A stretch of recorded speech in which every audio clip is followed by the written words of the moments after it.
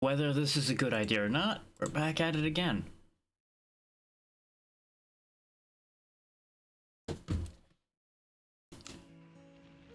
A lot of work has been done to try to change our fates with this.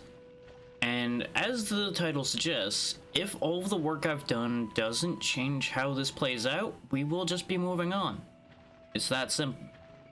I'm not gonna keep putting myself through this if we can't turn things around. That said, a lot has changed. As you can see, the forge has gotten quite a bit bigger. There's actually people working with the old lady now. This gentleman here sells the gear, and he also, as he flips his way over here, actually sells ammunition. So if you're actually aiming to be a gunner, it's actually way more viable after you get this forge upgrade done. Now, over here in the side that he's selling armor and weapons on, you can actually purchase long swords, purchase dual blades. Basically, everything becomes available at this stage of the game.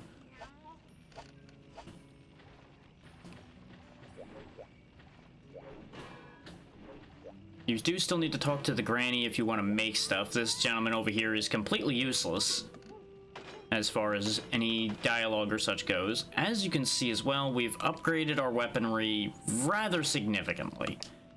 I wanted to get Gospel done, but I just could not get my hands on enough Machilite to do so.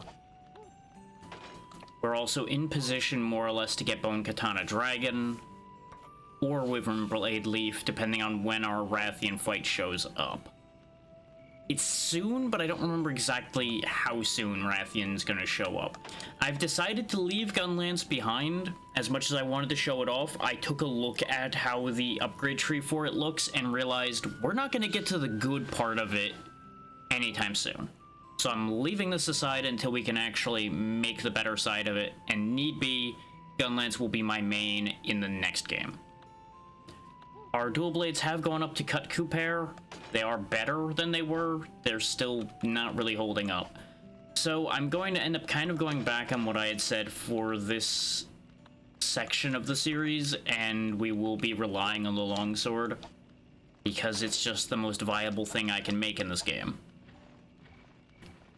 I'm kind of like letting the stubbornness ego trip go to the side on that one, and I'm just going to do what works. As much as I would rather do it the hard way, there's just only so much you can do. You can already see that my armor has changed a bit. We're wearing almost full Kutku. We are still wearing those Hermitar Greaves because they are just as good, if not better, than the Kutku armor, so it didn't much matter. And the Cephalos helmet is, of course, still here too, because that defense is hard to argue with. I have slotted a couple attack gems in, just because it's what we have available, such to the point where we at least have attack up medium. I would rather have some of those other skills, but it's not exactly super viable to make happen at the moment.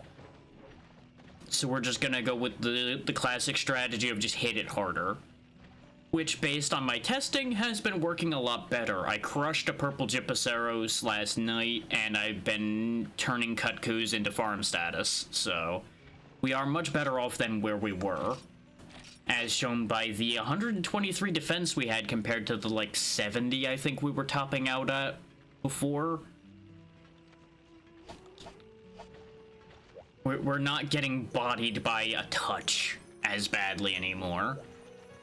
Everything is still very dangerous. I need to point that out, because I went to try to kill a Daimyo Hermitar again, and I still struggled with that. But that was also before I made this last sword upgrade, which this is, like, 3 upgrades past Iron Katana, I think it is. This is either the third one or Gospel's the third one.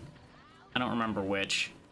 But I made the Iron Blade, turned it into the Iron Katana, and then it went Grace. Is Grace the one I'm using? Yeah. Then yeah, this is the third upgrade basically in the chain, and then Gospel will be 4th. I did finally decide to go kill enough Cephadrums to get Shark, which is why we're in position to get Dragon or the other one. Did it just run a second ad, or am I tripping? It's fine. This early on, nobody's gonna miss anything anyway.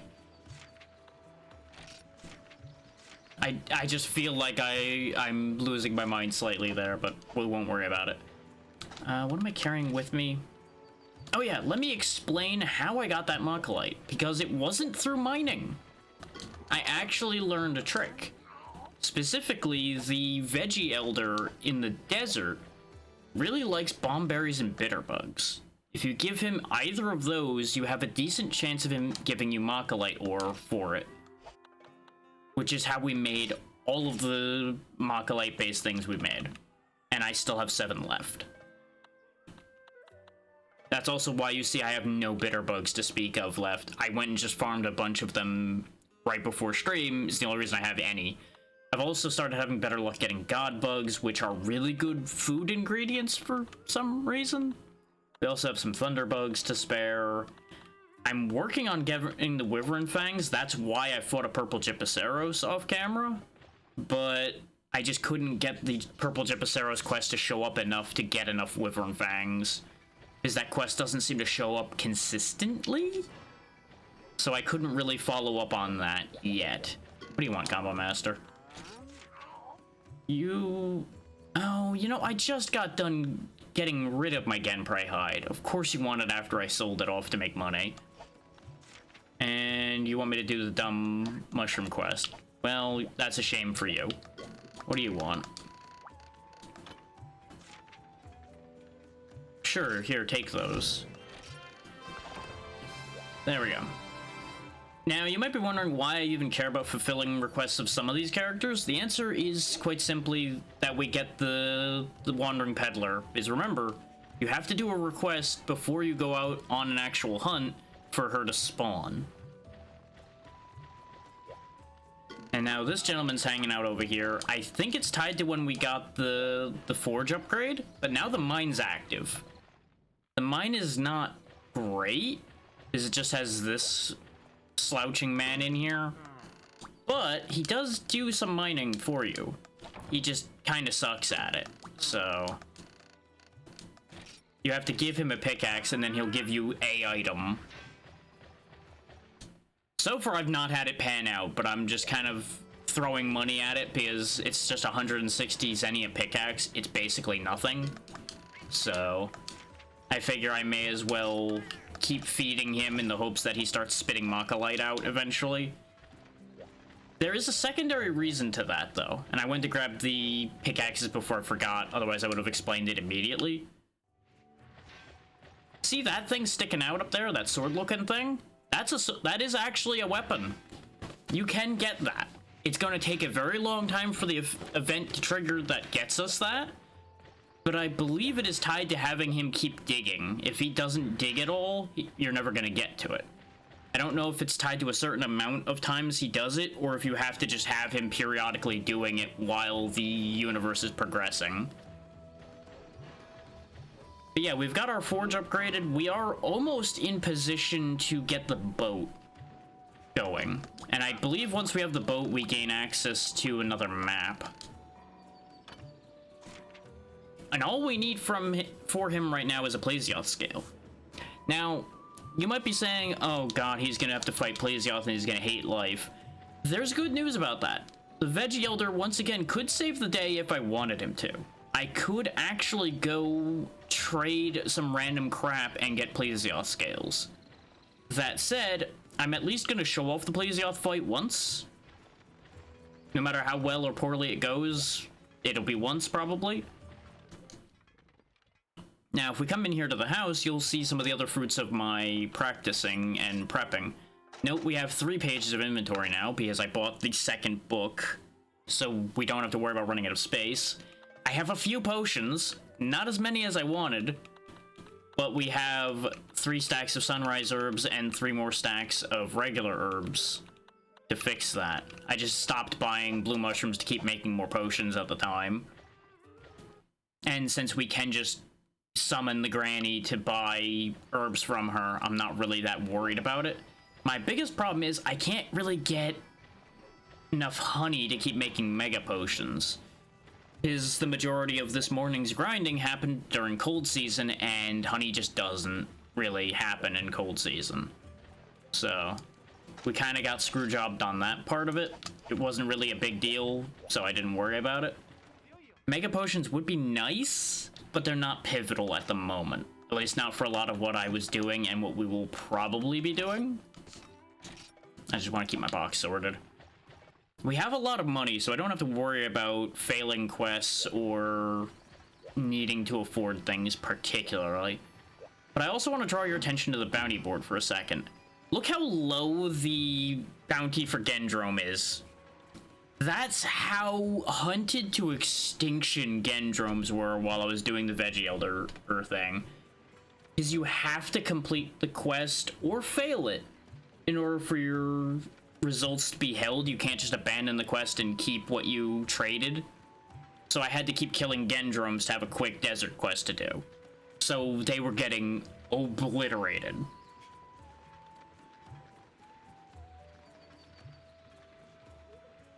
Like, if I had kept on it, I might have made the Gendrome go extinct.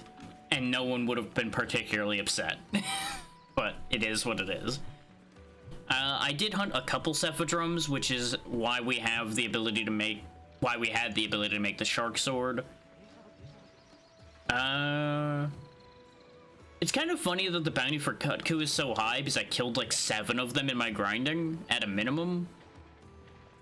That just goes to show how high the bounty for those is normally.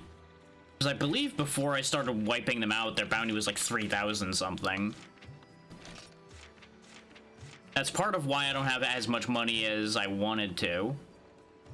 So what we're gonna do first today, though, is we're gonna go beat up a Congalonga.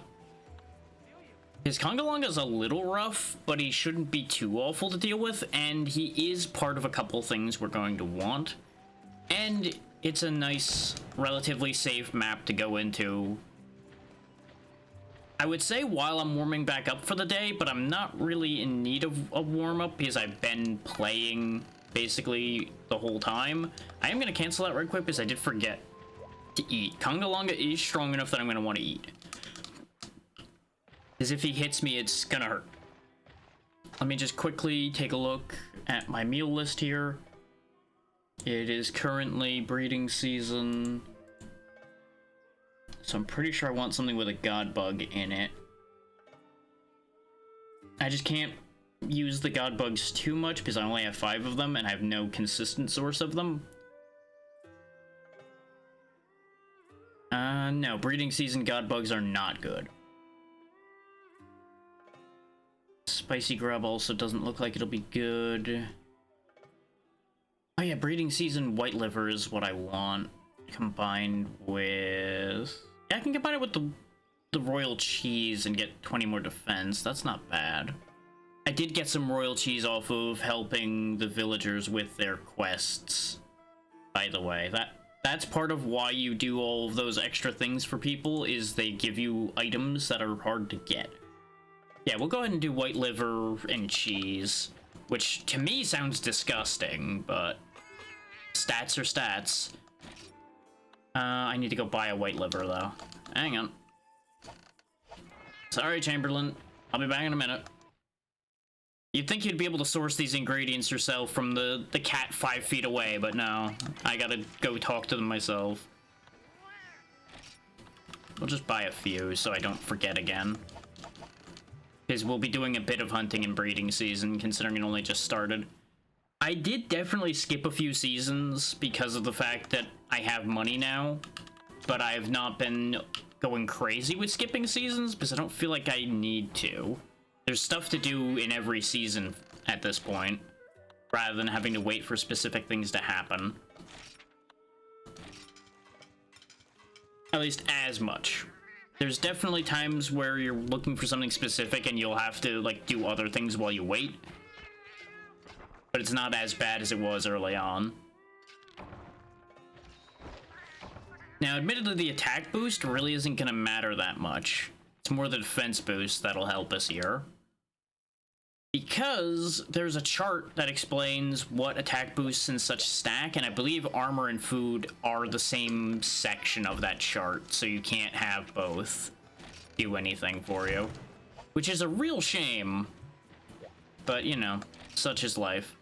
I shouldn't have brought the cold and hot drinks with me. I don't need them. But otherwise, we're good. It would also be nice to have mega potions, but we can grab the honey for them in the field.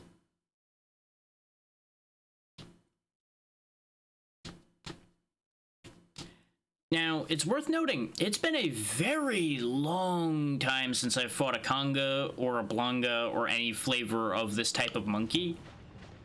So I don't actually remember his moveset, like, at all. I know he's mostly just a bigger version of the monkeys that have been offending me in this game for a while. So, you know, bear in mind the joy that that's going to be. But, you know. I also should have brought some Psycho Serum with me for my sanity, but, well, you know. When have I thought of my own sanity, right? I've never really considered that as a viable priority.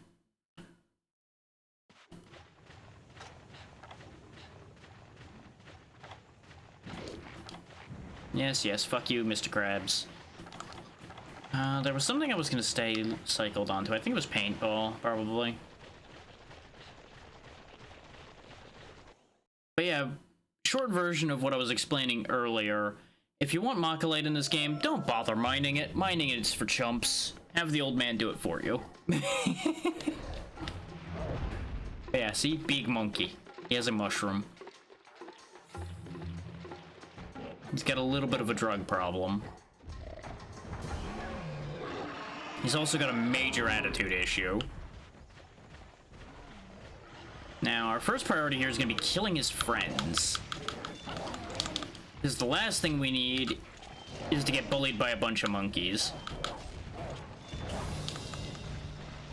I was hoping to have cleared out at least one of these little monkeys before he acknowledged my existence. But unfortunately, that's just not how this is going to play out today.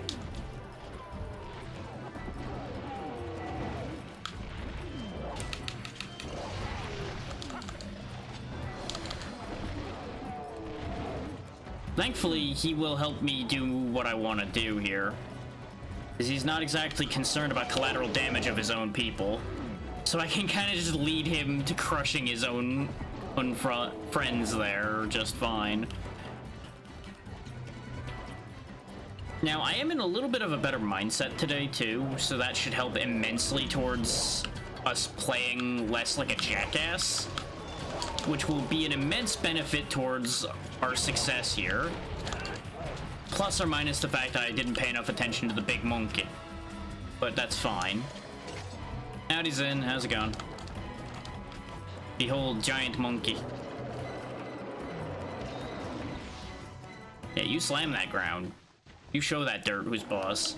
Oh, well, I don't need to kill this little guy anymore because his big friend ran away. I wasn't expecting him to leave that quickly. But that's fine. There may be less monkey in other rooms. So far so good. The day is young yet, though. We'll see what happens. Okay, he didn't go this way. I really didn't see him leave, but he only walks, so he had to have gone one of these two ways, which means he went this way. Let's grab a bit of honey if we can first. Yep, there we go. I'm not gonna worry about grabbing more than one because I don't want to contend with the monkey, but progress is made regardless. Yep, there's the big boy. Get painted, idiot. Yeah, the big advantage to fighting Conga Longa and things like him, now that I'm remembering what his moveset is a bit more, is he's got a lot of attacks that leave him very vulnerable. Don't hit him while he's inflated, though. It's a trap. It's the same trick that gets used by a certain monster later in the series, whose name escapes me, but it's... anybody that knows it will know what I mean.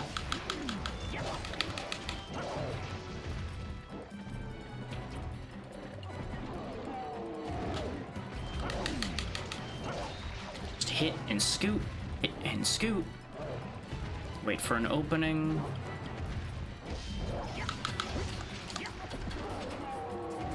That's right, you show the ground who's boss.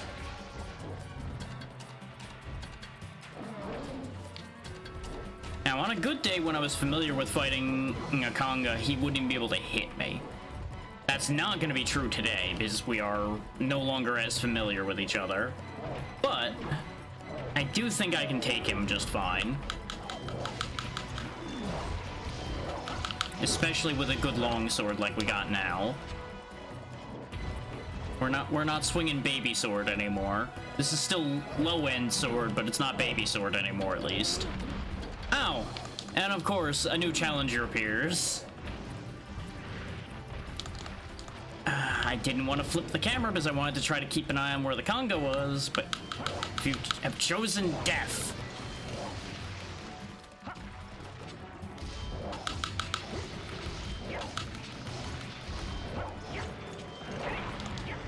Okay. Oh, Conga's leaving anyway. Oh, I forgot he could do that. He pulled a jump good and basically flew. In case anybody's wondering how he just moved on the map the way he did. He fucking jumped. I forgot he could do that. Huh. Today we learn.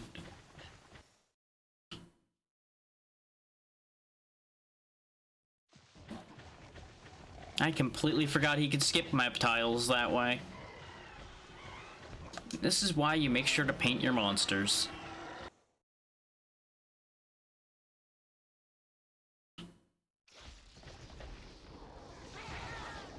Hello, cats.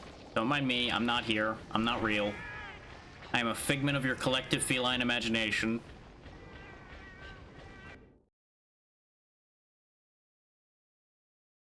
There's no way he's weak enough that he needed to sleep. I think he just went in here to get away. Probably to eat mushrooms. Stinky boy. Oh yeah, that's right. After he eats is when he can start doing gas. Notice the red on his face. He is pissed. This is when he's actually going to be a threat. But while you get all big and scary, I'm going to try to clear some of that. Except every time, I misalign myself because of that idea. This might be bad. Okay, good. I had just enough time. But without the Velociprey in the room is... Oh no, they are respawning in here. Again. So no point in bothering to clear that then. That's just asking for trouble. Now that he jumped, we'll heal.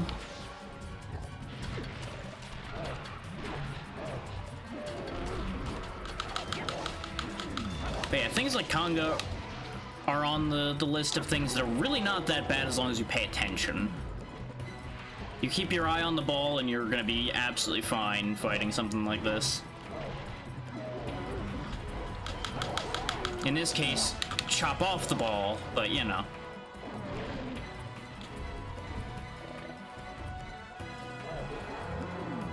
Yeah, good for you. That's how you beat that attack, by the way. Just don't interact with the attack itself. Just attack anything around the big fat belly he's got going on, and you basically have that situation under control. Now, do note how much damage he's been doing when we have over 100 defense. So, if I didn't take that defense boost from the food, he would have killed me by now, just off the couple of hits he did get in. That's what makes him actually relatively a threat. Just, you know, it's the classic don't get hit. But sometimes it's unavoidable to get hit. Just as you might imagine, really, really don't let him get those claws on you. Because you will just get comboed, and you will die a miserable death. Oh yeah, don't get too close when he's falling over either, because Quake is a thing. But you know, he's just haha funny monkey for the most part, so not really too big a problem here. Oh, and he is mad. Thankfully, that fart he did when he got mad didn't actually hit us somehow. Even though I basically was jamming my sword up his ass. And you know what? We take those. Bank error in our favor.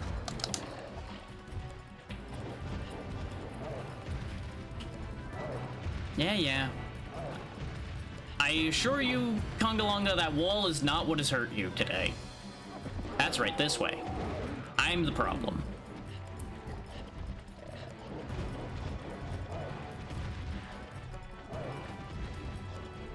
Yeah, he's having a moment. I don't know what he's doing.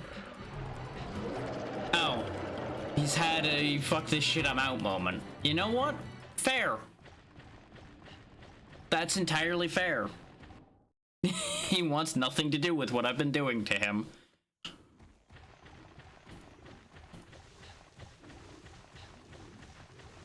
Now, with what we did to him when we were in that cave, though, I do feel like we've clocked decent damage, but we are definitely not, like, within stumbling range yet or anything, I don't think. I don't think he's wounded. He's definitely been inconvenienced. And while he pisses about in that little cubby hole, we're gonna grab some honey and make some of these into mega potions for safety. Now, I could check in with the Veggie Elder that's right here, but he almost certainly isn't gonna have anything I want, because I've kind of familiarized myself with the Veggie Elder tables at this point. Because they have set trades they do. Wow, we're getting a lot of Kutku scales out of this. I'm both happy and not simultaneously. Because it's great to have the free money from all those Kutku scales, but it's inconvenient. Which, one thing I forgot to mention is I also upgraded the hell out of this Kutku armor. The chest plate, I believe, is max upgraded, and the rest of it's like one stage away because I didn't feel like farming the monster fluid for one more upgrade on each of them. But our armor is in pretty good shape. That's also why this armor even has slots on it, is it natively doesn't, but as you upgrade it, it gains slots.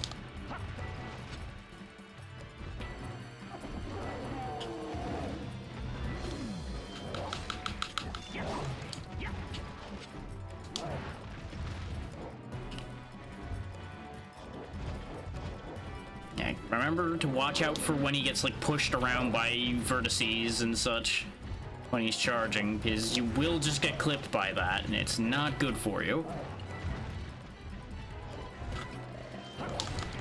That was a greedy swing, but I got away with it. Hey, ABC, this is Conga Longa, big pink monkey with a mushroom habit, and he really just runs around a lot. That's his whole thing.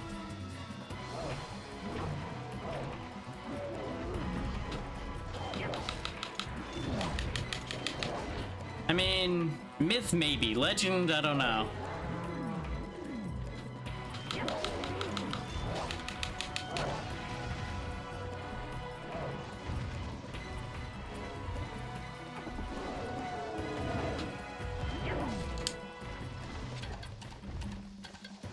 Neep, neep. Yeah, he be zooming. I'm not so zooming at the moment, but...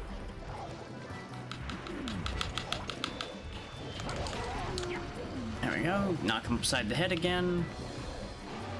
I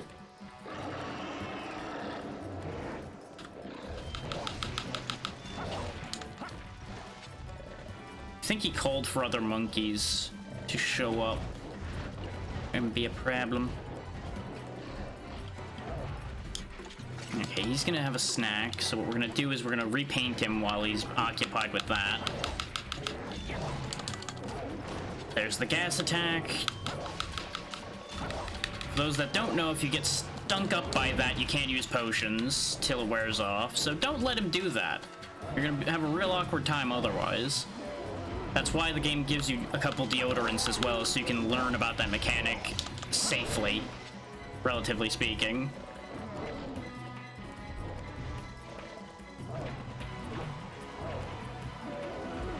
As you might imagine, when you're covered in horrible stink, it's very hard to convince yourself to eat anything.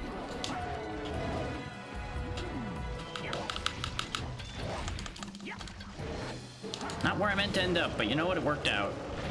Yeah, because he can also do that. He gets a very minor, like, fire breath off of some mushrooms he eats. Oh, he's mad now. He threw the mushroom. He's not actually raging, but that's how you can tell he's getting there, is he usually doesn't throw the mushroom until later on in the fight. Oh, I thought he jumped. He actually can tunnel in this era? Huh. The more you know.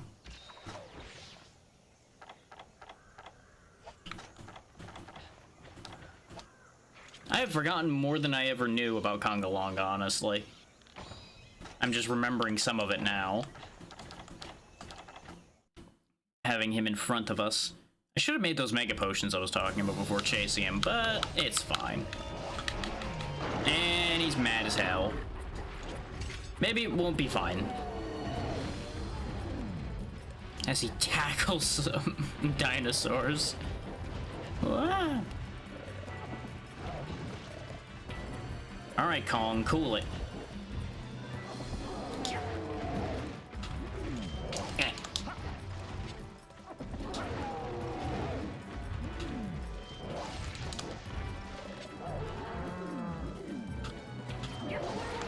Teehee. Funny monkey fall down.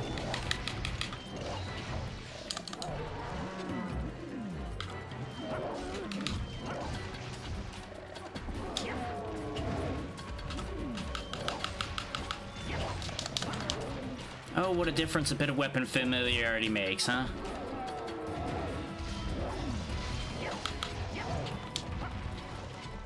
Nope, rage is over. There's a turd bomb. That will also make you stink, I do believe, because, you know, it's a big old ball of turd.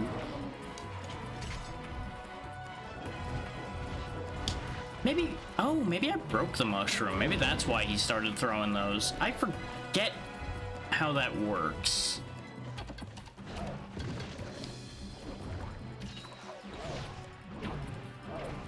Haha, silly monkey, you don't have depth perception.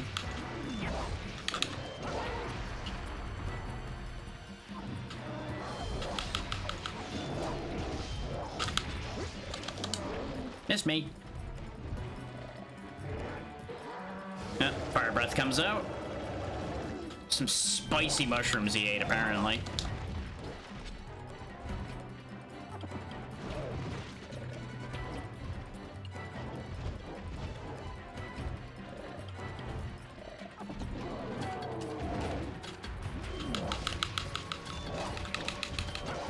I could go harder in and use the Spirit Slashes more, but he's just paced enough that that's really dangerous. Unless you get a good opportunity like this would have been if I hadn't stepped too close.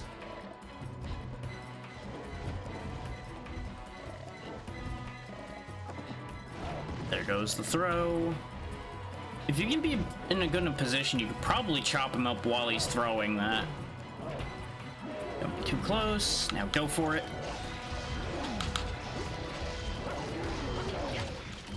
Nice, got the stagger while I was doing that.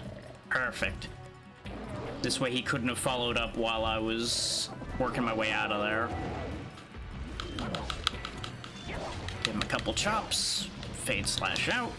Roll the wrong way immediately, which could have been disastrous if he did anything faster than that. Oh, he is just cooking right now, apparently. And now he's pissed again. Gotta go!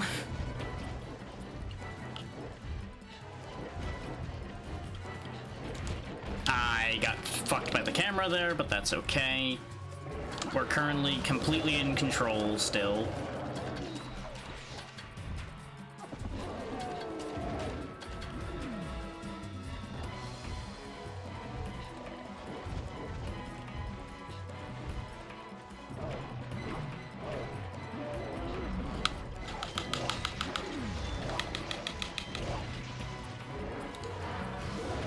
It's a good thing he has to deal with his own guts for a second there before he can fire breath, otherwise that would be a lot more dangerous an attack.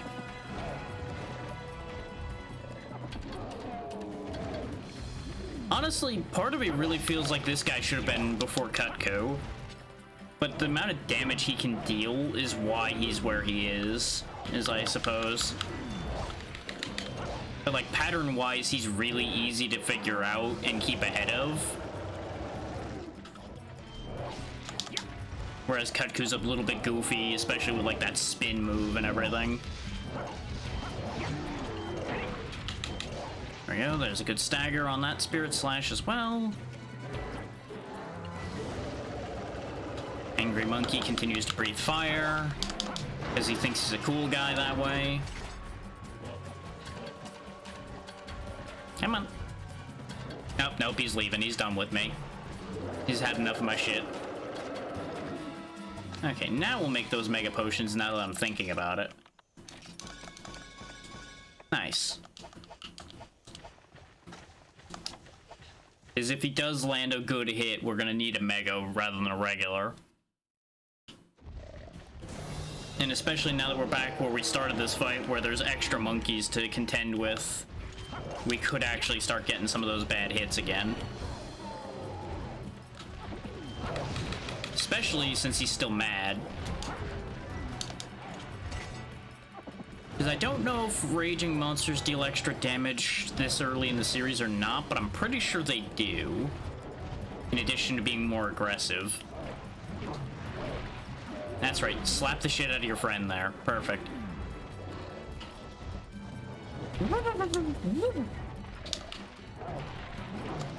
Nope, gotta go.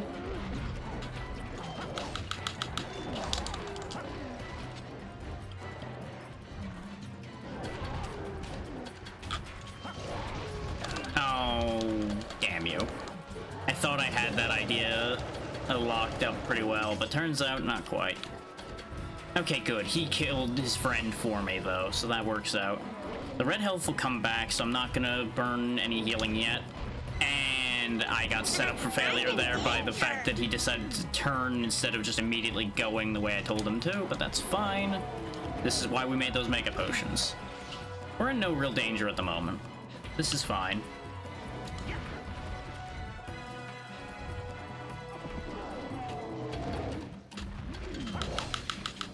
Considering how long it's taken for him to land a real hit on us again, we are definitely well in the lead on this fight.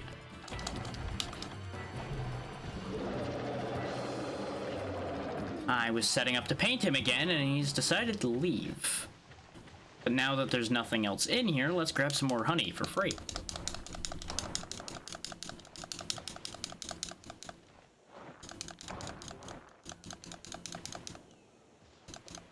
While I still have my sense about me, I can definitely make some good work happen here. I just need to not get as agitated as I've had it happen a couple times, but I didn't have as bad a night leading into this one as I had multiple other sessions, so fingers crossed that this holds. Okay, he's running to 6 now, it looks like? Yeah. He might actually be getting ready to go sleep then, because we have been chopping him up pretty good. But Congalonga, I presume, is also fairly durable. On the relative scale, that is. But we've had like 3 rooms where we've been hacking him up pretty good, so we should be in a decent spot.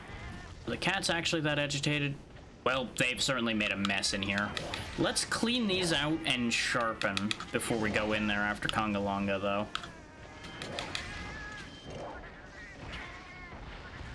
Considering they've already given us a pretty good opportunity here by wiping mostly each other out.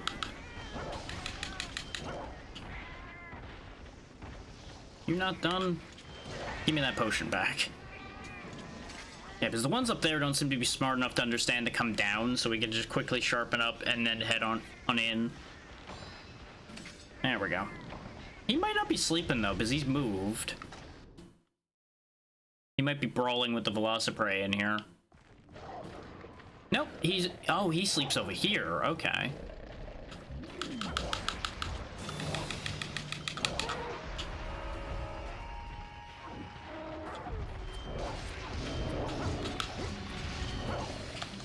Get out of there before bad things happen. Gotta be just ever so slightly careful.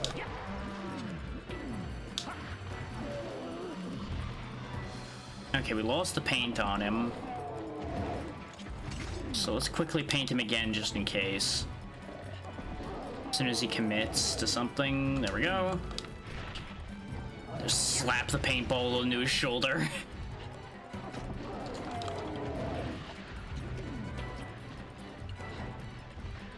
Our biggest issue is I might start getting a little on the low stamina side unless I actually use one of my well-done steaks. Which I'd rather not burn on this fight since it seems to be going reasonably quickly.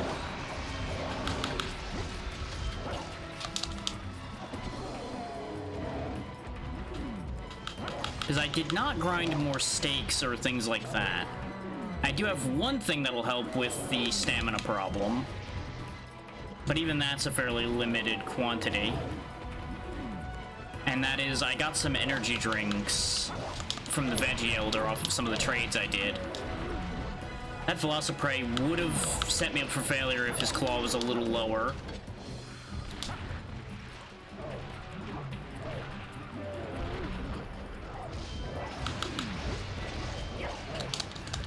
I believe the other break on him is a head break, and I believe it makes that funny hairdo he has look real weird.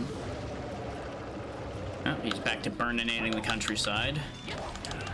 Apparently both of those swings missed. Huh. You know what? Fair enough.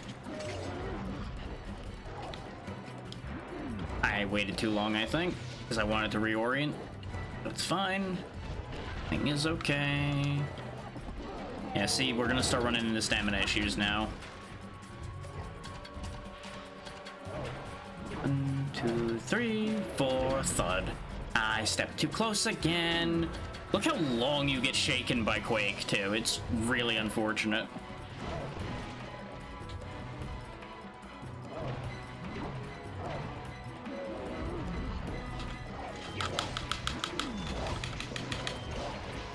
You are a tanky boy, aren't you?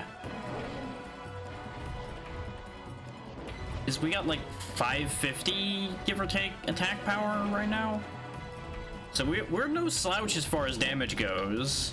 Who's per hit. We've not been able to get the most hits on him consecutively, but we've definitely gotten a few good patterns on him. Of course, you know, there's motion multipliers and sharpness multipliers and all of that to take into account. Which, that's all math I definitely don't know off the top of my head. So, feel free to do your own research on that one. But it is all factoring in. I stepped too close again, because it's really easy to do that. Come on, monkey. It's time for you to die. You can see the impatience starting to get me hit a bit. So I'm trying to position to hit him more to move this along.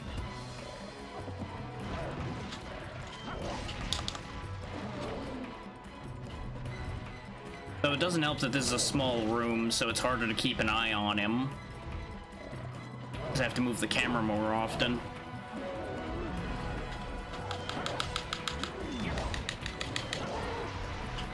Nice. That was a good trip if the Velociprey hadn't tripped me in return. And he's dead. There we go. Nice and easy. We do actually need Conga Longa parts for a couple things. Just go ahead and kill that Velociprey in the tilted camera. I don't think I need him for anything I'm actually making right now. I just know I needed his parts for a couple things I was looking at. I believe it was one of the options off of the Kut-Ku pair in particular, because you can make some maracas that are kind of fun. Which reminds me, I should actually show you guys the Kut-Ku pair when we get back to town, because at the very least it's pretty funny. I may as well try to grab some more stuff while we're here. Bones. So I still want more unknown skulls. It took a lot of digging in this pile in particular in order to get the unknown skull I needed. Hey, what do you know? I immediately get another unknown skull. Which is fine, because I need at least one for something down the line.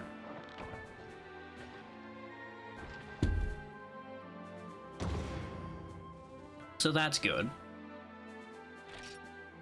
Conga Pelt, Conga Longa Fangs, Conga Longa Claw. I think he's got a special pelt as well, but that might be the high rank version of him. But there we go, we've killed off another unique monster. And it's actually putting us off to a good start. First quest went pretty smooth, no carding. Which admittedly leaves me suspicious that I'm setting myself up for failure. But, you know. Gotta at least keep hope alive for the time being. Also, you may have noticed, I didn't put this together, but the load screen actually shows you how late into the time of day it is. Like, I believe that screen fills up with more purple the later in the day it is. In this case, since it's later through the night segment of the day, it's most of the way through that screen. I might be wrong about that, but it is so far lined up every time I've seen it and paid attention to it. So, it's probably true.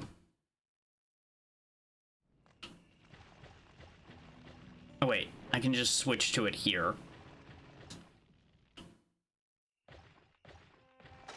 I'm not gonna really use the Kut-Ku pair because it's a little behind where we're meant to be at this point. But you just got a pair of Kut-Ku heads on sticks that you use with weapons. It sets things on fire. So, you know, it's pretty fun. It's pretty great. It's extra satisfying with all the frustration I had toward Kut-Kus earlier in this section of the series. So, you know, it satisfies me in a fair few ways there. So yeah, if you just ever wanted to mount your enemy's head on a stick, there you go. There's the weapon for you.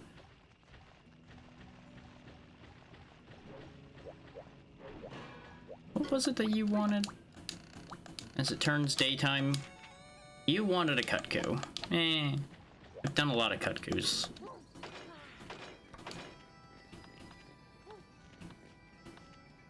Okay, yeah, I'm past the point where I could have made the thing, I think.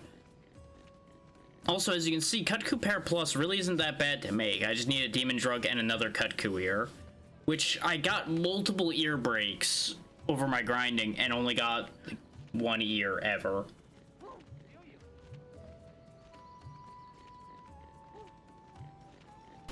It's unfortunate.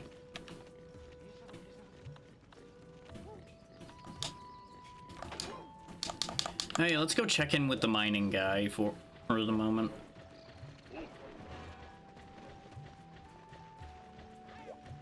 I think we did a request before we went out too, so we should be able to talk to the peddling lady too.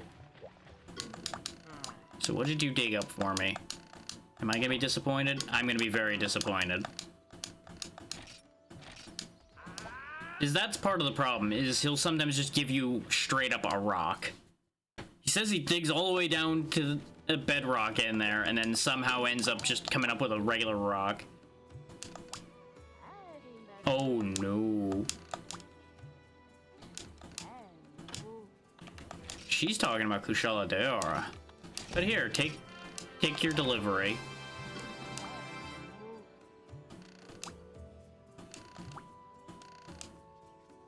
Yep. Ooh, that's gonna be bad.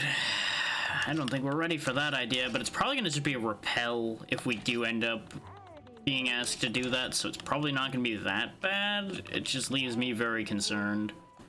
Let's grab some nitro shrooms while she's here too.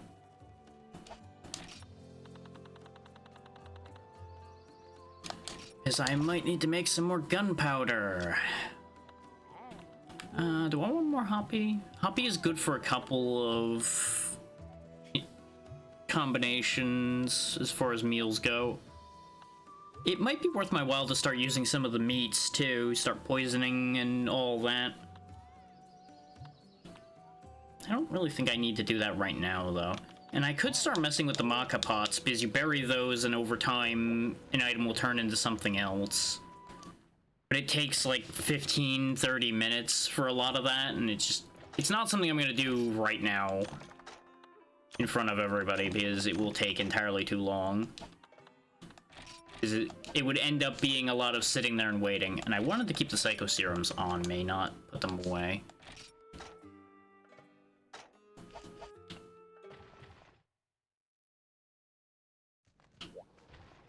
Oh, the Wyverian lady's here now. I presume she's the one who'll tell me about Kushala Daora then. Yep, expert in Elder Dragon information. Oh, goody, goody, goody.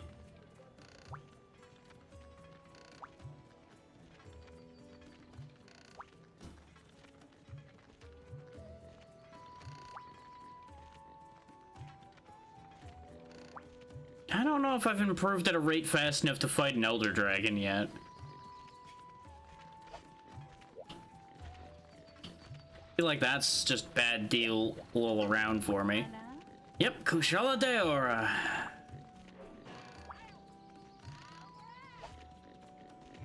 Okay, she's not like actively sending me on the quest right now though, so we're probably okay. Because it doesn't look like it's been flagged as an urgent yet. But the fact that that's shown up means we've made progress. I should probably clean up Plesioth. You'll notice that this Plesioth's 3 stars as opposed to the other one that we saw, which was 4. So I should take advantage of this and kill that one, rather than fighting the 4-star one.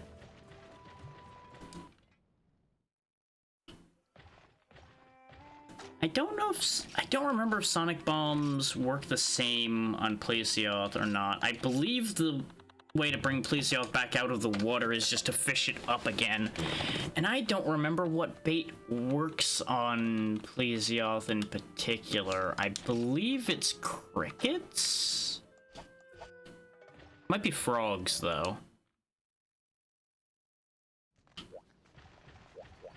We will be provided, at least some of it, probably by the quest. It just won't be all of it. Is you sell crickets? Yeah, neither of them are marked in particular. And I want to say the one that's right for Plesioth says on it. I'm pausing so that I don't lose the current time of day and season. I'm just going to take a quick look at the Plesioth quest, because that'll probably tell me what it gives me, which will hint out to me what he gets fished up by. No, they don't give you any fishing bait at all. Is it gonna be in the bestiary then? Because if we can fish him up, that will make this fight a lot less of a pain in the ass, because otherwise we have to wait for him to come out of the water.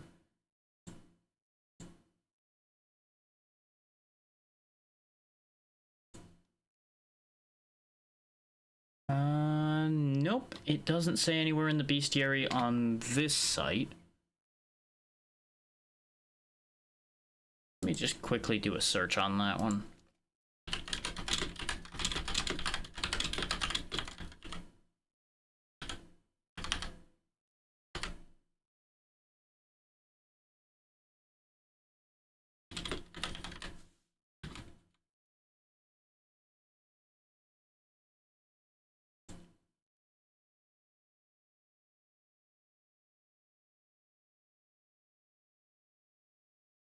Okay, it's frogs. I was right on the second one I said. Okay, so Sonic Bombs do apparently work, or at least people are saying that.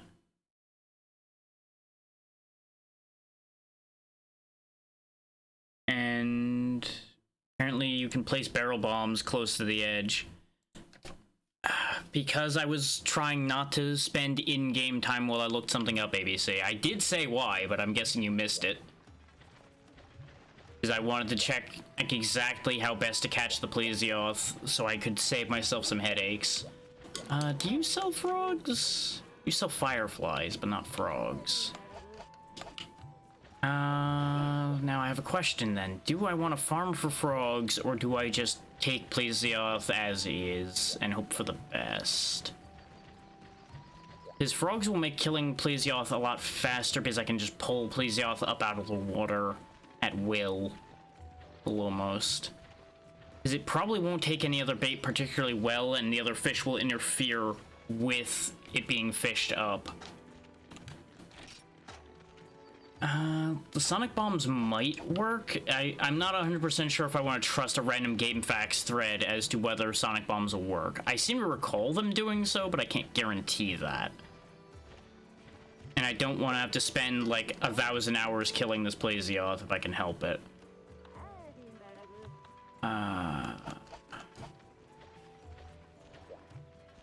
I don't think there's any, like, special bait or anything I can make either. But I'm gonna do a quick search just in case. Yeah, no, the only special baits are for specific other fish. Yeah, so we are committed on that one. That sadly doesn't work the way you think it would there, ABC. You can't really just blast it out of the water. That doesn't work. Well, technically it could, but we have the wrong types of bombs available to us to do that. The best I'd be able to do is probably send some bouncing bombs in there and hope for the best, and it more than likely wouldn't work. I can buy bouncing barrel bombs, so it is theoretically worth trying, but there'd be no guarantee of success. Let me see how much they cost, because if they're cheap enough, I might give it a shot. Because it'll at least be fun to kick bombs in there at him.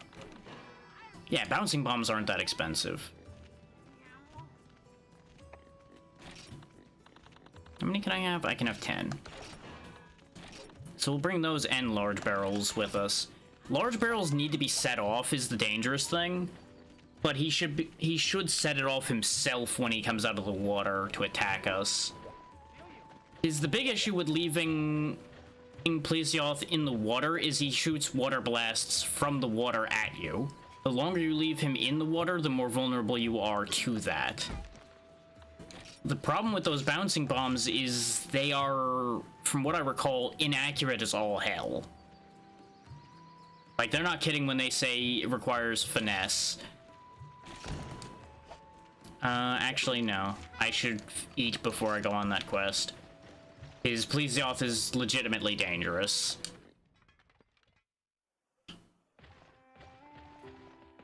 Let's see, it's breeding season still, so we'll just do the same one I did for Congalonga, which was white liver and royal cheese. But yeah, supposedly he'll hit the large barrel bombs when he tries to shoot. I don't think that that'll work as well as I want it to, because they say it has a chance to knock him out of the water. But at the very least, it will deal damage as long as he hits it. The scary part is placing the bomb takes time. And in the time I spend placing the bomb, he might pop out, hit the bomb, blowing both of us up. That's the fear. Which, content-wise, it'll be hilarious when it happens. It'll just be infuriating towards making progress. Because a large barrel bomb will do most of my health right now, probably. Because they still do a set, like, few hundred damage in this era. I believe they still do set damage even in the future, but I don't remember how much set damage they do. Also, the fact that I had room to pick up those hot and cold drinks tells me I think I forgot to pack those. But the game is providing sonic bombs, which gives me hope that those will work. Okay, we need to go to 7.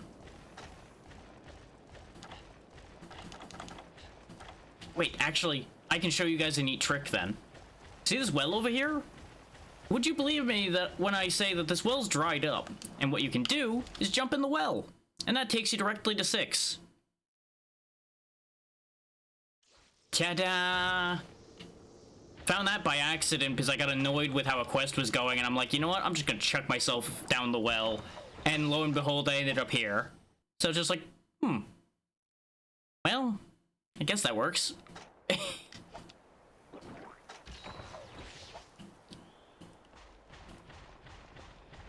Exactly. Okay, so...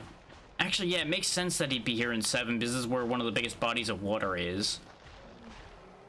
Not getting a reaction, though, by being here. I thought I was gonna get a cutscene when I came over here, just like with the first encounter with most monsters. So I wonder if you have to actually trigger him by fishing him up. Let's see what happens if I do this. I get run over by a dinosaur.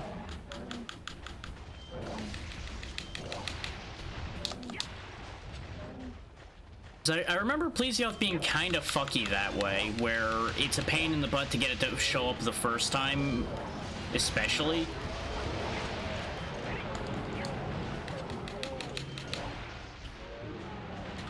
They started it. I'm just finishing it.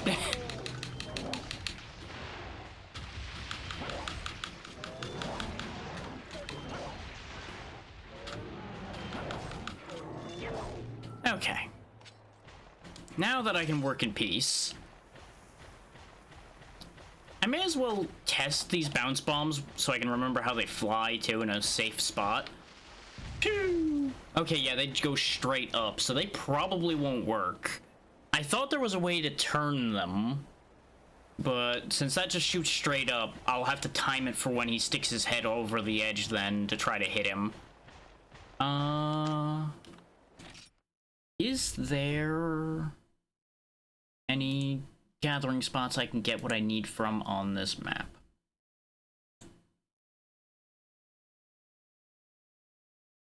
Because we're in the desert during the day, so we can at least get crickets that I'm seeing so far. But is there anything else I can get here? We can get worms. Okay, it's breeding season, so I can actually get frogs. I just need to go to the fishing spot in zone 3 to get frogs. Okay.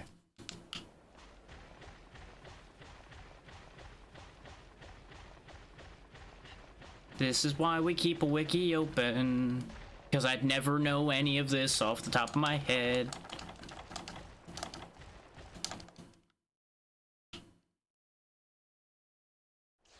Because there's just entirely too much information to try to keep hold of in this series.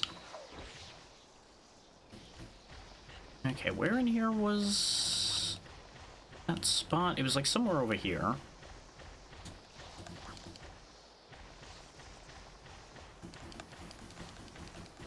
I already forgot where that spot was.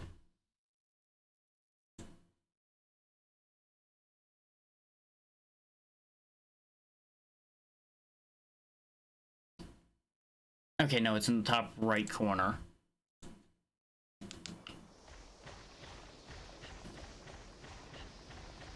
I feel like you lost some words there, ABC. I'm not sure what you're trying to say.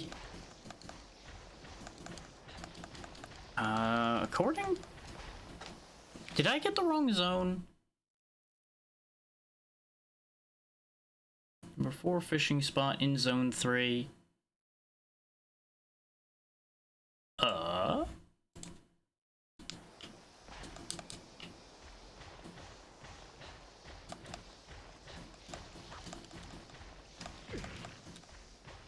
You know, sometimes I wonder about this wiki I'm looking at. Because maybe I'm crazy, but this really doesn't look like much of a fishing spot right here, and this is exactly where it's showing it on the map. I thought, okay, maybe it's labeled wrong. Fair enough. I've been there before. I'll check the rest of the spots in this room to see if I get any frogs out of it, but somehow I have concerns. Ooh, there's mite seeds here. I do want those. Bugs, please. And huskberry. Immediate disappointment. If I get another mite seed, I'll keep going. Nope.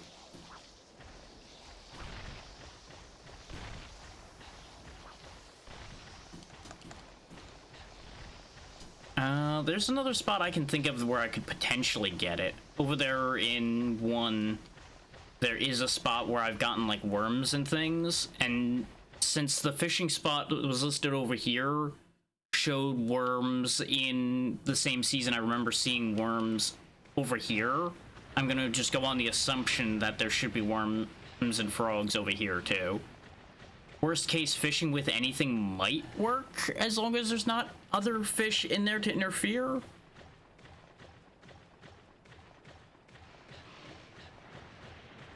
Like, I'm very much in the I'm making shit up as I go along phase of things at the moment, but it'll be fine.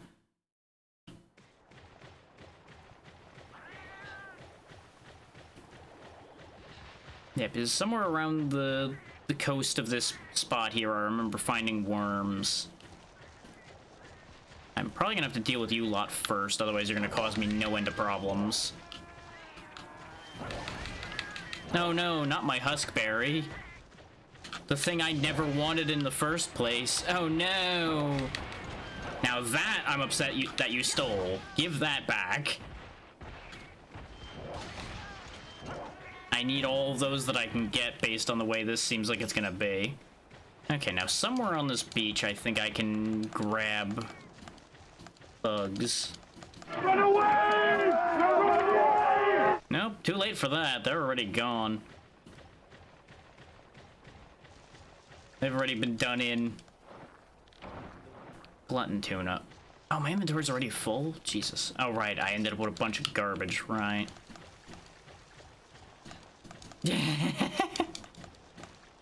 I might need to use the net. We'll see what the net table here is. I do want glue hoppers, because that's what I was using to upgrade our armor. That's part of the recipes for that. Crickets might... We might be able to use crickets. I wish I had more inventory space. Get rid of the glutton tuna, it's fine. Throw the insect husk away, it doesn't matter. Yeah, frogs should be just a grab from the ground thing, which is why I'm a little worried about using the bug net spots for this idea. Is there something on the other side of here? There's a number 5 fishing spot here. What does number 5 have? Absolutely none of what I'm looking for, and these bug swarms are not going to have what I need. So the cricket's going to be the best shot we have. Since I don't know how to access that fishing spot that's supposedly there. And all of the other places that are labeled fishing spots are all number 5s, just like this one. Okay, we're gonna have to just throw the cricket in there and hope for the best then. Use another Psycho Serum to make sure he's still there. Aha! He moved. He might not have been there when we were throwing things in the water to begin with then. This is why I brought Psycho Serum. So I can track the invisible bastard.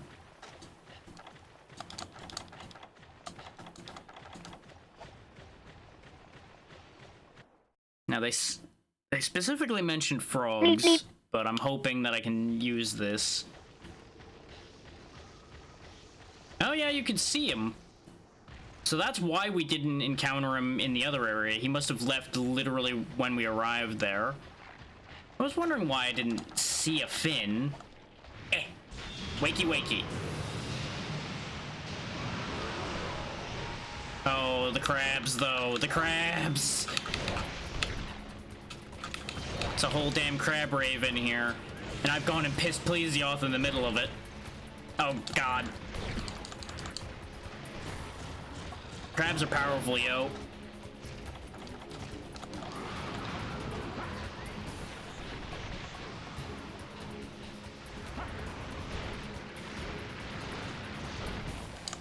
We might die to just the crabs alone here. Because I made a stupid mistake pissing them off the way I did.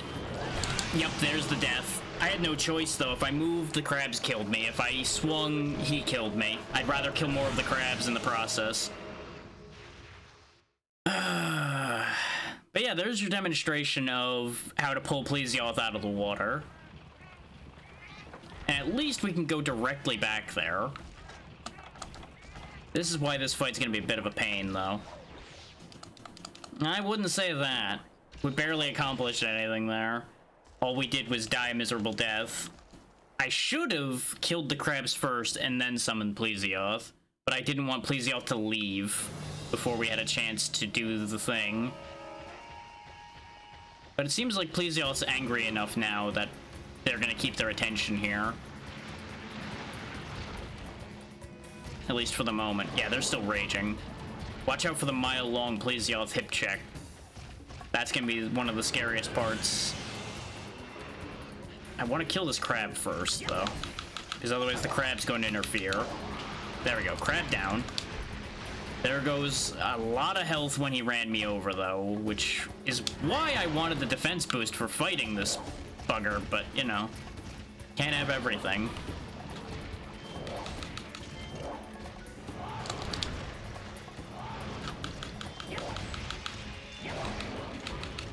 Oof. But yeah, in all practical terms, Plesioth is a bigger, angrier Cephadrome with a couple extra tricks.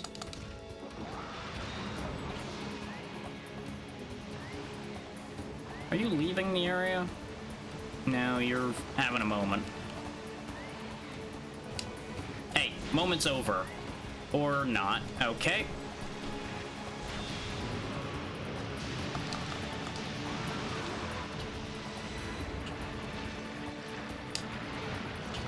Of course you got up the second I threw that. There we go.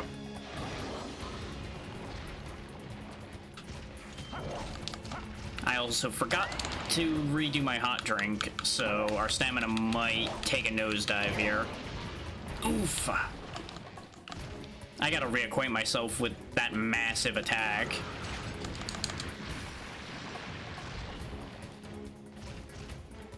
Camera angles in here also suck.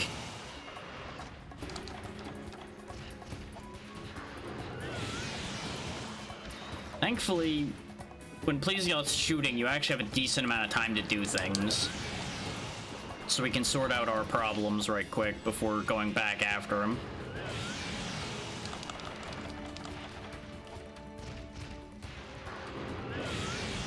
Here you go, this is for you. Yeah, I think that pops too high. I think I need to get it under him if I'm gonna use that. Hee hee. Here you go.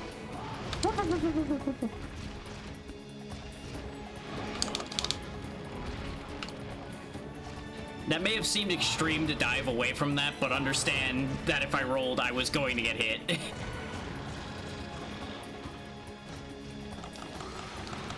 Yeah, just look at how much damage Plesioth does, and you may start to understand why this is a problem. But I have a cunning scheme. I have a great cunning scheme. We put this right here. We put this right here.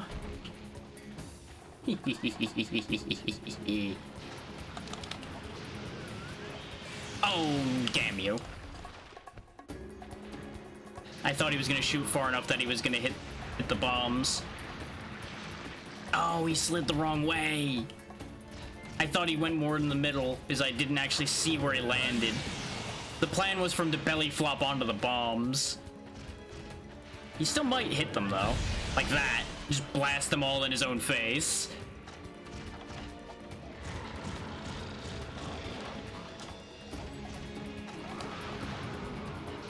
Hey, I don't recall saying you could go in the water. Pool's closed.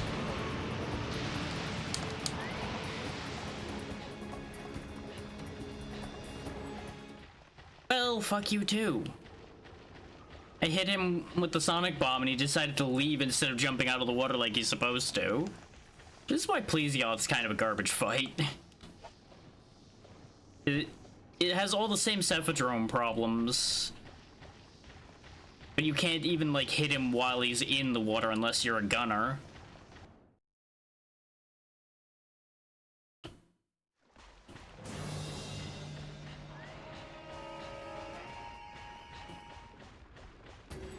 This is why he's a particularly important one to paint, though.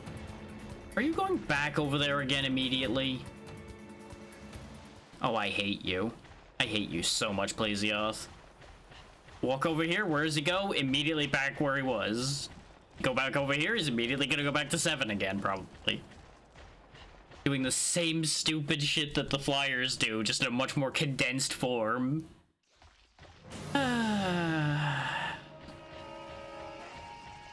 I'm not done with you yet.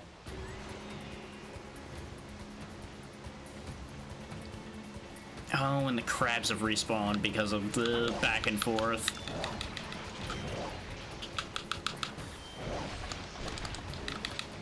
Yeah, look at how much damage these crabs do, by the way, even with over 100 armor. The crabs are the most dangerous thing in this desert. I swear. Uh-oh.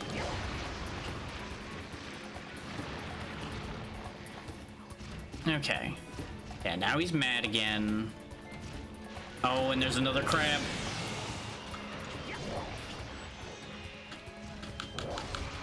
Okay, no more crabs. Dodge that. Alright, it's just you and me again, big boy.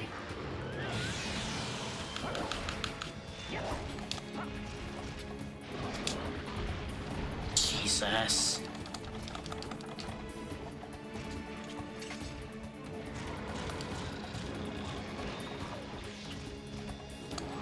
And of course, right back in the water he goes. But right back out of the water he goes. Interesting.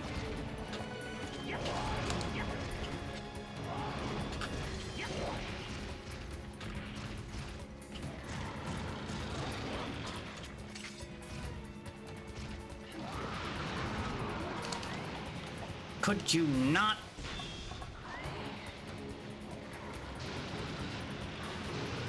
Yeah, he was already mid-animation. I don't think that Sonic Bomb counted. I'm having to relearn so much because back when I had to hunt a Plesioth, I did it once and then never again. Because, well, you see exactly why.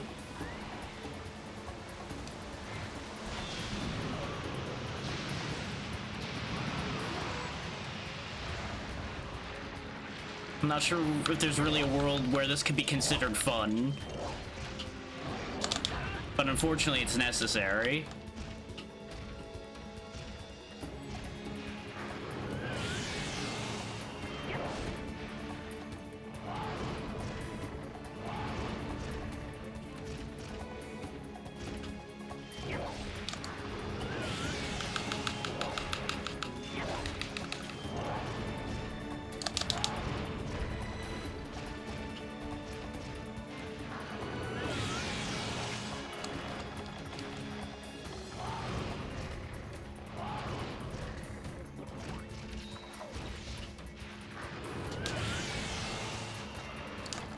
Like, the water beam really is the least of your worries with this guy. The tail and the hip is the scary thing. Oh yeah, and that, but that usually isn't much of an issue unless you're trying to heal. Because you usually get enough warning with that one that you can get out of the way. Like that. I mean, he is huge. But he thankfully doesn't do most things very fast. And you may notice a trend here where a lot of my least favorite fights all involve them being able to just spin around in place and be threatening because their tail is just a nightmare.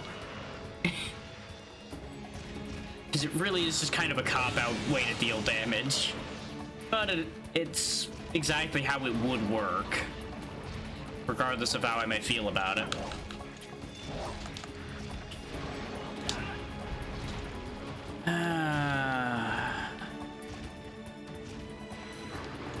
For those that haven't experienced the Plesioth hip check meme, you might be starting to understand why this became a meme based on how this is interacting so far.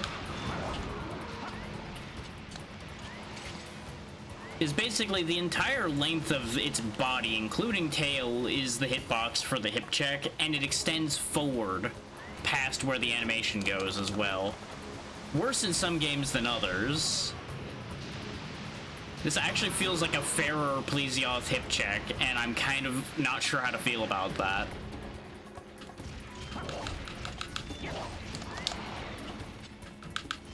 If I could just convince him to keep trying to bite me, that would actually be ideal. But unfortunately, Monster Hunter AI is not really that controllable in most instances. Unless there's things I don't know, which, unfortunately for me, there's a lot of that.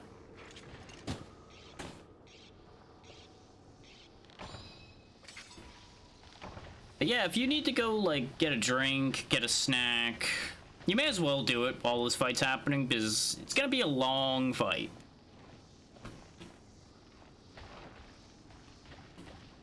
And not a particularly exciting one. Part of me really is thinking I probably should have saved this fight for while ads were running. But it would have run long anyway. So it would not have mattered. I'm gonna go ahead and eat this Might Seed for the power boost and hope it actually affects something.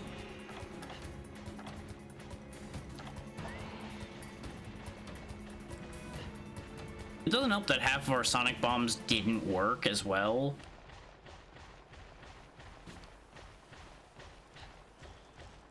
So I may have to start getting creative soon. Or just accept that this attempt is a wash. Which would be a real shame, but not overly shocking.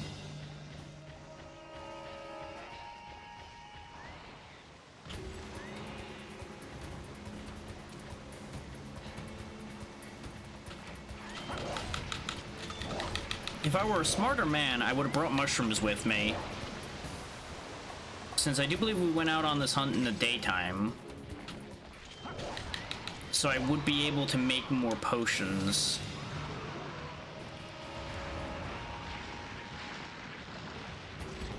As it stands, we're just gonna have to hope that the health we have is gonna be enough.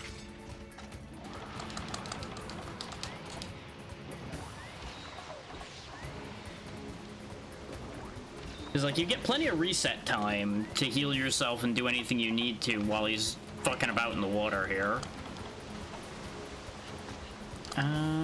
Let's see if we can get him with a barrel bomb again, because that'll help.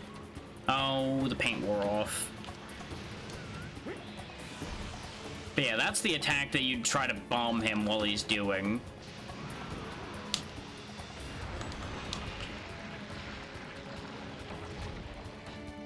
He's right on top of the barrel bomb. Why isn't it going off?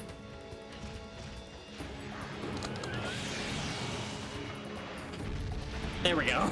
You can use paintballs to set off bombs, by the way, in case people didn't know that. There you go. There's your little hint for the day. If you can't set a bomb off, throw something at it. Don't do that in real life, though. It's a bad idea.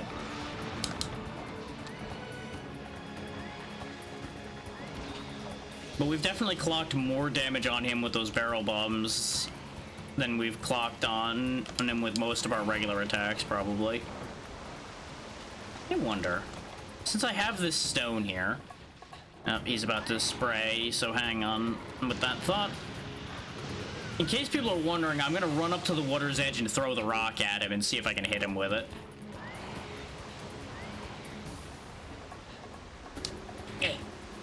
Yeah, I got him. I hit him with a rock. It also means I can probably hit him with a paintball from here.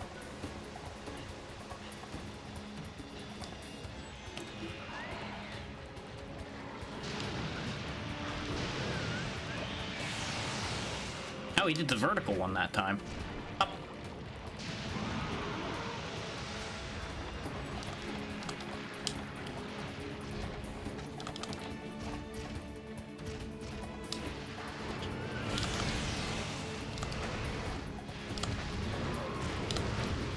Get him with the stagger. Just bomb the fuck out of his life.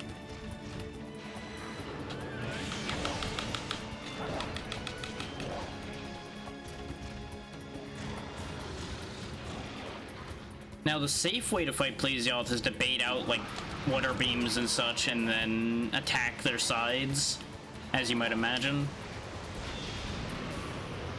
But again, that takes a long fight and makes it longer. Oh, you bastard. Why won't you come out of the water? Get out of the water.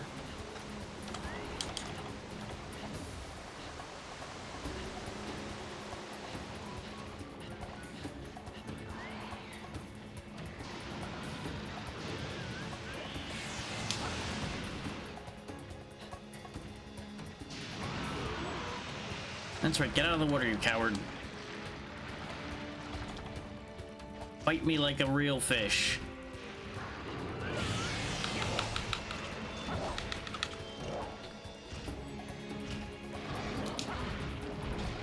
Now, you'll notice, unless you have evade bonuses, you can't really roll out of that hip check. So unless you're ready to sprint away, which if you're attacking, you're not going to be, you're basically SOL when that hip check comes out.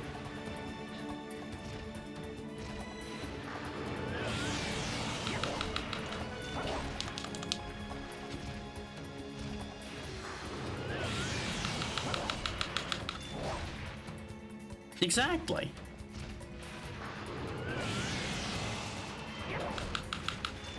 I didn't stutter. Ah. I did get slapped with a tail again.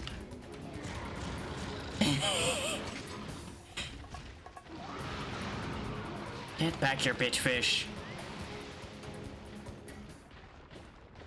Curse you. I'm having a real fucking Ahab arc today, apparently. Goddamn white whale keeps escaping.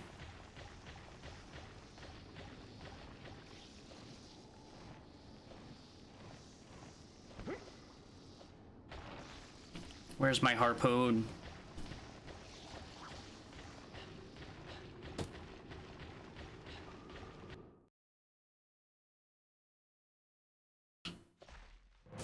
I'm already out of torpedoes. You actually gonna stay over here this time, or are you just gonna immediately Scarper again? He's out of here, I think.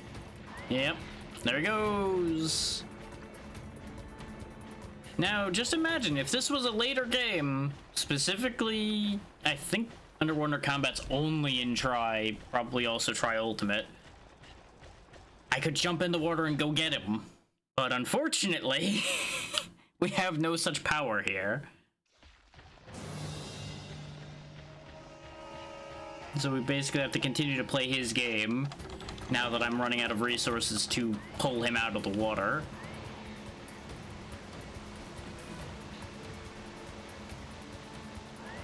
On the bright side, he seems to be just goofy enough that he'll sometimes pull himself out, which is more than I remember him doing.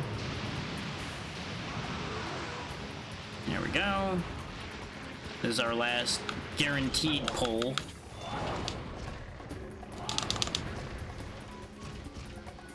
Come on, shoot water. There you go. Why am I bouncing off the head again suddenly? I don't understand what is and isn't a bounce on that head. I was still at green sharp, and I hit basically the same spot again, and I bounced where I didn't before. I'm very confused. Well, and unceremoniously dumped back at base once again. And that's our last shot, so this could be a failure. And honestly, I wouldn't be that shocked. I might cheat the system and do the Veggie Elder trade I was talking about to avoid having to get the Plesioth scale. Because I did say I was only going to fight this thing once, win or lose, because this fight sucks. But what I might do is after we do the thing for the boat, we might have access to new territory, which will be new hunts, and new hunts means new gear, and new gear might mean killing this Plesioth in a less pain in my ass fashion. I'm not too worried about the sonic bombs, by the way, because I have more than enough to make more sonic bombs. That part's the only, like, non-issue of this situation.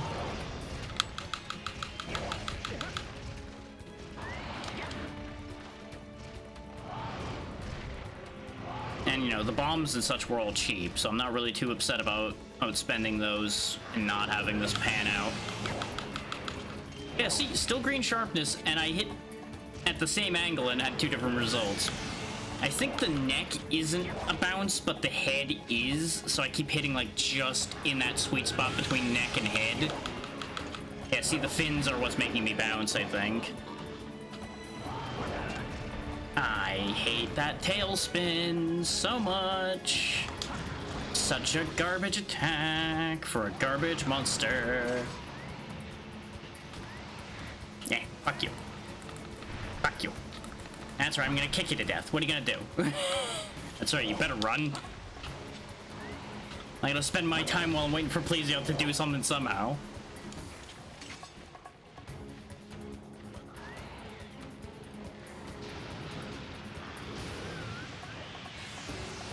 As I've said before, you can in fact kill a monster with that kick. You just have to know its hit points well enough that you know it's down close enough that a kick will finish the job.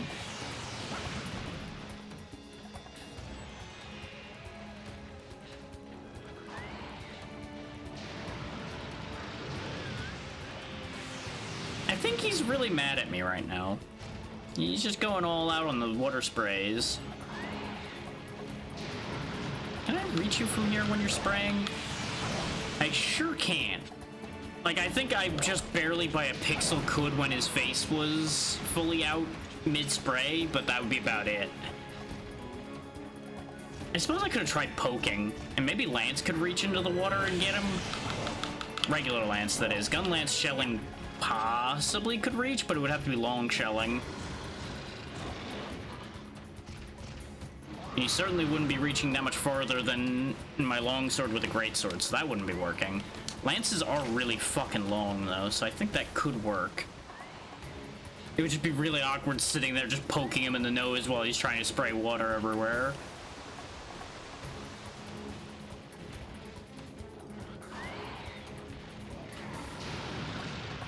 There he goes again. Eh. Eh.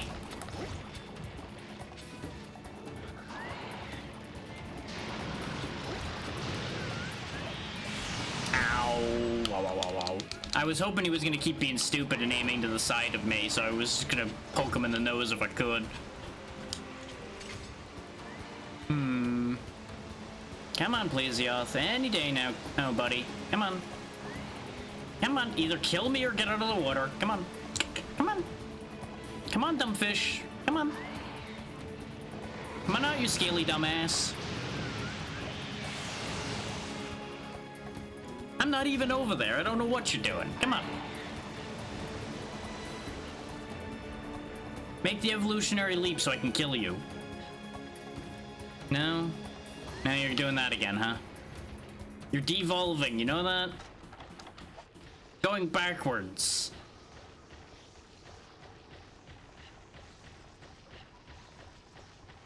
Where's the fishing spot here? Supposedly there's a place I can cast this out. Aha! Yeah, see, there's the regular fish.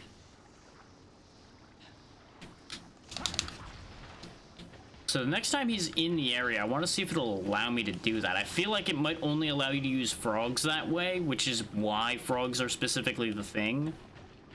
Because the other fish don't like frogs. They're too big for them.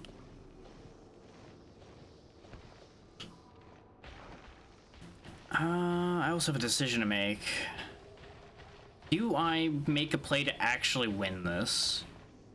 The answer, I think, is fortunately or unfortunately, yes. And the play to win this is to run back to base and sleep so we heal. Because that's the best shot we're going to have at surviving.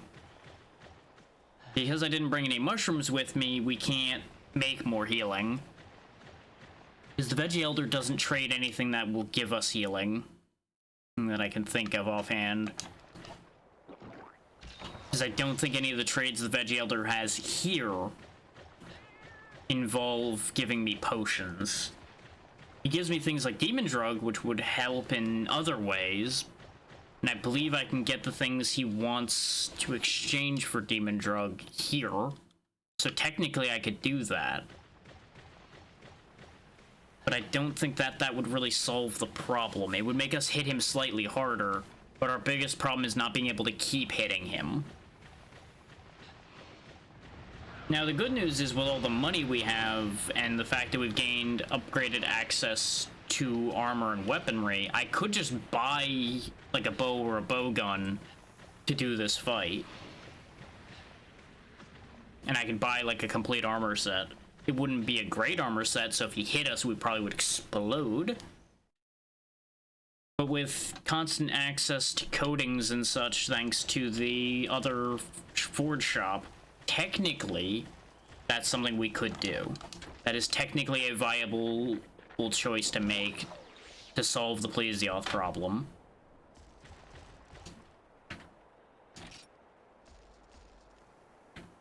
Alternatively, I abandoned this quest and reset it before we did the quest.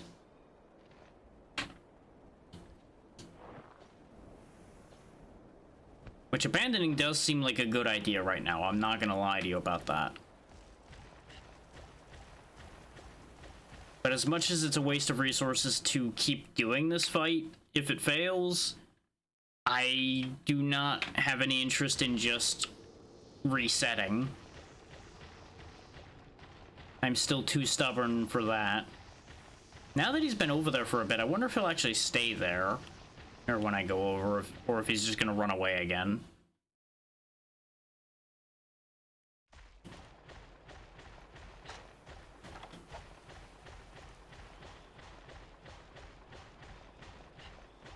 Or is he not here anymore either?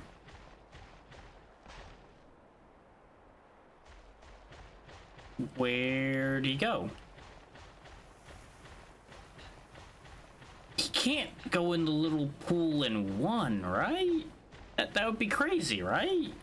Big fish in a little pond? That seems ridiculous. Maybe he just went back over here the moment I left. Yep, that's exactly what he did. The moment I walked over to 7, he went back here. I assumed I wasn't able to do enough damage to him for him to, like, need to sleep.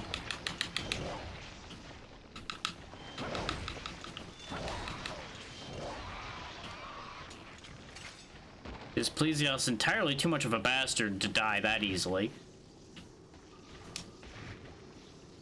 Bonk.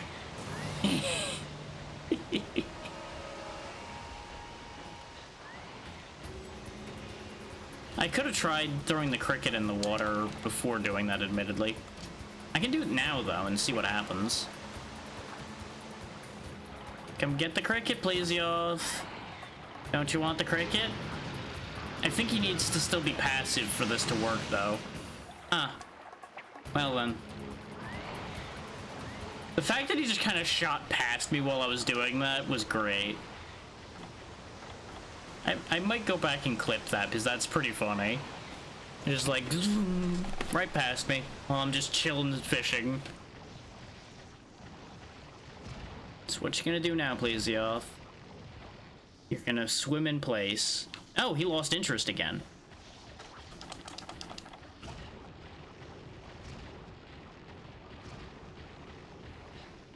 This is my moment. Meh. If he has any interest in crickets, which I feel like a cricket would be entirely too small for something that size. You fucker. Interrupting fishing time.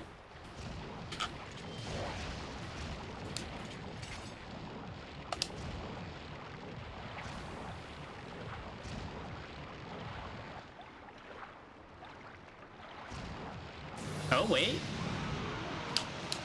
Well, I didn't fish him up, but he left the water, so, hooray? The reason why you know we didn't fish him up is we didn't get the sub-quest completed. We would have gotten the sub-quest prompt if he had been fished up. You really want to be this way, huh? This is just how you are. I don't suppose there's any frogs in this bush, huh? There's a mite seed to replace the one I used. Old endurance expired. More mite seeds. Ow.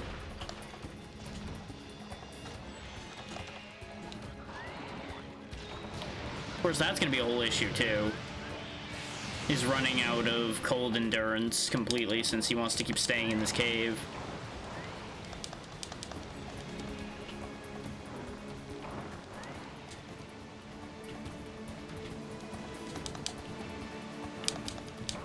You know, if they wanted to be decent about this whole thing, they really should have provided a spot where you at least had a chance to get frogs.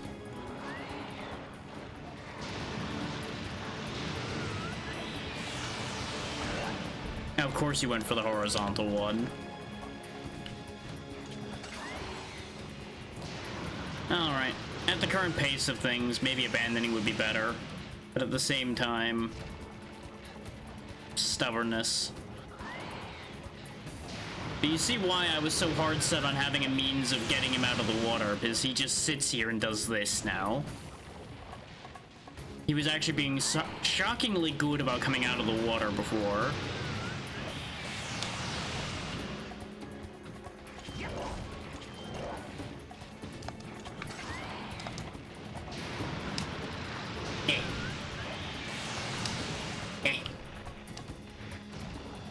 Just gonna start throwing paintballs at him. See if that gets him to come up. 10 minutes remaining.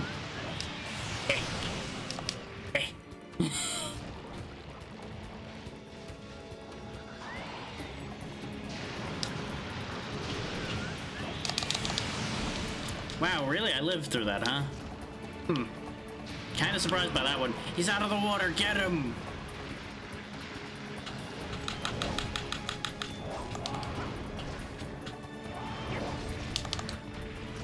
Could you imagine if he died on those hits? Could you imagine if that was just gonna be enough to kill him? God damn you. You know, now I have that dumb thought in my head of like, well, what if the paintballs are actually why he got out of the water? What if that was enough to agitate him out? Just throwing random fucking paintballs in the water at him. Because technically we were hitting him and dealing damage. But it's supposed to take a decent amount of damage to get him to come out of the water. And this is also why I have some real doubts on the bombing him out of the water thing, by the way, because you'll notice he stays out of weapon range out of the water. I did not mean to sharpen. And the bomb blast, I don't think is bigger than weapon reach. It's about the same, I think, because anytime I tried to set a bomb off with my sword, or before, I would get hurt by it.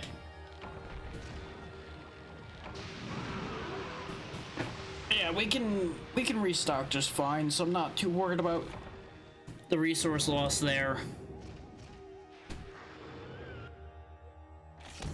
The worst thing is that was like a half hour of wasted time.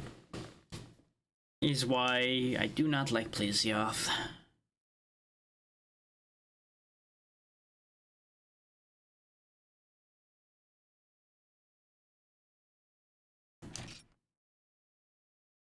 So yeah, let me double check what the Veggie Elder trade is to avoid having to get a Plesioth scale.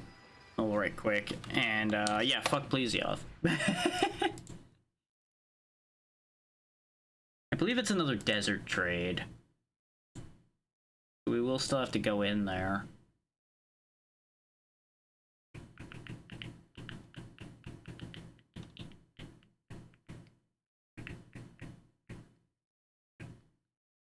Oh, no, it's not a desert trade. I don't see it anywhere in his list. List for the desert. Is it the swamp? It is the swamp. I can trade Kutku shells and get Plesioth scales or Cephalo scales from the Veggie Elder. And there's a Veggie Elder, like, right near the spawn in the swamp, isn't there? So we should be able to bypass Plesioth entirely. Unless he's required, which I have no indication that he is. And if he is, like I said before, we can still work around that by just becoming stronger and just saying to hell with fighting him fair because he doesn't fight fair. Goddamn hiding in the lake when I can't go in the lake after him. Dynamite fishing only works so well.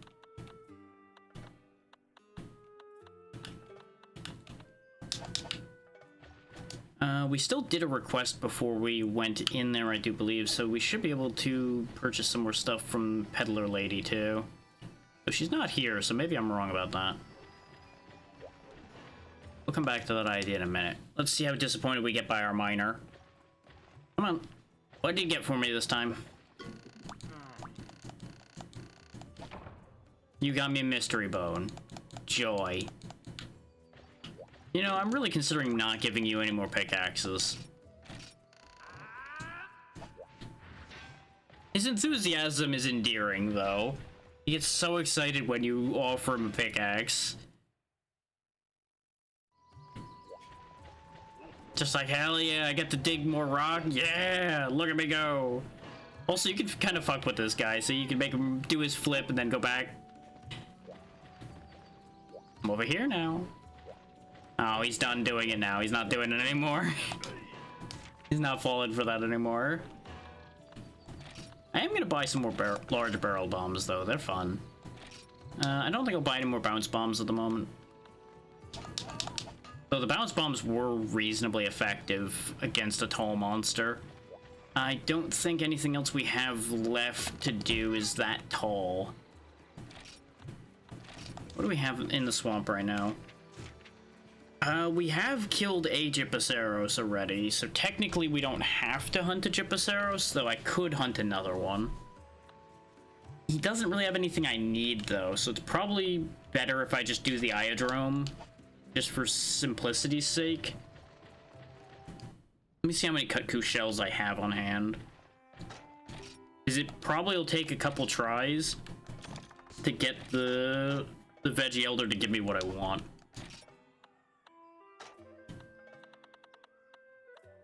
I only have one shell. Change of plans then. We're gonna go kill a Kut-Ku first. And then we're gonna go do an Iodrome hunt in order to get to the Veggie Elder, in order to get the Plesios scale. Which also means we're gonna go ahead and eat. Because Kut-Ku's not that dangerous to us anymore, but he does still hit hard enough that if I'm inattentive, he'll be dangerous, so I'll take the defense boost against him for simplifying things, especially since I'm not going to be really bringing Mega Potions in with me. That said, I can technically bring Mega Potions in with me, because what I can do is bring my spare herbs, grab mushrooms while I'm there, and convert them. Or, well, no, I can just bring the mushrooms with me, straight up. And then as I grab honey on site, we can turn those into megas. Because I didn't show it on screen, I don't think, but there is a 3-item combination where you can take an herb, a blue mushroom, and a honey, and it'll turn straight into a mega potion, so you don't have to do the juggle through making potion, making mega potion over and over again.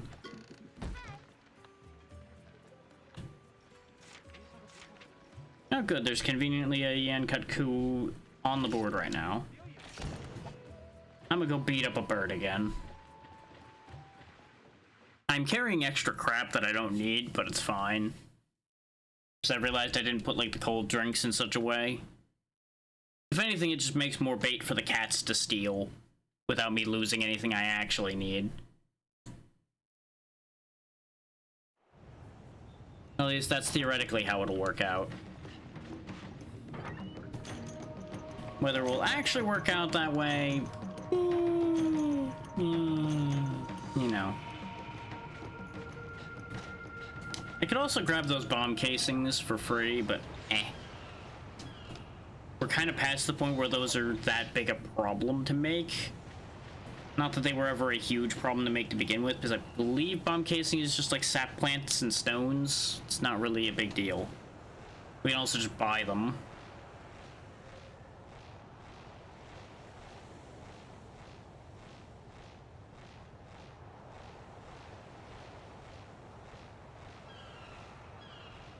Now, I don't know for a fact if getting the boat built allows us to go to another area immediately or not. I know it is how you access another area, but I don't know if it's immediate or not, becomes the question mark there.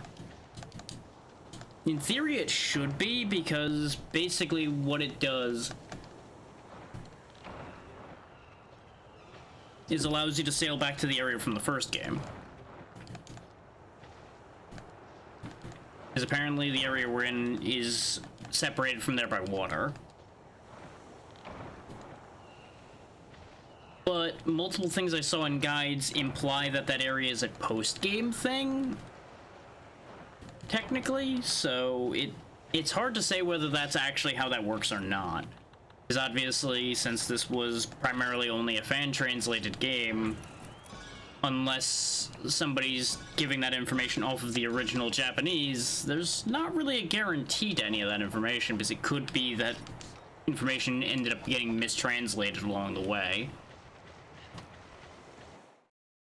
That's always the slight shake to things like that.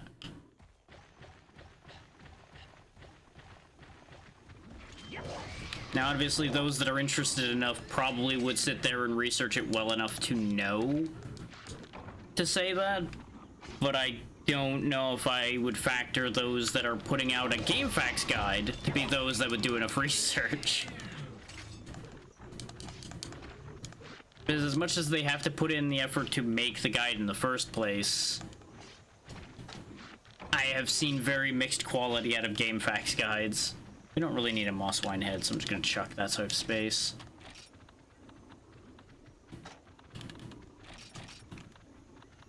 Oh right, I got more blue mushrooms, but I didn't get more honey. Now, the fun thing about bringing the regular herbs instead of the sunrise herbs is I can actually eat the regular herbs and heal. That's part of why I brought them. It's just yet further layers of just in case, basically. It's absolutely more than I should need for fighting a Kut-Ku at this point. But right before stream, I had a blue Kut-Ku fight go really, really wrong. So I'm going to at least pretend to have respect for this monster move, so as to not have the universe decide, okay, it's time for you to die. And have his pattern just be a complete motherfucker. Wow, I missed, huh? That's a real shame. Thankfully, Bullfango, not the most observant. There we go, just put him down before he has a chance to be a problem. And this is purely just because there's this honey plant over here, and I didn't want him fucking with me while I tried to harvest it. You know, it's a real shame that it's not Kut-Ku scales that I need for the Veggie Elder.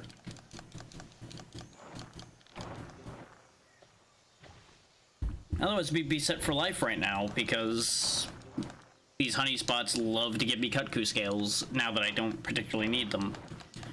But like I mentioned before when we were getting a bunch of them, they're still worth like 130 each, so we're still making a good amount of refund money that way. Do I still have a Psycho Serum on me? I do. Okay. Let's find us a Kut-Ku. Okay, he's pissing about in two, so if we just go this way, we can immediately take a left turn and get to him. As long as he doesn't fly away in the second or two it takes me to get there.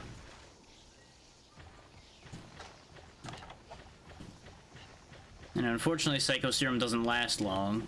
You only get your crazy world awareness for a few seconds, because it probably would otherwise make your brain break to be that aware of the world. There he is. Catch this, Chucklefuck.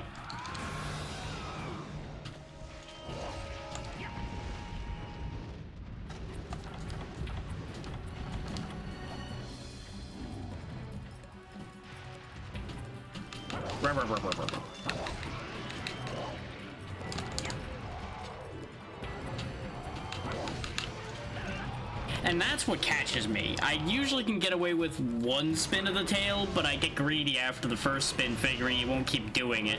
And then I get caught by it. Because you know me, bastion of patience here. Just master of waiting for things to happen.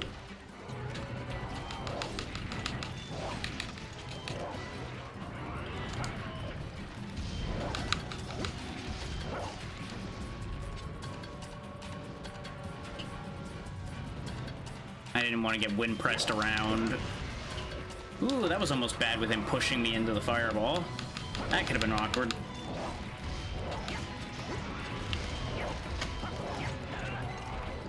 Yep, that's why you don't commit to a full set of swings there. Because you will get it hit. Like, that's not a you might get hit, you will get hit.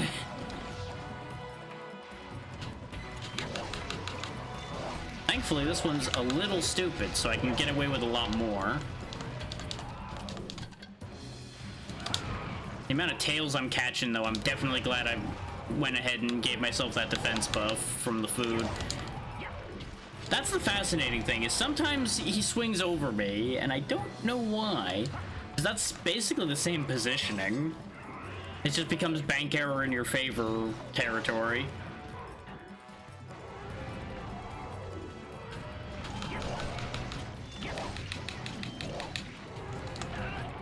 And, you know, sometimes bank error goes the other way, where you're mid-roll and still gets hit. But bear in mind, this game doesn't have iframes across the entire roll either, so it's not actually an error when that happens. It's just very hard to tell when it is and isn't an error, as far as that kind of thing goes. Yep, I knew I was getting stunned on that one because I got double tapped. Phew, I only just barely got out of that one. That was bad. I could have died. Gotta go. I don't want to fight him in the area change. That's gonna be bad news for me. Oh, speaking of bad news for me.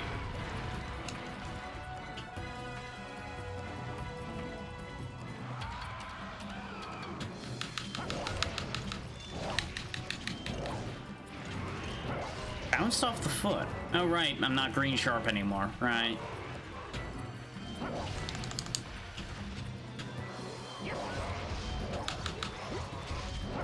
I actually didn't want to stagger him there because I wanted him to keep doing that long, stupid animation. That's right, your animation's stupid. What are you gonna do about it, huh? You keep headbanging and thinking you're doing a good thing by doing that?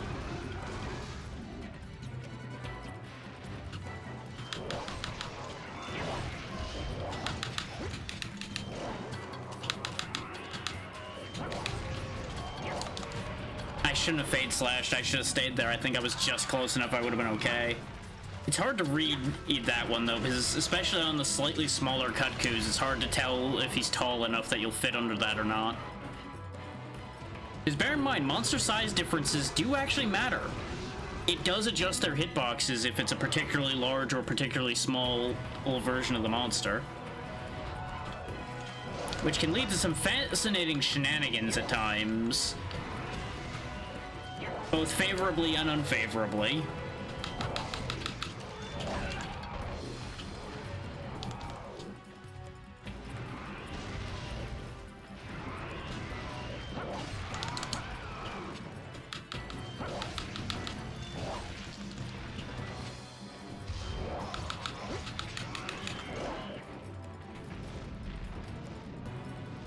Okay, what you doing? We've also been hitting him for a while, so let's repaint him right quick. Yeah, of course I'm gonna get hit for that. That's fine. That little bump doesn't do a ton of damage, so it's absolutely okay.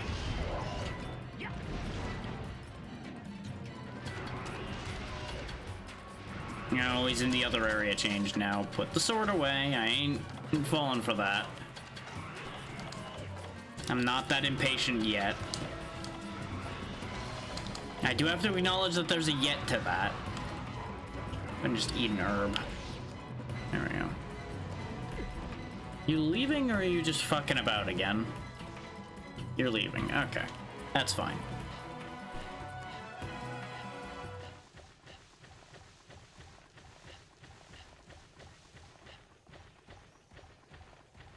But yeah, the thing as far as whether this ends up being the last session of this particular game ends up being, even if we make a breakthrough today, depending on how far that breakthrough goes, we may end up covering the remaining main meat of what's unique about this specific one, which would then leave me moving on to Unite anyway. I don't anticipate a massive breakthrough of that size, just based on how experience with this game has gone so far. But I leave that open as an option.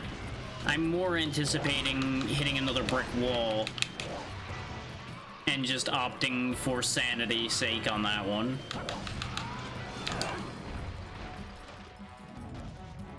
Okay, he's almost dead.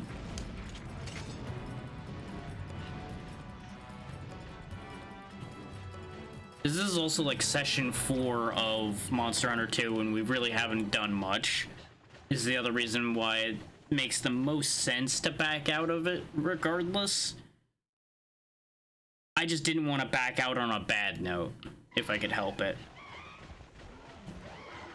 As it stands, we're gonna end up backing out of it on more like a mid note, if this plays out the way I anticipate it will.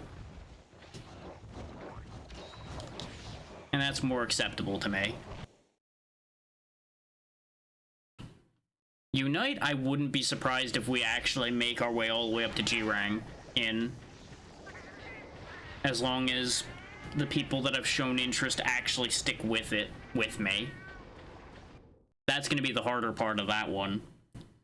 It's probably going to be a mix of collab sessions and solo sessions in order to make it viable. I could have and should have sharpened before coming over here to hit him, but it should be okay. I just didn't want to deal with trying to get away from the cats to sharpen, nor did I want to try to deal with the Velociprey to sharpen in here. So it would have been sharpening right when he left. And I didn't think of it at the time. Is my chase instinct, as usual, just immediately kicked in. Hey, the swarm. How goes? Back. Come on, wakey, wakey.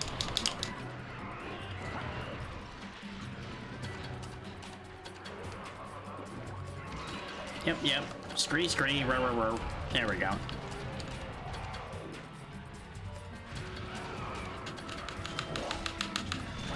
And there we go. I didn't even have to heal, but it was better to do so I didn't faint.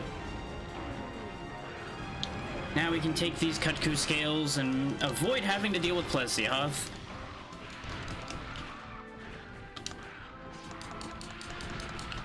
He's fucking Velociprey, though. Okay, you've all volunteered as tribute. I was gonna be nice and let you live, but no, you've decided to be stupid. Understand that you did this.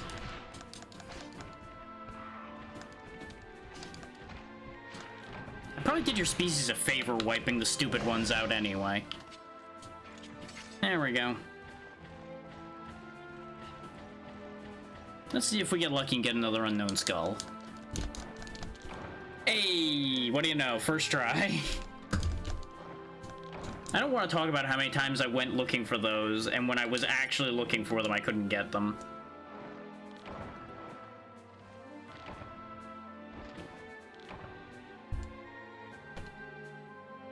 Thinking about the concept offends me.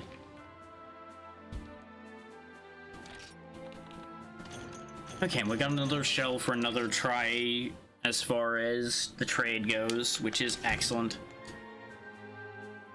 And that pays for everything we spent trying to kill Plesioth the fair way.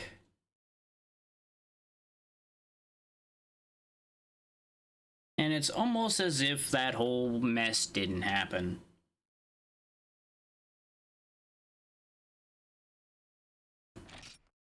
Congratulations, you played yourself.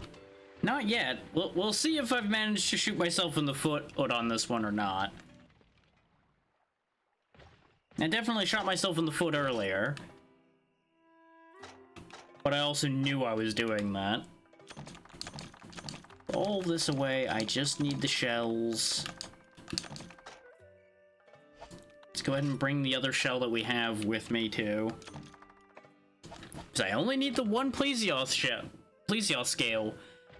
But he has decent odds on giving me a Cephalo scale instead. And that's where it becomes a problem. That's why you bring extras. What is it that you wanted? Oh, right. Technically I could... No, I couldn't get the Genprey scale there. Oh, you have your quest now. Yep, you have the Kushala Dior quest. It is just repel. It is only you only have to repel it. So there's that. We're not doing that yet, though. Nope. Finishing my plan first, then we will try that. No. We are not ready for that. No. That's a fast way to see me die in one hit in seconds and be disappointed. Because I've got decent armor on right now, but Kushala hits really hard. I started blasting. Bang! Bang! Well, I don't see so I good, also so have I missed. no means of countering the wind from Kushala right now. So it would be very foolish of me to just dive in there with no means of countering that.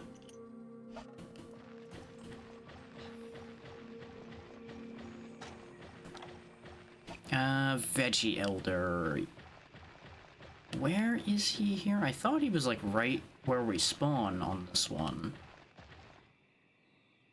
Fuck me, where's that old man? Can't find an old man when you need one. Wait, do I hear him? Am I crazy?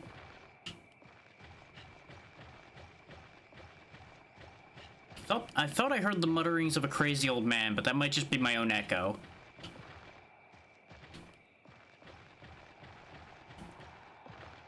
Yeah, he doesn't seem to be here. And unfortunately, none of the maps I have mark where Veggie Elders are. That doesn't surprise me somehow, Swarm. Let me in. Let me in. Well, if you're already in the walls, you're already far enough.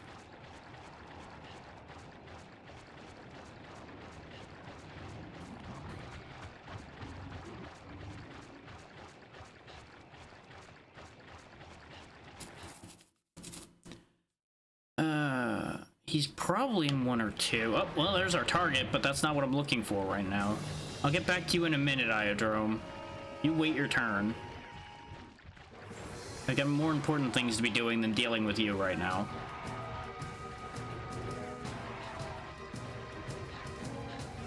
I'm gonna check up here in 8 because he might be up here, and then we'll circle back down through 4 to 1 and 2.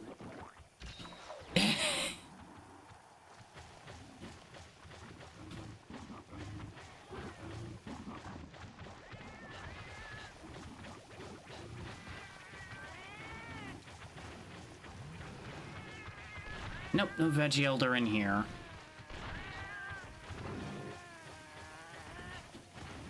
So the question becomes, where is he? Because he can't be behind the rock because the rock's past the load zone. And I am 90% sure he's not here, so I'm gonna have to go through 3 to get to 2. I forgot that this is a one-way door. And it's not raining, so I want to be careful in 3 anyway, so I don't get poisoned unnecessarily. I don't think he's in the caves. Sometimes he's hanging out where the cat's house is what my theory is for where he's gonna be again now. So I believe the cats live down here in either 1 or 2.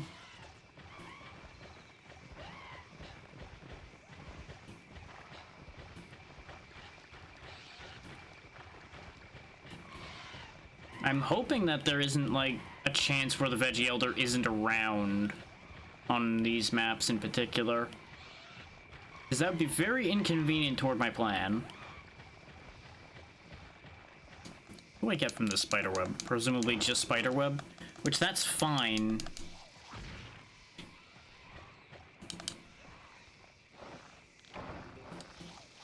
Ow.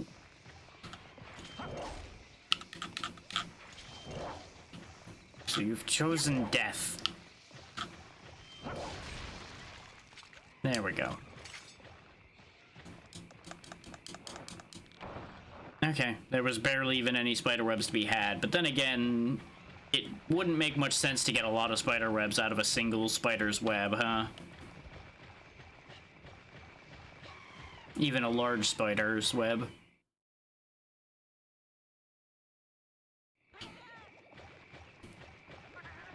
Here's where the cats live. Is there an old man around here somewhere?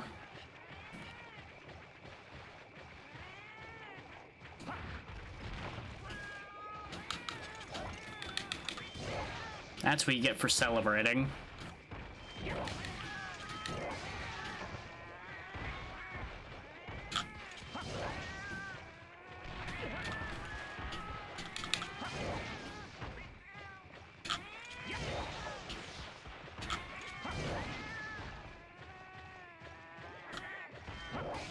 There we go.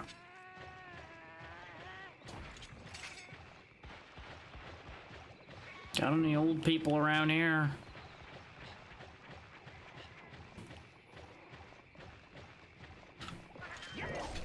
Don't you start.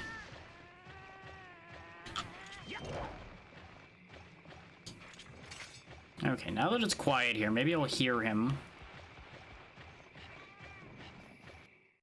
Nope, that's an area change back to the beginning.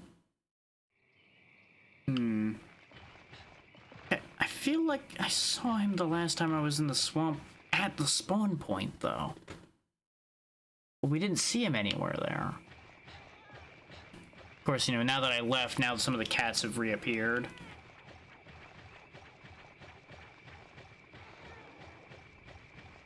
Maybe he is in the caves and I'm just barking up the wrong tree entirely.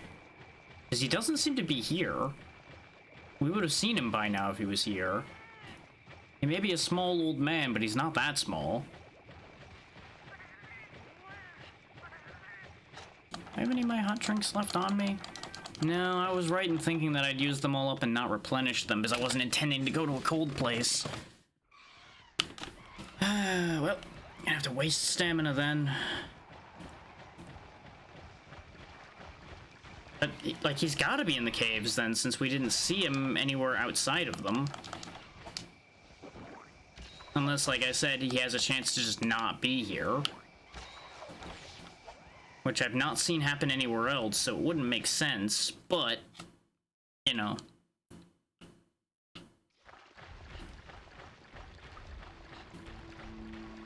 The current situation kind of bears that out as a possibility. Because I don't think he spawns anywhere where hostiles can be. Which leaves him basically only being here in 9, I think. Because I think 7's where a bunch of prey live. And now there's a Horntar here, so technically there's hostile things here too. So where the fuck is he? We've officially, as soon as we've been to 7, have been to every map.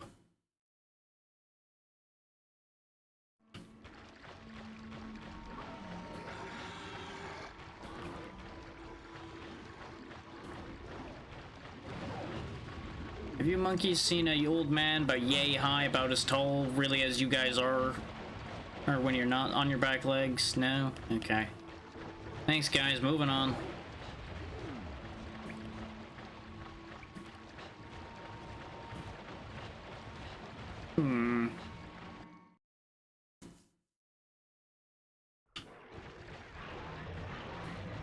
You're still hanging out in here, huh? It's the most stationary I think I've ever seen the Iodrome be. We might have just happened to hit him right in the middle of his loop, though. Yeah, of course you want to fight me. I'm not interested in you. You're just a means to an end right now. Where the fuck is this damn veggie elder? Like, now I'm to the point where I must have missed him in one of these other 2 places.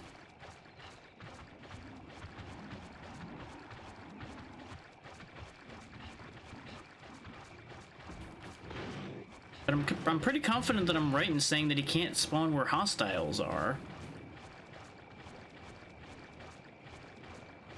Aside from the cats, technically. But the cats really aren't necessarily a hostile monster.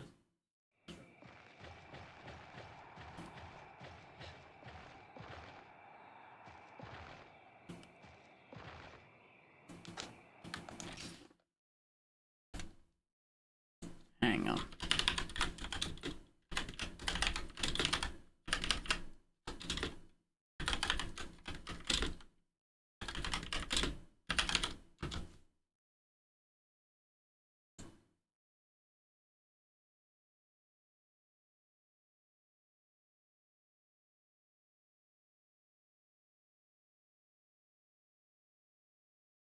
Oh, so he is at the camp, at least as far as I'm finding so far. But they're saying he's not always there.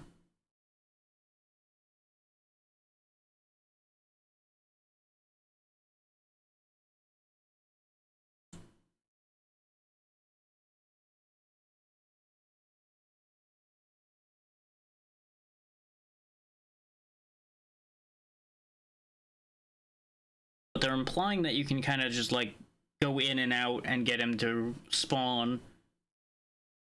Not with that. It doesn't seem like it's like leave the quest, just like load the zone over and over again and he might appear. Seems to be the idea.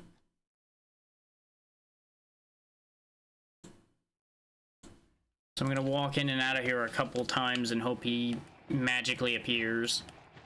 If he doesn't, I might like yeet this quest and come back in again. So I could kill the Iodrome, but it's gonna take a few minutes and I can't be bothered. I don't really need anything off of him.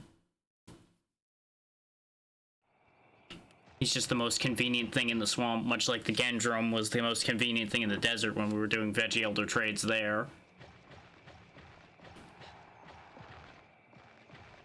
Goddamn unreliable ass old people.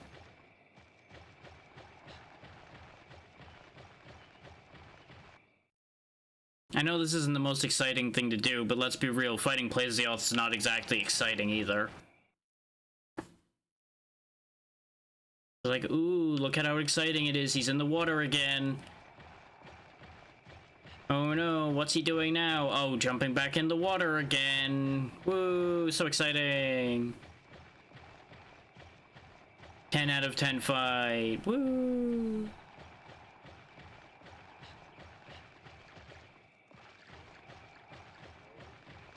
Aha, there he is. Why do you want whetstones? Hold that thought, old man. I don't care how much I'm losing by throwing these away. Yeet. There. There you go. Yeah, take the Kut-Ku shell. There we go. We got the Plesioth scale. We'll go ahead and trade the other ones. Oh, he wants the Plesioth scale for something too. The fuck does he want a Plesioth scale for?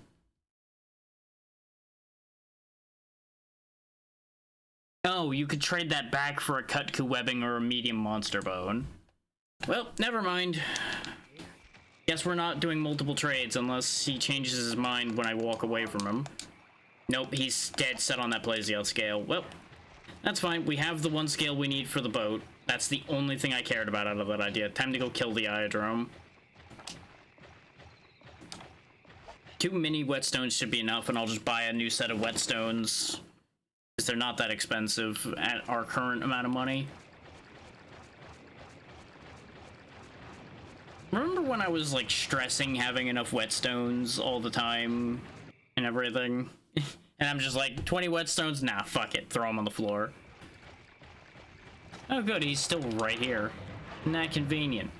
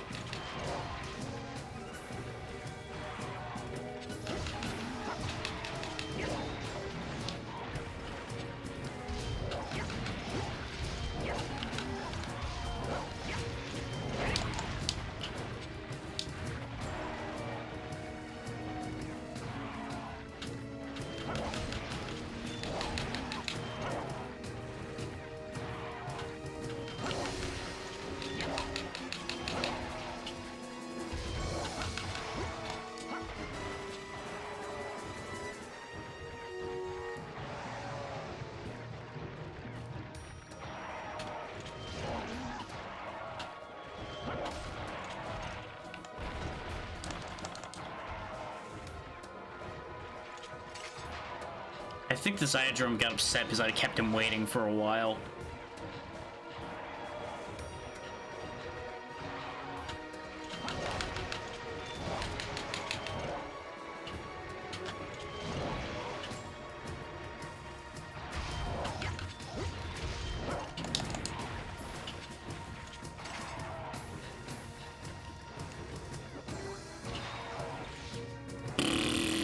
missed me. Gonna have to do better than that.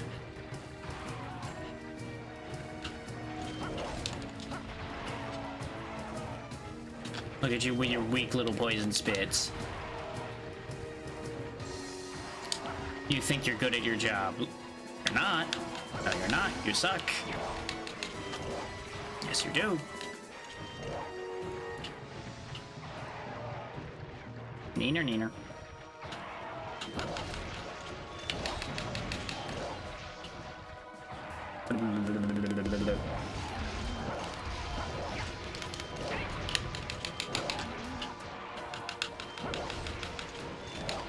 Yeah, he was trying to run, and I was hoping to stun lock him, but I couldn't hit fast enough.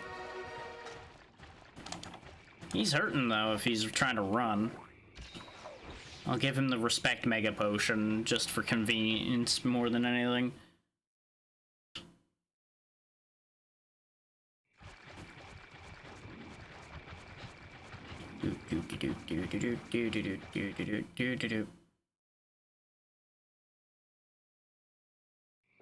Close the gap. I hate trying to hit them when they're in the load zone, but I didn't want him walking anywhere, because he was just gonna run away. Stupid load zones. Also really didn't want to deal with all these Genprei that are in here either.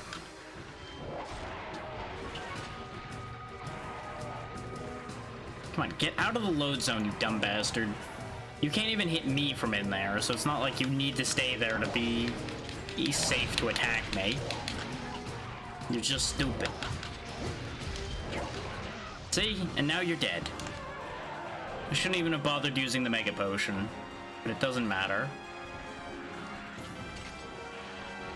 I didn't even really need him, but I'm gonna harvest him anyway. It's more money.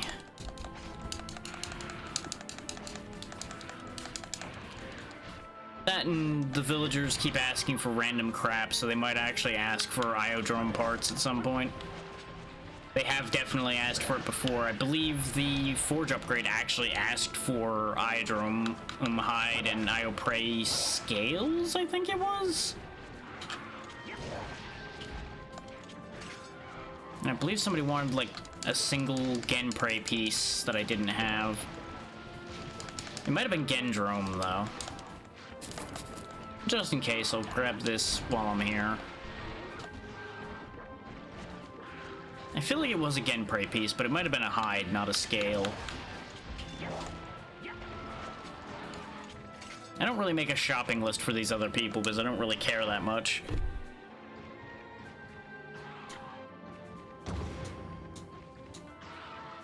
If it was for the Forge, I'd care, but it definitely isn't. At most, it would be like for the Forge assistant who doesn't matter.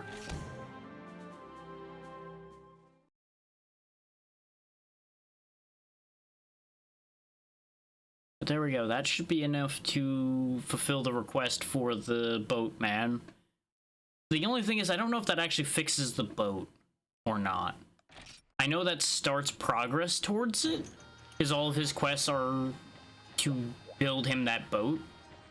I just don't know if it goes all the way through on one. No, not arm wrestling. We got business to talk here, Shipwright. Not arm wrestling. No.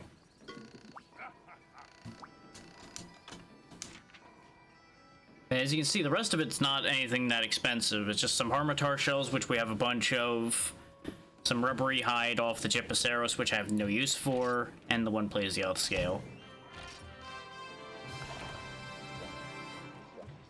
Now he's got a regular request, too. You just want some onions? Here, take them. Because you have to raise your friendship with them in order to unlock those other key quests, more or less, from them.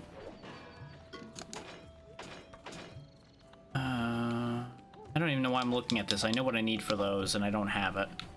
Oh, while I'm here, though, let me show you the upgrades that happened to the armor. And why I've not gone any further. This is the other reason why I was like, I wouldn't mind trading for an extra Plesioth scale, because I could upgrade my helmet further that way. chest, as you can see, is done. Arms just need monster fluid. Same with the waist. And the legs over here need a Hermitar Claw, which I've had no luck getting off of the Daimyo.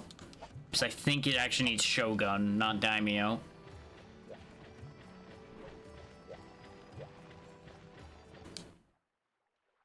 But yeah, that answers all of that.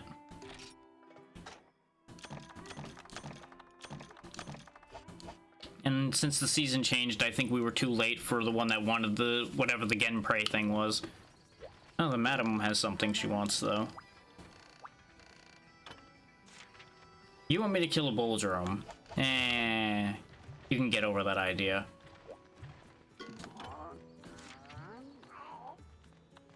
Not because it would be difficult at this point, because it wouldn't be. I just can't be bothered to go fight a Bulgerome at this stage of things. We've got better things to be doing with our time. You literally just want one more Perish Room than I have, because you're just a bastard that way. And I also don't see any reason to give you that.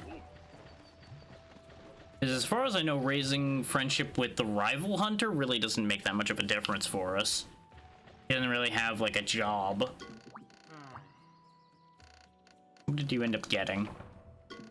Where are you finding all these bones? Why can't you give me rocks? All I want is rocks, not bones. I have plenty of bones.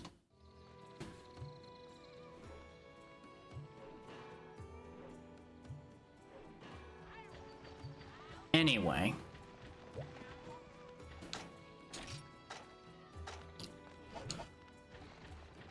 I want to drop the blue mushrooms off because I don't need them on me. I just wanted to make sure I had some more on hand for when we invariably run out of the potion stock we have.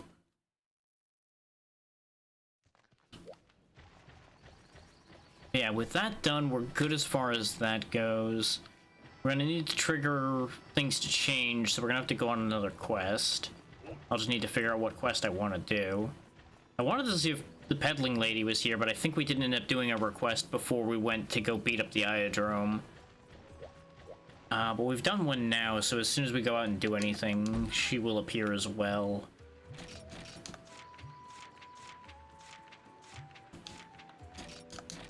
Oh yeah, it's too hot to go into the desert. We could go beat up a blue Kutku in the swamp.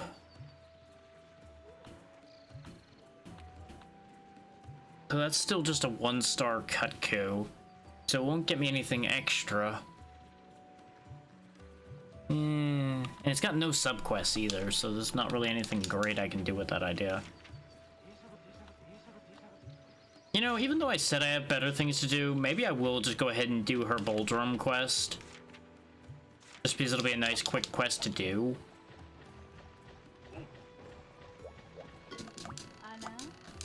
And since she's new in town, we may actually need to raise our friendship score with her to get other quests, because I know she's relevant to a couple of plot quests, based on what I remember reading of the guide, and I don't know if any of those plot quests are friendship locked or not.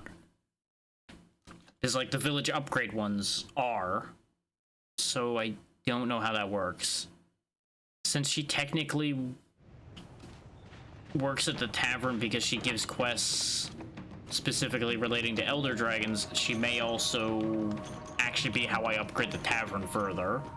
I don't know if it's her or the chief that'll do that, since the chief hasn't given me any new tasks to do as far as that goes either. It may be some combination thereof.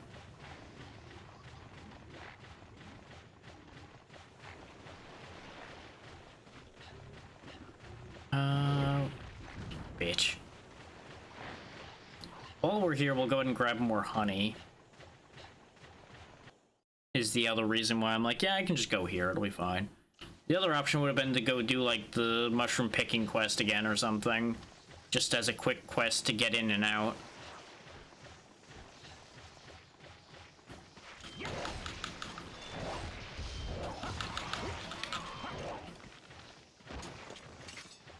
Just so he won't interfere with me grabbing the honey.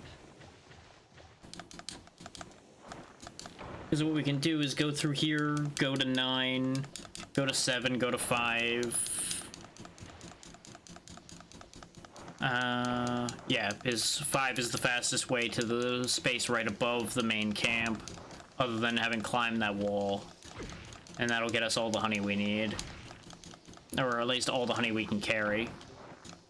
Plus or minus just getting a bunch of Kutku scales again to sell for money. That was a very aggressive Vespoid.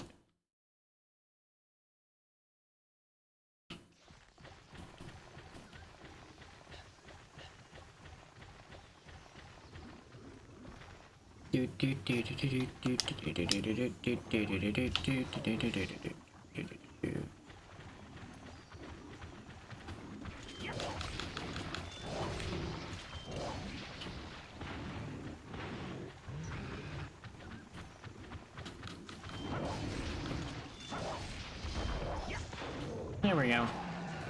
Get rid of the Bullfango so I can harvest in peace. I mean, I guess I should try for some mushrooms while we're here. Worst case, I get more unique mushrooms, which gets us a little more money. Best case, we get more blue mushrooms, which saves me money. It's a win-win, really.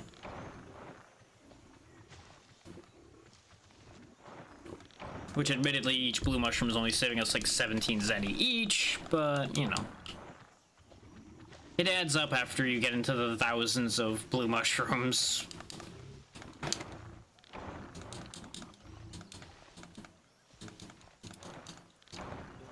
I could visit the Veggie Elder here, but I have nothing really to offer him that I actually would care about offering him.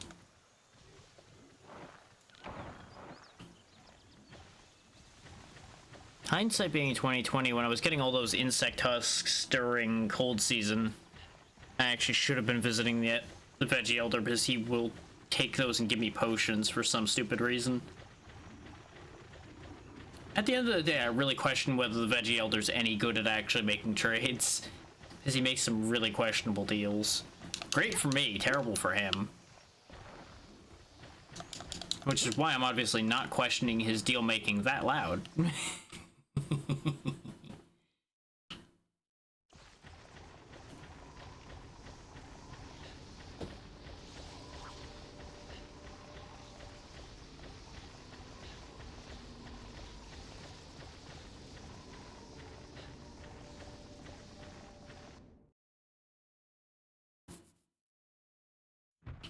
Oh, hey, there's the Bulgerome. I'll be back to you in a second, buddy. Don't mind me.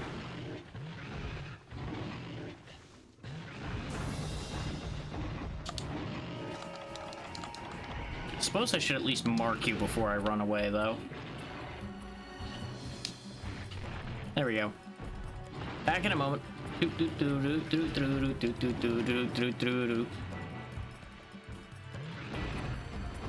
Oh, apparently back in a moment more ways than one because I disconnected from chat. Thanks, Twitch. Did I drop any frames during that moment? Nope. So my connection, I think, is still fine. Just Twitch had a brief skip, as it loves to do. Which, skip moments like that are also part of why I've opted for the ad schedule I have. In case people were wondering about some more logic there. Because at the end of the day, sometimes when those little skips happen, you actually will see people end up getting pre-roll ads again. And I'm trying to, like, avoid that being a thing, basically. Nice, we converted all of our potions into mega potions. Okay, so it didn't actually drop stream-wise then, it was just their chat client that had a hiccup. Works for me.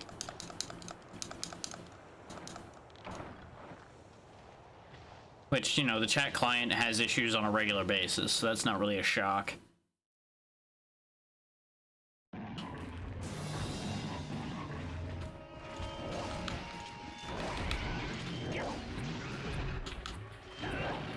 Right, when he's still wiggling around, he is somehow still incredibly dangerous.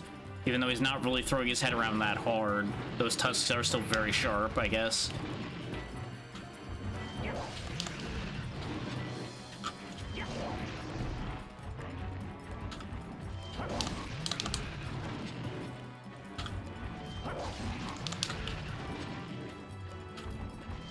Here we go, round and round. Ow, I slid around the wrong side of his head that time. I should have rolled the other way, but I was just going on autopilot at that point and didn't realize my mistake till too late.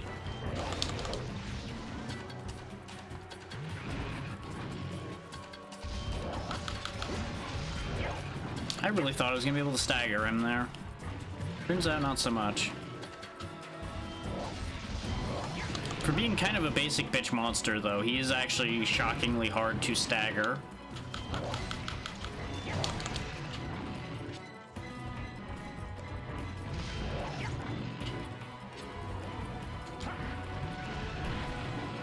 That's right, I called you a basic bitch. What are you gonna do about it?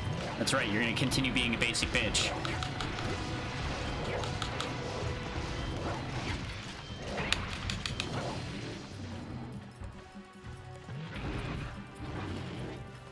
It's actually a fairly small Bulldrum, I've just now realized. He's about the size of some Bullfangos we've seen. Chop. No, you were supposed to turn and chop, not just drop the sword like an idiot. Come on, game. I hate it when it just decides to ignore one part of the input I do. Yep, and that's why you don't chase him through the door too fast.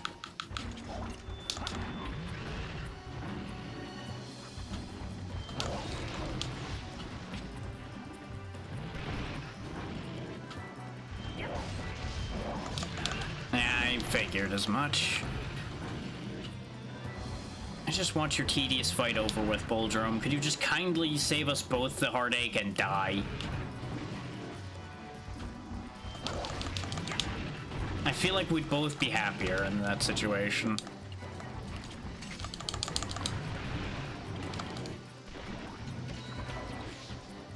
I wouldn't have to keep stabbing you, you wouldn't have to keep getting stabbed. And it's just a win-win across the board here.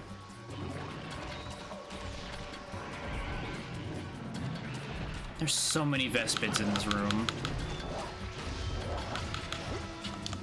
And he's leaving again.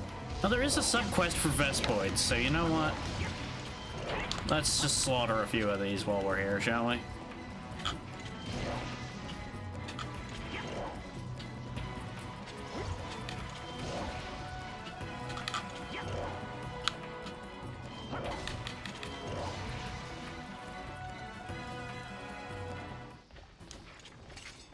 Kill them all. Already done. Unfortunately, they don't seem to be respawning here.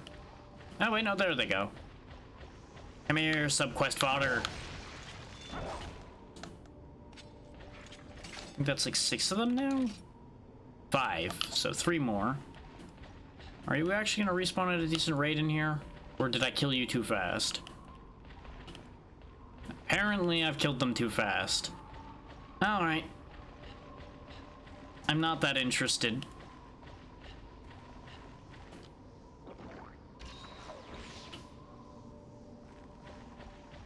Yeah, because that one's busy pissing about in an unreachable section of the map.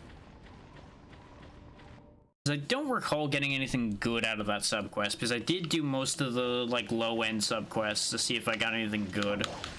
Especially ones involving Vespoids and things like that in the hopes of getting some of the more annoying to get parts.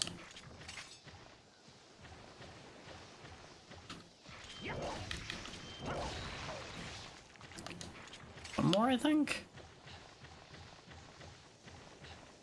And there's usually a 1 in 9 as well, so I should be able to get the last one in there while I deal with the Bulldrum. Or after I deal with the Bulldrum, depending on how much health he has left. Oh, he's sleeping. He's almost dead. Hey, Bug. Come here.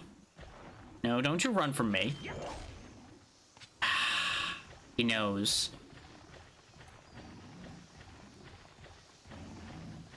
Fine.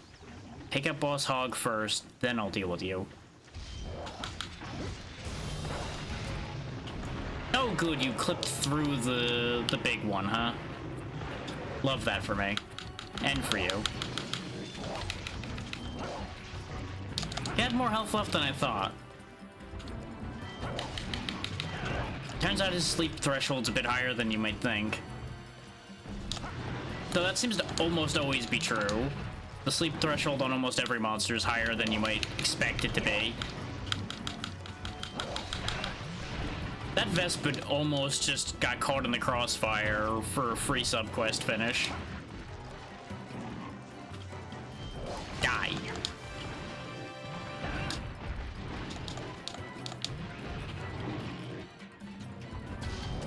Speaking of die, well, that was convenient.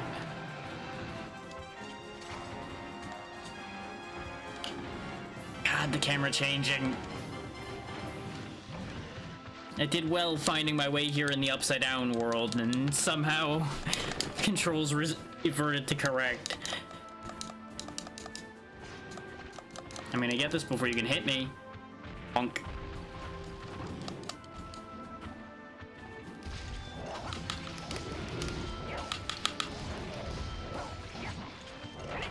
How do I keep rotating?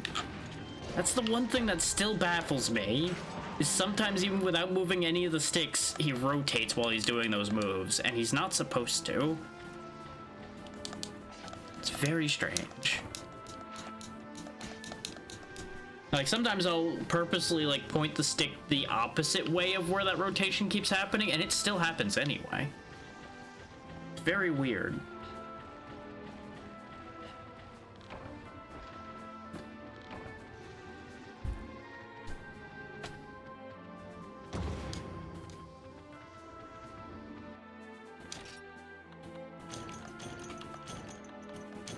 I mean, that is one monster fluid more towards upgrading our armor, so that's not a bad thing to have done. And I think we do need even more wings for one of the things I was working on. So that too works out. It's just not priority in any way, and I'm still missing, I think, like a Horntar head for one of them, and some Horntar bits of other varieties as well, because they're a lot harder to kill without exploding them.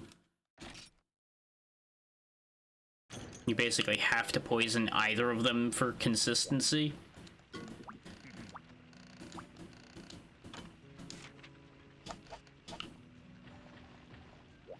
Aha, you have a new red quest. Oh, no, you just wanted to give me some liver.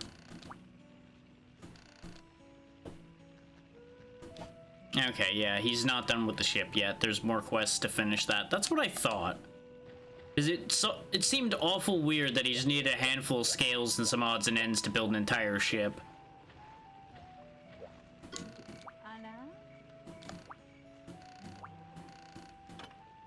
Okay, yeah, you still just want me to do the repel Kushala Daora.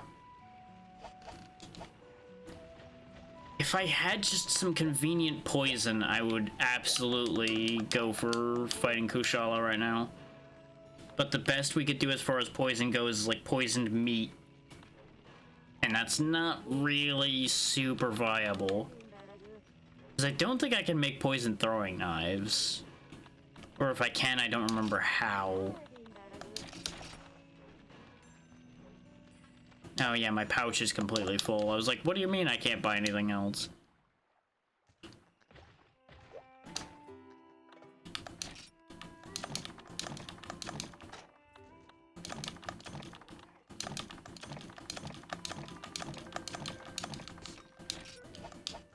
What do you want? Oh yeah, you can change my hair, which I don't care about because I'm never gonna see it again, most likely.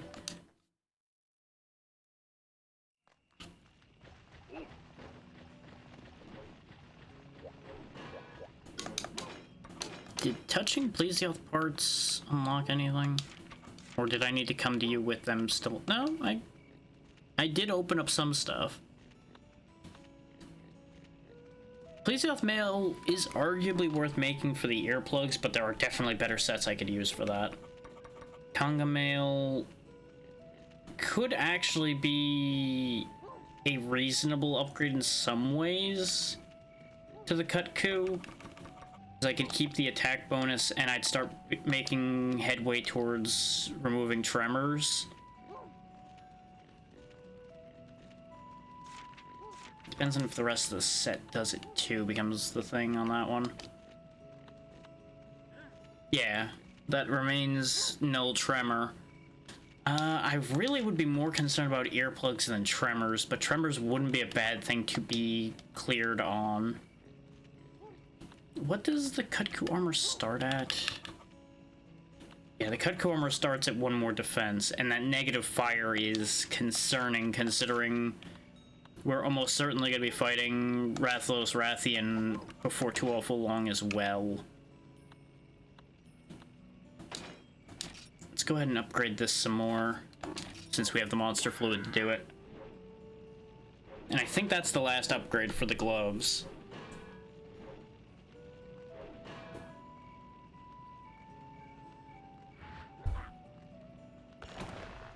There we go.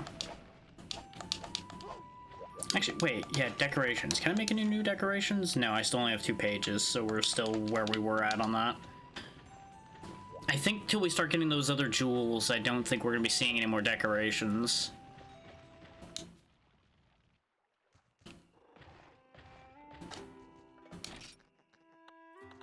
Came back over here because I knew I was still carrying some more odds and ends that I forgot about. And I also wanted to have full regular potions on me. There we go. 20 potions. I don't really need the cool drinks on me, most likely, so we'll go ahead and get rid of those too. If I end up going for somewhere that's going to be hot, we can just change that. But we can't go to the desert this season anyway, so I'm unlikely to need it. Because we don't have access to, like, a volcano or anything either, so...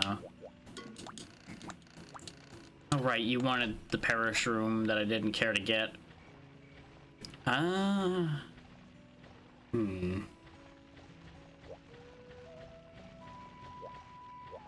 With the boat not being upgraded, we're kind of in an awkward spot at the minute.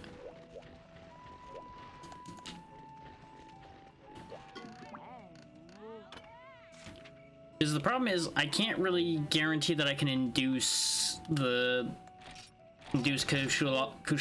Daora to eat the poisoned meat. Otherwise, I'd be like, yeah, I can poison it that way, and that'll work. And I don't really have access to a poison weapon. The closest poison weapon we have right now is Wyvern Blade Leaf, and that needs Rathian parts. The reason I bought the boomerang is I might be able to modify that in some way. Let me just take a look at the list, though, before I start fucking around with random crap.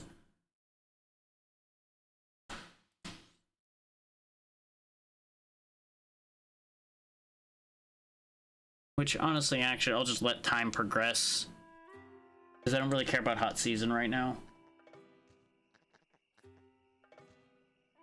No, I need throwing knives to begin with.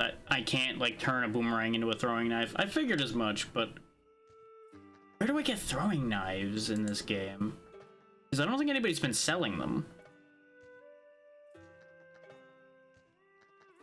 And there's a whole slew of modify throwing knife to be other types, but not any that are just like, here's how you make a throwing knife.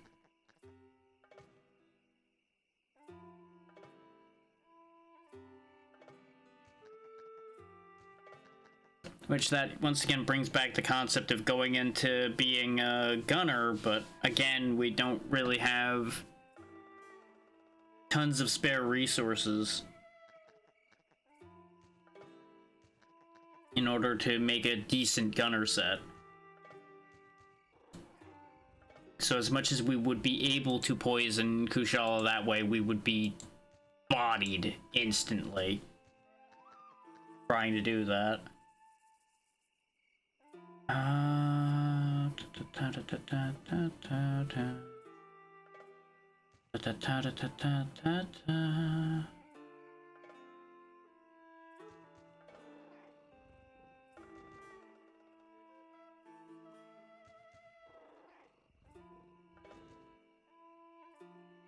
really should be making ancient potions. I'm being stupid by not making them.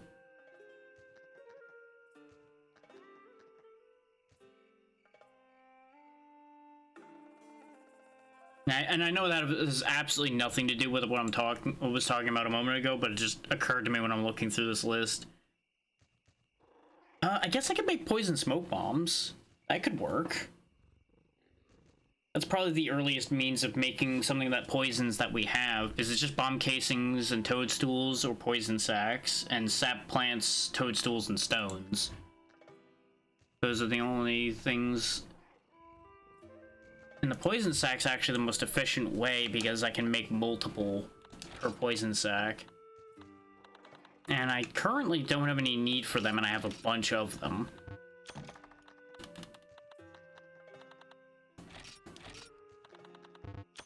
So technically this would be a way for us to repel Kushala reasonably safely.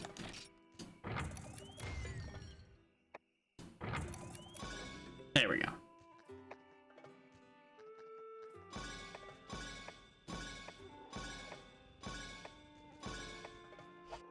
If I want more poison sacks, I can just kill more IO drums for it. But now we have a full set of poison smoke bombs.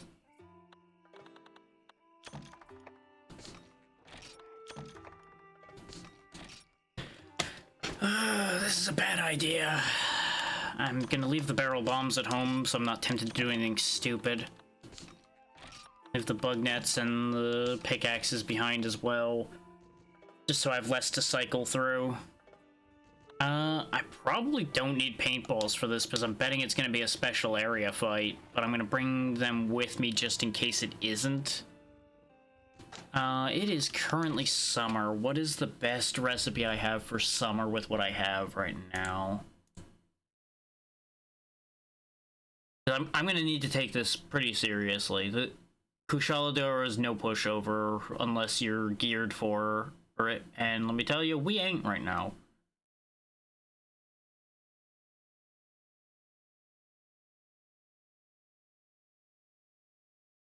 So just give me it. Well, I guess it's once again a case of I don't need to pause. This way there's music for y'all to go with my rambling of like, yeah, that's good. No, that's bad. That won't work. No, that one? No, maybe that one. Let me look at the Godbug recipes, because that'll be my best shot probably.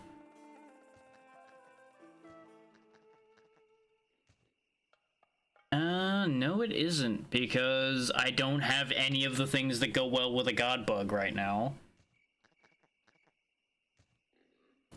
Ricebug and Hoppy might be a winner. 10 health, 25 stamina, 3 attack. No, I should take the Dry Margarine, actually, because it's the same health and stamina, but 10 defense. That'll be the better choice. So I need to go buy a Dry Margarine.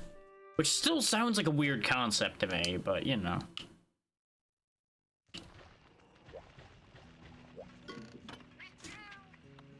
There's a lot of these things that sound like weird concepts. And it's probably not as weird as it sounds. Oh yeah, we can also buy Kushala's book so we can actually get some intel on that one before we go in on that. Oh, and I need to replace the whetstones I threw away. I almost forgot about that. There we go. Because I probably will need to do some sharpening on this one. Unless we are just committing to only repelling. Which I would rather just kill it. But I think it... I don't know if it'll actually credit the quest if you kill it when you're supposed to be repelling it. Wearing the wind on its wings, this Elder Dragon and Summoner of Storms is easily spotted by its metallic scales. Seen across many locales, compiled hunter theories claim that poison dulls its winds. Giving reason to fear, this dragon can emerge from storms to wreak havoc on cities and villages alike. So there's confirmation that poison works even in this era, and that's why I wanted that information. Because I wasn't sure if that changes at any point. Because I knew it worked in Unite, and there's also, if you deal dragon damage to, I think, the head, you can stop it summoning the wind as well. If you get the break there. So that may just be, like, a general you can break the head thing in this day and age. That's the right meal, right? Ricebug and Dry Margarine makes guts chow fan. Yes, okay.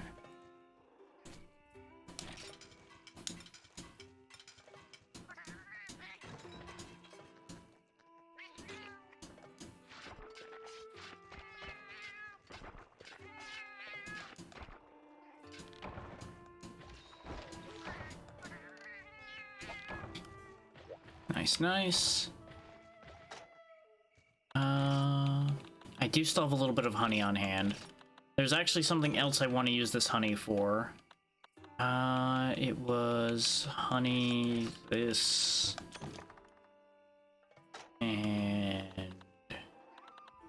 No, those aren't my Kelby horns.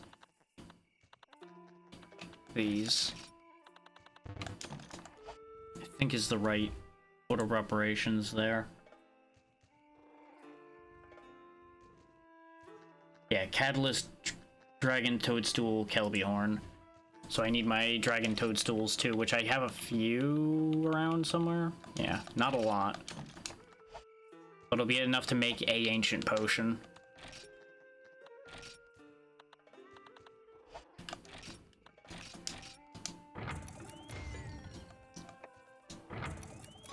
I was about to say, provided I actually successfully make a catalyst. Welcome back. Ancient potion. Okay. Now we'll go use the Combo Master to make the rest of those. Not a lot. I'm preparing to fight Kushala. That's about it.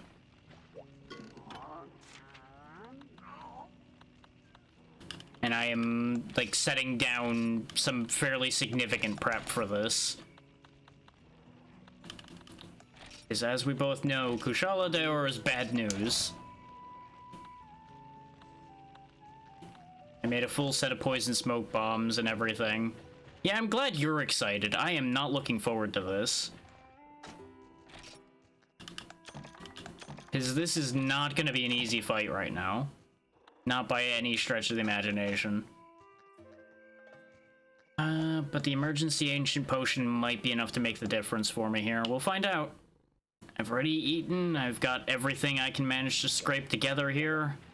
Time to go die to Kushala. Yeah, exactly. That's kind of the advantage on that one. And I don't mind fighting Kushala Daora, but I feel very ill-equipped to be doing it right now, is the problem. So I have very strong fears about this idea. But I just need to remember, all I need to do is repel him. I don't have to kill. I just have to repel.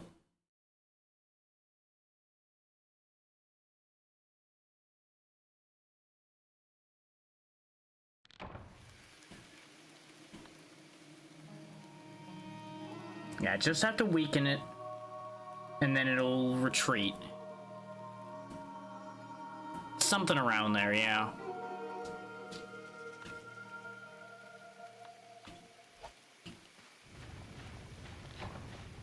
Like, I don't think it's quite limping levels of damage.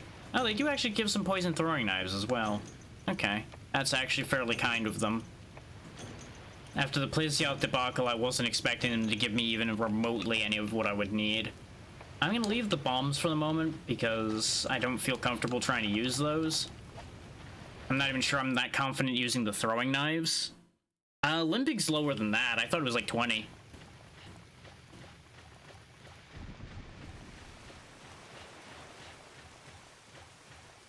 Because I know limping's pretty low. And it may also be that that varies from entry to entry, too. I genuinely have never looked up that actual number, so I have no real answers there.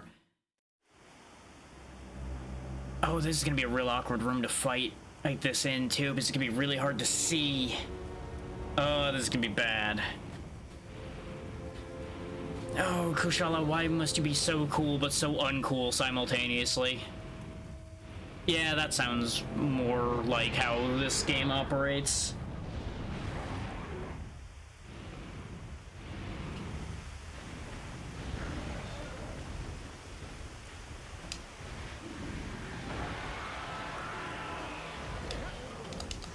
Wow, that's some wide wind press. I knew that their wind was kind of wild that way, but I wasn't sure how wild in this game it was gonna be. Yep, that hurts a lot. I would like to get to move, but obviously I'm having enough struggle keeping the camera oriented on this thing. Poison bomb.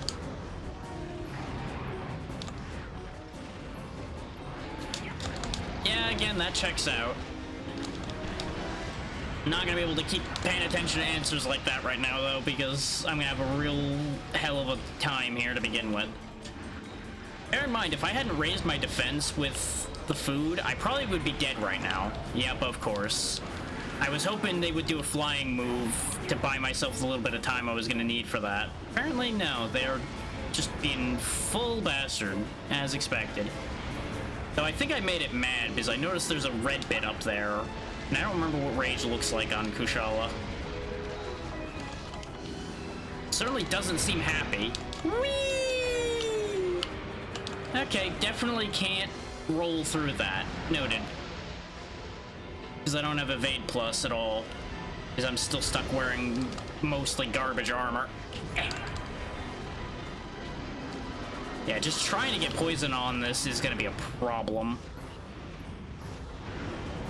Is it's gonna require multiple tags of poison, and we just can't stay near them long enough to do any of that. One moment, and well, now we got plenty of time, I suppose. Hey there, Terria, welcome in. Thank you for the raid. How was your stream? Welcome in, everybody, to my suffering right now, because I'm doing a very rough fight. But hopefully you're having a good time. It's been a while as well. Hopefully you're doing well.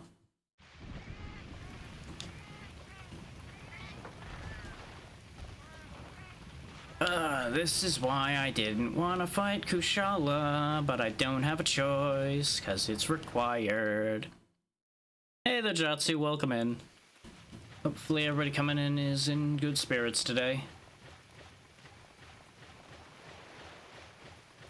Kill them all. I will do my best. I make no promises, Swarm.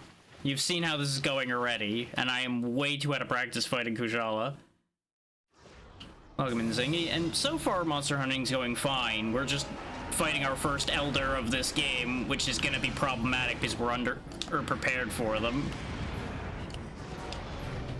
Poison Bomb. You just keep your face in that Poison Bomb, Kushala. Hey there, Pazzy.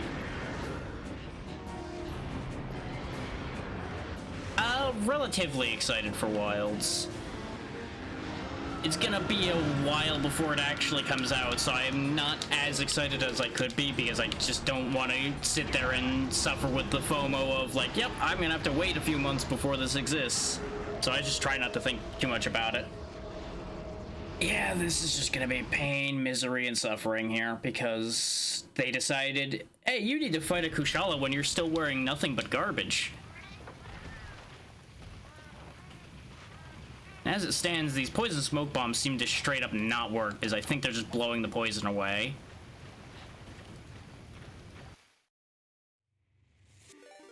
Jesus. Okay, apparently it's a real popular show here right now. Hey there, Cinder, welcome in. Thank you for the raid. What were you up to today? I hope you're doing well. Welcome in, everybody. Unfortunately, you're just in time for some less than A+ us fighting here, but I will do the best I can to make this interesting.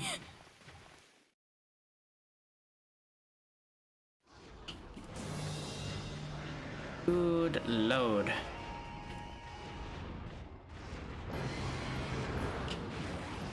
Yeah, I might just have to settle for not being able to get rid of the wind, which would be really bad. But I might not have a choice.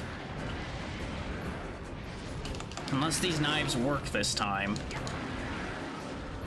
Well, you've got multiple, technically. You got this one down here, and the one trying to kill me over there. Take your pick about which one you prefer. Ah!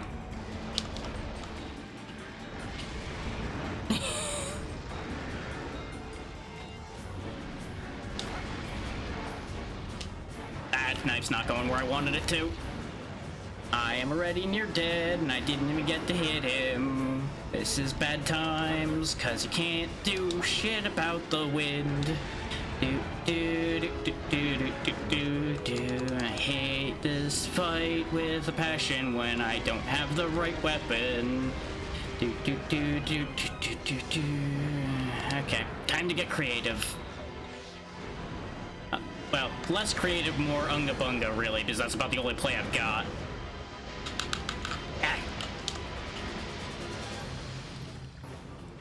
should paintball them just so I can tell where they're going. I appreciate the early optimism, but no, I don't. All good, sorry about the ads. I did not have enough free hands to pause the ads when y'all came in. But hopefully you're doing well, Cinder, and in case you didn't catch it because of the ads, thank you for the raid and everything. I appreciate it. We do still have flash bombs we can do some work with, but it's not going to be a lot. I don't know where Kushala flew off to. Until we got to Kushala, the hunting was going actually pretty well. Unfortunately, undergeared Kushala is an adventure.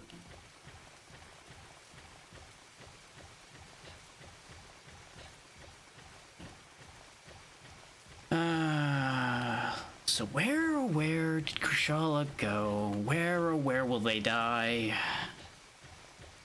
For context, for those that came in, we do only have to repel it. That's the good news. The bad news is, since I've not even managed to hit it yet, it's not ideal.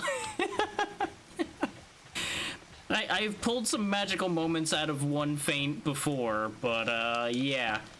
Can't say I've got much faith here. Welcome in CJ Deluxe, and yeah, we're in the jungle right now. Very rainy jungle, but we're in the jungle. I should have brought Psycho Serum with me, but I assumed it was going to be like an arena fight. And yep, I will fail immediately if I run out of time. Because I don't think this operates on the 10-minute repel, is I think you need to do damage if you want to repel them on the timer. Because I believe in Unite you could do a certain amount of damage and then the timer would allow for repelling. And probably further on. I just don't know if Dose does that because I've not actually done an Elder Dragon fight in this game yet. So that's where it gets interesting. This is very much blind territory, which makes it extra interesting and also very frightening. Let's get a little bit more stamina for running for my life.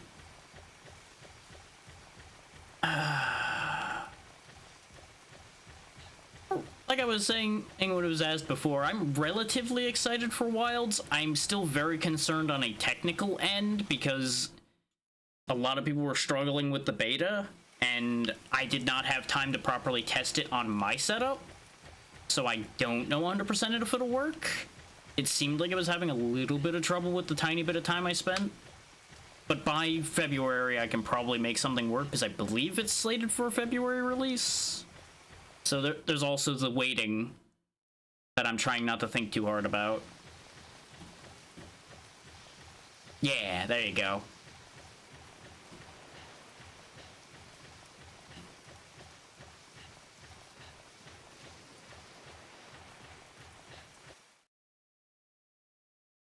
Because that's part of why I'm doing what I'm doing, is I'm going through basically as much as I can stomach of the whole series leading up to that release. Which, we didn't finish the first game because, ooh, Monster Hunter 1's a bit of a hard thing to swallow there. And it's seeming like 2 is in some ways better, in some ways not. Yeah, pretty much. It is Struggle Bus City. I am going to sink into Unite a lot, probably, because that was the one I started with. So I know the devil that game is quite well. Yeah, and exactly. Going backwards can be a very shocking difficulty spike sometimes. And it's mostly, so far, been the camera and the lack of some of the more beneficial movesets. Because, like, at least here in 2, I have my comfort weapon of the longsword to lean on. Also, I don't know where Kushala is. We've done this whole loop and haven't found them, so they either are in the caves or we're chasing them around again, because that happens a lot in these older ones. Longsword is what I started on when I first started playing Monster Hunter, and it still remains my fallback option, but I have definitely tried harder and harder to branch out more and more. Just to not be a one-trick pony. I'm quite comfortable with a gun lance. I'm good with switch axe. Turned out, so Greatsword and I don't exactly get on very well, but that's also Monster Hunter 1 Greatsword I was relearning with, so that is a factor. Insect Glaive was fun, but it's definitely not fully for me. And I do enjoy being a Hunting Horn team player now and then, but I need the right people with me for me to want to use Hunting Horn. Otherwise known as people I can count on to get something done, instead of buffing them and watching them die. Which I've definitely lived through before.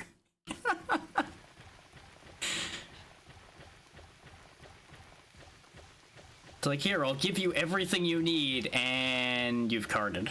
Okay, I'll give you everything you need again, and you've carded again. Okay. I mean, Hammer is a lot of fun, especially newer Hammer where you have more options with it. It's another one that I never fully embraced. Like, I ended up leaning into Hunting Horn instead of Hammer, just because I found it very entertaining to just be walking Tuba Man.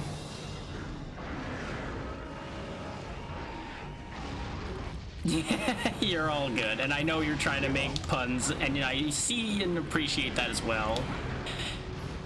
I mean, Kushala is actually one of the very many inspirations for my designs, so take that as you will. Oh god. And you can definitely see that they've been in the business longer. Because they're just kicking my ass. Because the problem is, it's hard to get a hit in with that windshield up, but with all of our poison failing us, we really don't have a way to get rid of that windshield. I mostly have to hope that the flash bombs work. Yep, and that's what I was afraid of. The second it leaves my hand, you swoop and don't get flashed. And then I get blasted. That's exactly how I saw this playing out, which is why they were the backup option.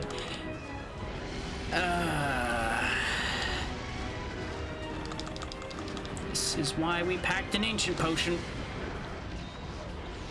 I'm gonna take a hit here, probably. Oh, we're good. We're fine. Everything's okay.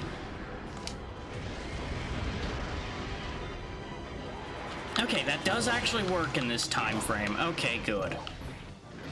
And that gets rid of the wind, so what we need to do for round 2 is just bring an entire pack of flash bombs, is what that tells me.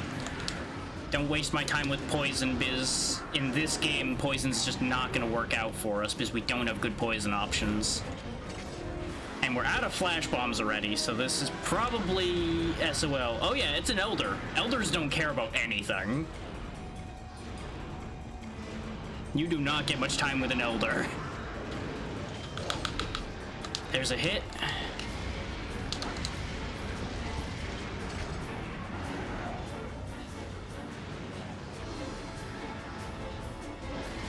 Just gotta remember, all it is a repel. All I have to do is hurt it. I don't have to kill it.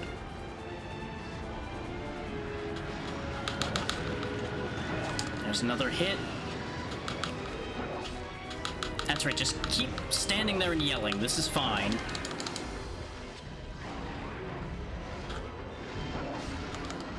Just gonna keep going for the ankles right now. Hi. You missed me. You pushed me out of your own attack. Good job, genius. That was a bad time to try that, but that's okay. Yeah, for any long-term longsword users, understand I don't have half of the spirit combos, really. I only have the first 3 hits of it, and I only have the vertical, the fade slash, and the stab. That's the only moves early longsword has. In case people are expecting me to have options, I kinda don't. Because this was the game longsword was introduced in, I do believe. Alongside Gunlance, and I think it was Bow that was introduced here as well. And Kushala is important in this one because Kushala Daora is the flagship monster for this game. Yeah. This is the fan-translated Monster Hunter DOS, which was technically the third game? Nope. The first game had Greatsword, Sword and Shield, Bowgun, Hammer, and I think that was it? There was like a dual blade in the game at all. Yeah, basically, like every generation they added a new few weapons, and some of the side games in each generation would sometimes get a new weapon as well. But the lack of weapon options was part of why I stopped playing the first one, because you know that whole list of weapons? Yeah, none of them are the ones I'm any good with.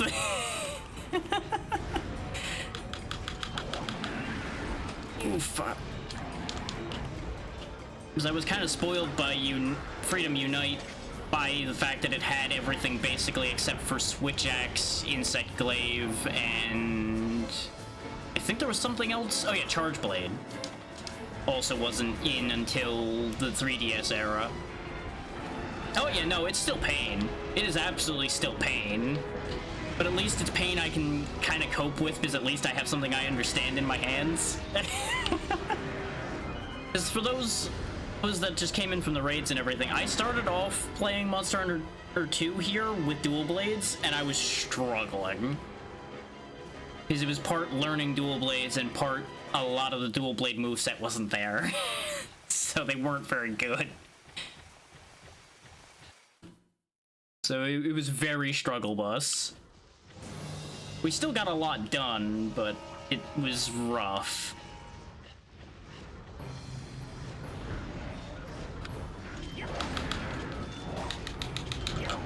Thankfully, things are getting a little bit better because Kushala's being a little silly, and I don't entirely know why, but I'm not gonna argue with it.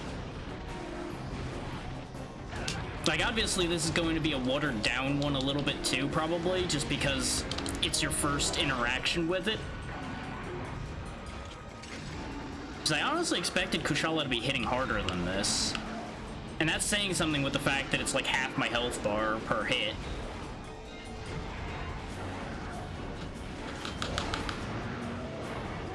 Wow, we actually got a trip.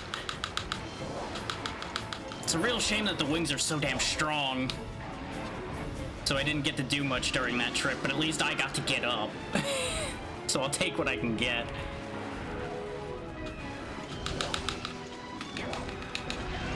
I know that was a bad idea, but we have plenty of healing on hand. And they can't shoot you twice while you're down, which is surprising. Okay, you're over there now. The game fucked me on that one, though. Whee! Because he decided to take some time to turn around instead of doing what I told him to. I'll be back to you in a moment, Kushala. Hold that thought. I don't hide in the other zone often, but this is a fight where I'm gonna have to.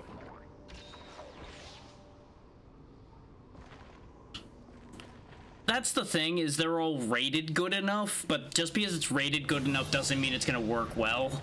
And we both know that. Because it definitely gave me some very interesting reactions when I tested it right before the beta ended. But I was so close to when the beta ended that I didn't get a chance to fully test it. Good luck with work, and thank you for popping in from the raid. Much appreciated.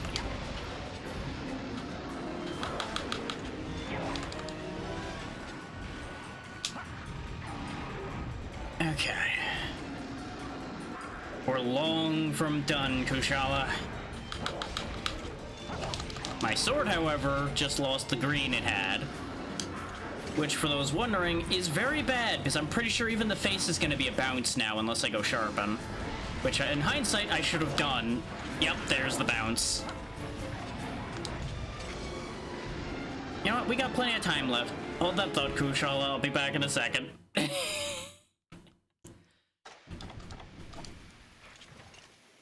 This sword only has green sharpness, which is part of the problem. For those that don't know, you can go up to blue and white sharpness, and this game, I think, barely will touch on white as far as how far the weapons go.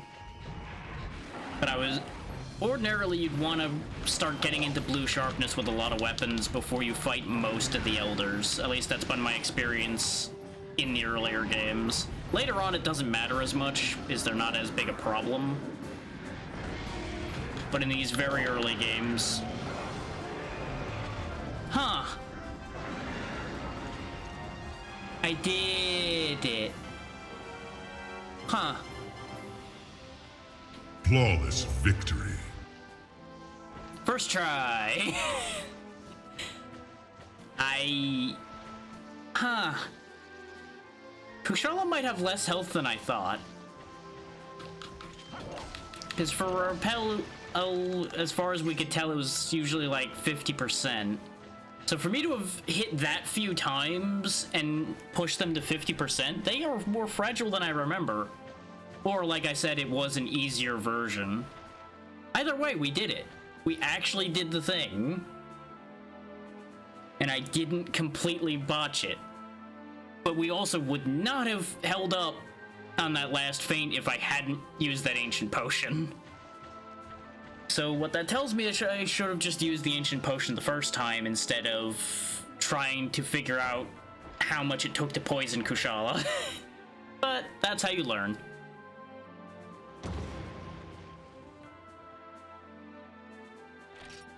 And we get an Elder Dragon Bone, some scales. And most importantly, we get plot progress. Such as there is.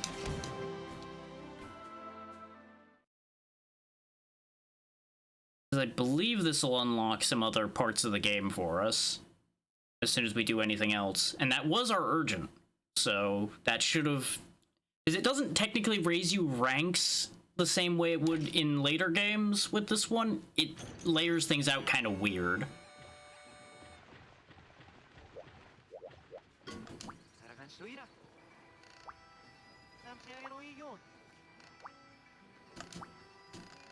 Okay, the chief is completely useless right now. Love that for me. I probably need to go talk to the Bavarian lady because she's the one who asked us to do it, though she seems to have disappeared. She was usually either standing outside of our house over here or hanging out in the tavern. So she's either around here somewhere or... Oh, there she is.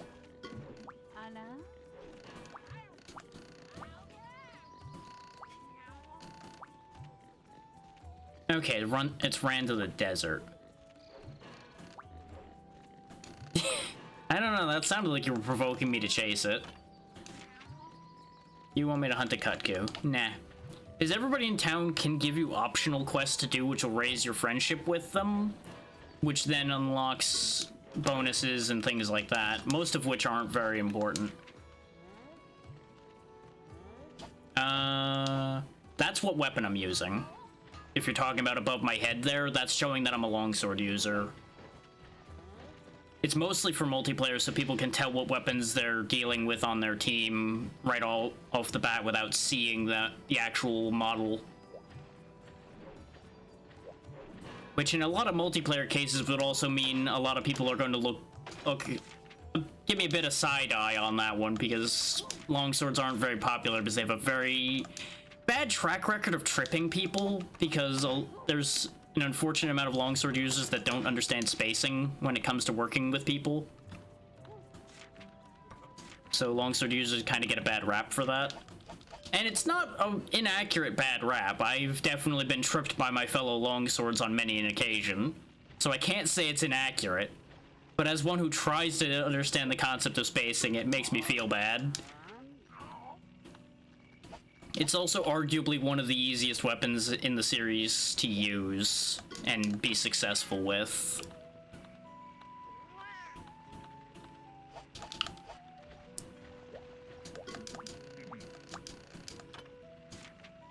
Yeah, you still want that one parashroom you're not getting. So it doesn't seem like much has changed because we fought Kushala. We can't actually go to the desert to pursue Kushala Daora there either because it's hot season and it's too hot in the desert for us to go there. which may also be why things haven't changed yet. Because it may just be because we're not allowed to follow that up till the season changes, which I'm gonna just go sleep the season. Wait, she's got a red quest now. Come back.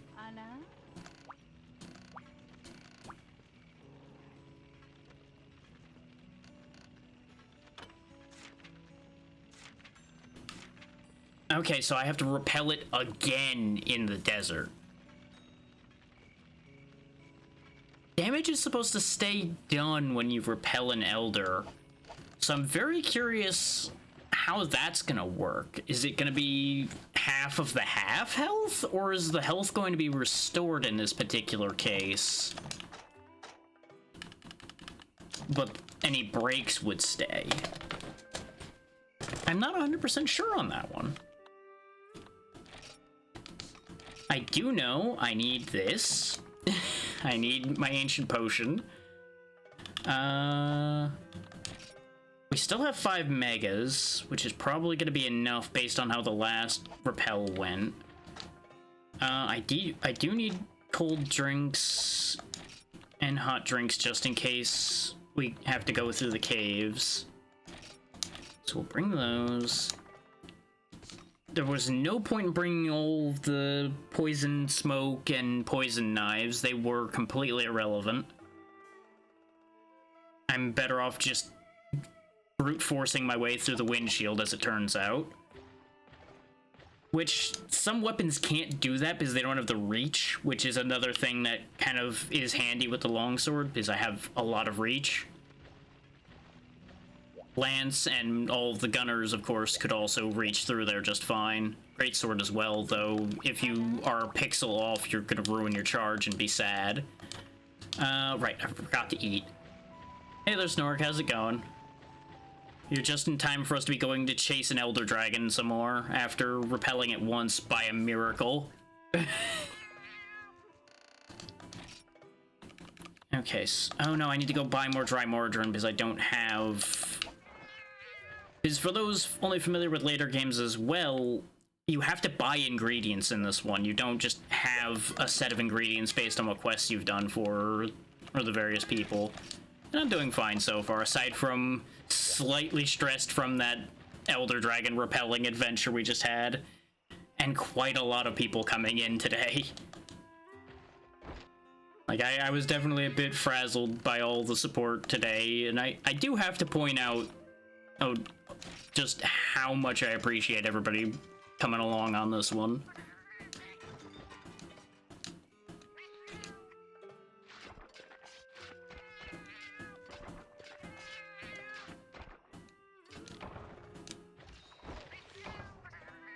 Okay, now we have our health, defense, and stamina increased. Which, for those interested in stats, here's where we're at right now.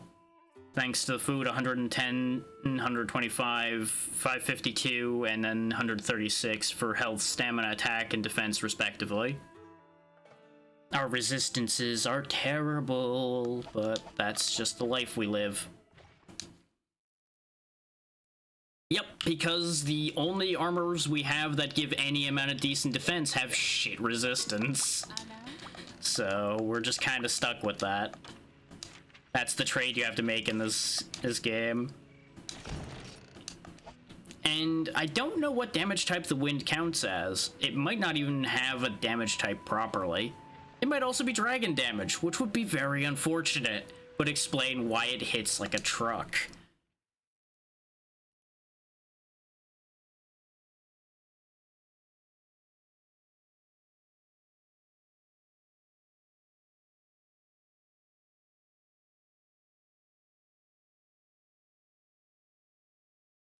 Oh boy. Okay, but using what we learned fighting Kushala just a bit ago, I think we can make this happen. Since it's at night, I actually needed the hot drink, not the cold, but we'll just drink both, because they should be providing one probably. Yep. Oh, they actually provided two. Look at them being generous. You know what I forgot to do in all that preparation? I forgot to make more flash bombs. Though we ended up realizing that they're not that important because he doesn't stay down that long from it, but they'll be handy. I'm just not even gonna bother bringing those poison knives. They just got me killed. I also should have brought a damn psycho serum since I knew I was coming to the desert looking for a monster. It's fine. This is why everyone should be much smarter than I am and actually use item sets to make sure you can actually bring everything without having to sit there and think about it every time. Because even this game has item sets. I just don't use it because I change what I bring with me fairly often.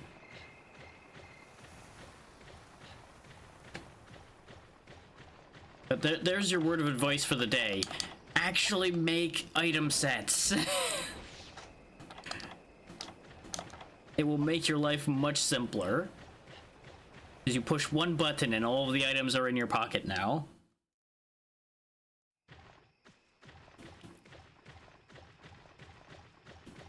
And as an aside, for anyone not following the channel, if you want to cause me to have to put 500 games in a shuffler and cause myself all kinds of headaches for a special stream, see that follower number? It just needs to go up by 5 for that to happen. That's all that's left on that meter. So, you know, just do with that information what you will.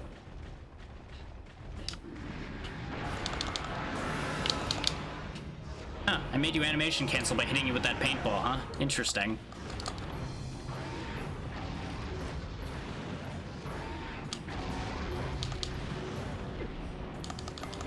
Oh, that's an awkward tumble. Okay, we didn't take that hit straight on, so we're kind of okay. Except I'm not being allowed to move now, so that's a problem. Hi. I'm gonna throw this over here.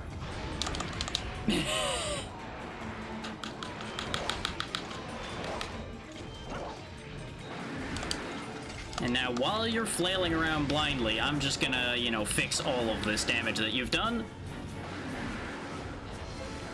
I'm not gonna be able to read that right now, Snork, but hopefully that's a good thing. And well done on the 3-stream streak. But that's just slightly too much text to get through while I'm fighting something that moves this fast. Most of what you're seeing right now, that's mostly what I've been doing. I grinded before the stream started, and I've just been doing this since then. That's been today.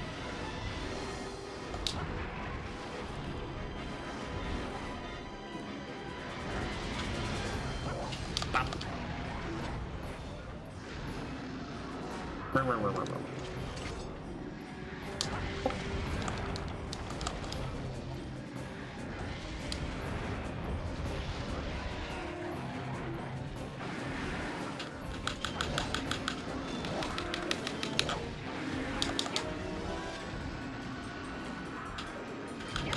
I'm assuming you're referring to the new Dragon Age there, Evo.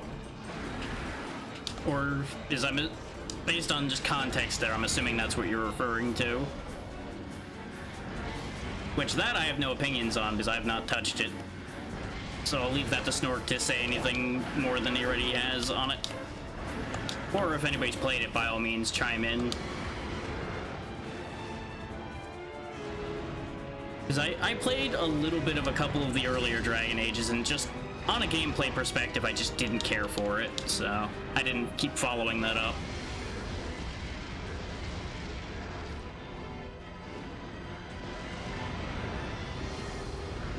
I mean, that's not exactly a shock.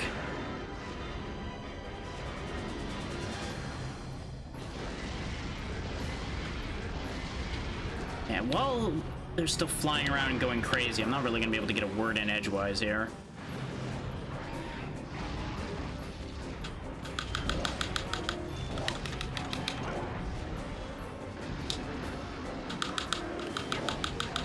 Honk.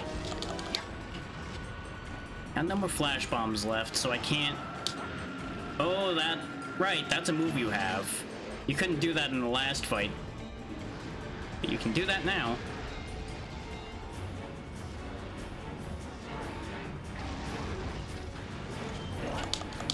Oh, that was bad. But we got pushed out of the attack, so it kind of worked out where neither of us hit each other. And I can live with that.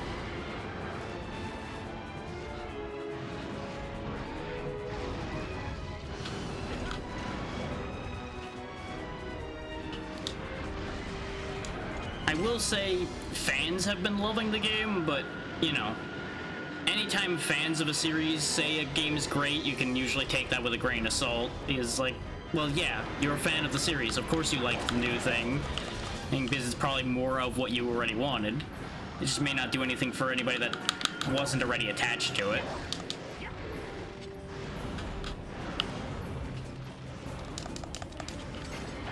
I've definitely heard plenty of positive from people that like Dragon Age. I've just not seen anybody that wasn't already a fan play it yet, so there's no meaningful variance there. I knew I shouldn't have tried to heal there, but I also thought they were going to keep messing around where they were, because sometimes they're silly that way.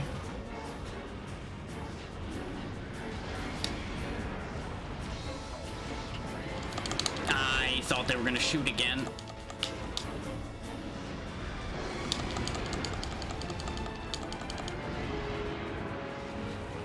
Which, for those wondering, if he had chosen to shoot a second time, I would have had just enough time to get clear.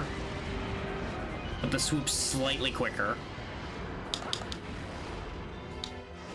That's consistent with what I've seen and heard for the series, is that a lot of the writing and world building started to fall apart in places, even after the first one.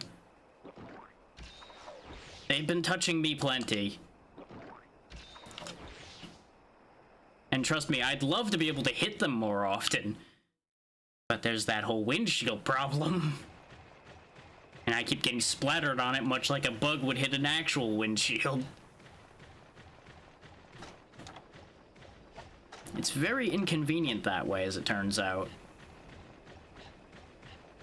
Now we gotta run across the whole desert. We don't even get a crow. Nobody's gonna get what I just said there, but that's fine.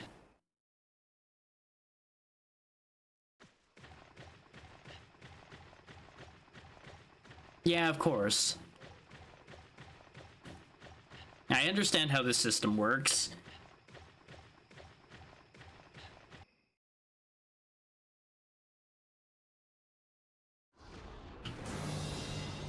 Oh, okay. Now I see what you were talking about with the Dragon Age thing as well.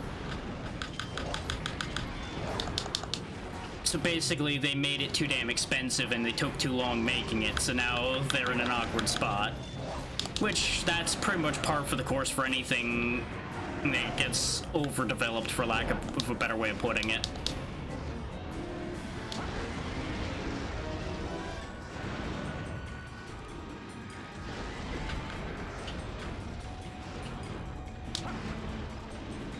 Which, overdeveloved's not a good word for it, but that's the only way I have to phrase it at the moment, while I'm busy getting trounced.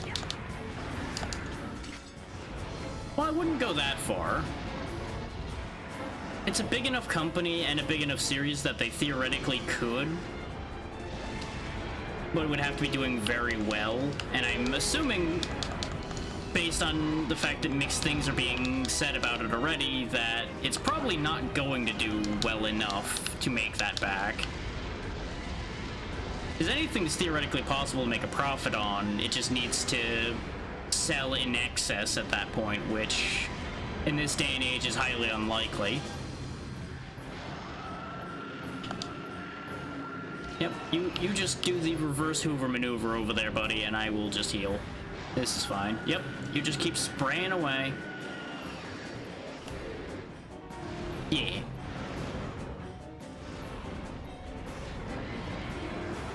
Which, 5 million sales is theoretically doable, just highly unlikely.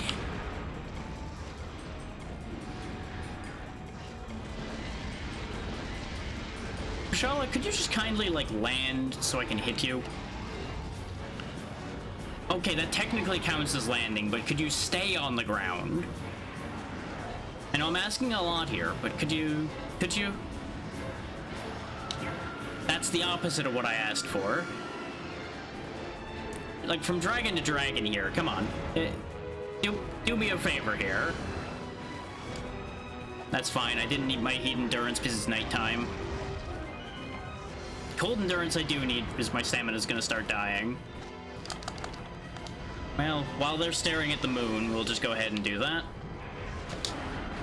Thank you for landing. Time for me to hit you. No, you're supposed to stay on the ground. Rude. Just kicking me while I'm down now.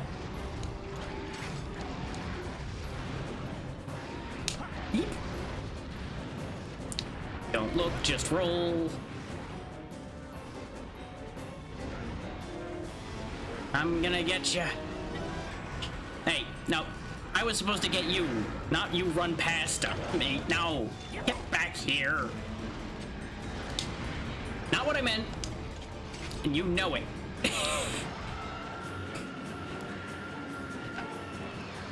For those wondering, yes, a giant blast of wind just went like a pixel behind my head at that moment. And no, I'm not happy about that. Aside from the fact that I'm happy it didn't hit me. Ow. Sound is very important to you in these earlier games because you can't see. You kind of gotta just audio to victory sometimes. You're lucky I don't have earplugs. Alright, smack you upside the head for that one. Ack. Uh-oh. Whee! Head first into the sand, huh? Yikes.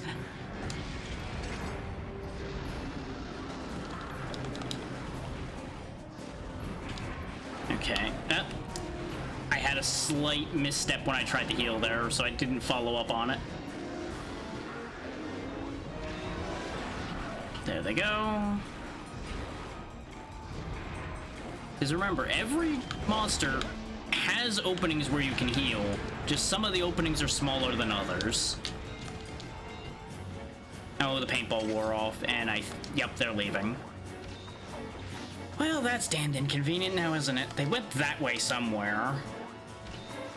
They probably went back to 5, because they probably want to keep into open enough spaces where they can run. Yeah, exactly. I've definitely ended up blasting off a couple times.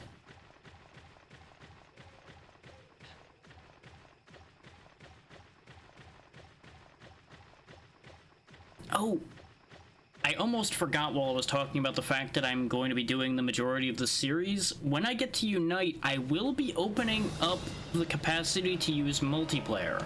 So for anybody interested enough in trying that, primarily friends and streamers, because I'm comfortable dealing with you, because I will most likely have to work with an IP address there. But just bear in mind that that option's open. So those interested, just let me know and I will help you get set up for that, because it won't be too long before I get to Unite at the current rate things are going, since that is the next one I'll be doing. I announced it over on Blue Sky a couple times, but I figure saying it out loud now might catch the attention of a few people that might not have caught those messages.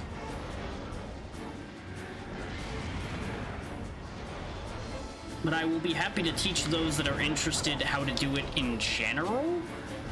Just actually collaborating on it myself will be primarily people I know enough about already, as you might imagine.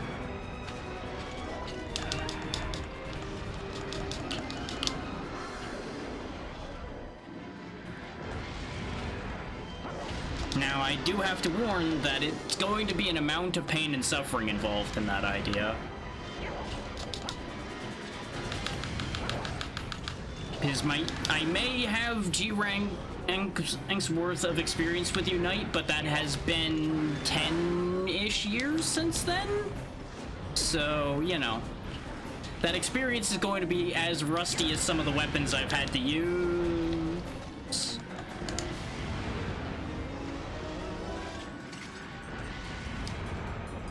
This could go badly. Whee! Better that they charged there, though, because the wind does do more damage.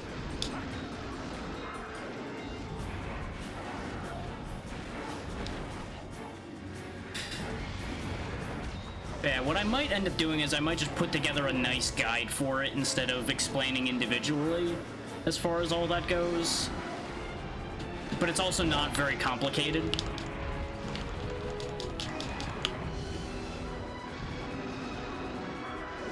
mean, yeah, it is par for the course for what I do. It's just not usually par for the course for what I do as a collaboration. Usually I play the nicer things at that point. Because I know not everybody's up for that level of pain.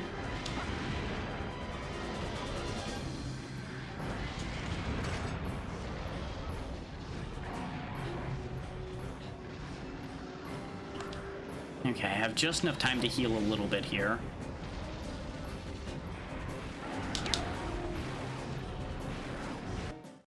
Okay, we'll just hop out to finish the rest of the healing. Is that an important message? No, that's something I do need to deal with, but not right this second. So I will put that in the back burner mentally and deal with that later. And there go most of my potions fixing that damage, but that's fine. Get my stamina back up, as we almost died to stamina a moment ago. And I forgot to paintball them, so we'll do that as soon as we go back in. Provided they're still there. Whew. I don't know how much more damage we have to do to repel them. We're kind of close to the amount of hits I did before, I think.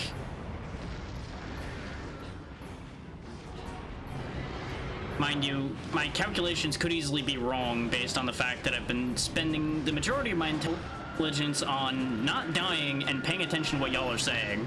The latter being maybe a slightly questionable decision at times, but I also forgot to sharpen while I was out of the room. I should have done that, huh?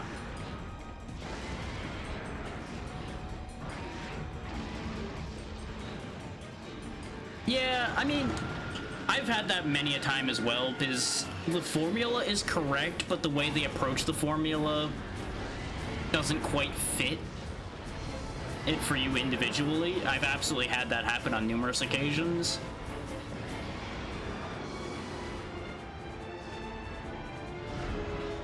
And like, as we discussed earlier on when I was doing Monster Hunter, realistically, Monster Hunter shouldn't actually be something I enjoy, but somehow it works for me.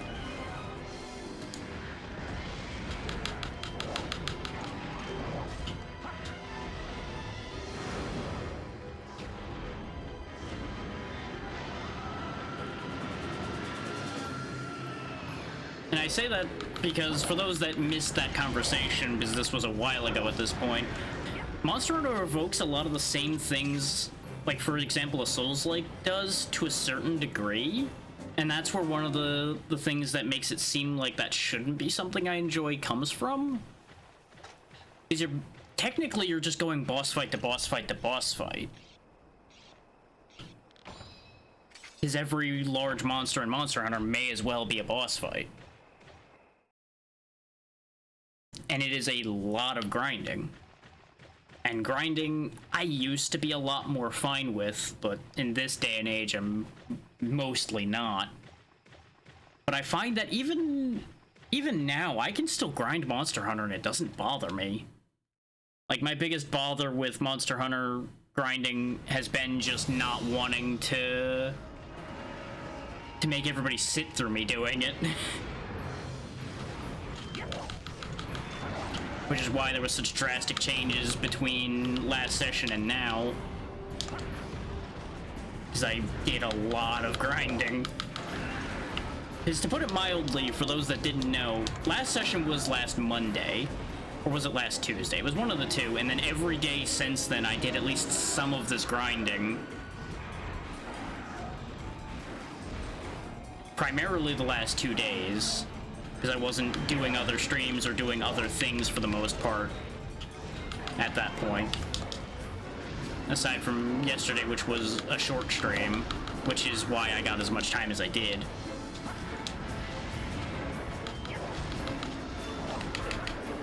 I didn't see blood on those swings, so I'm going to assume those didn't land. Whee! See, and that's another funny one, actually, since you bring up Digimon. I've been playing Digimon Dusk in my off time here and there, and I've grinded the shit out of that too, and most of the time that's been fine too. Grinding is a very strange thing. Some things it's fine, and some things it isn't, and I can't quite put my finger on it completely as to why. Like, some things I can answer that. It's like, oh yeah, I love crafting a bunch of things, so that's part of why Monster Hunter works, because I can sit there and make tons of different weapons, tons of different armors, and even if I don't use them, I got to make them. Because that's just a thing for me. And I can't, like, trace back entirely why I have such a just enjoy making thing in part to my mind, but that's just what works for me. I like make thing. I drank the wrong drink, but that's fine. Just drink them both.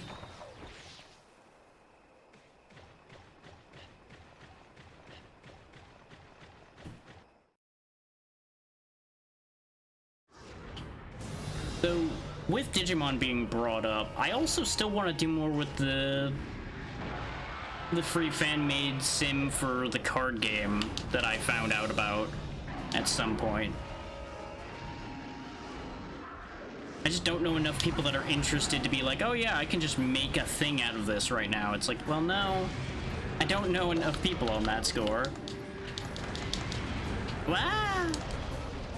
This is not going...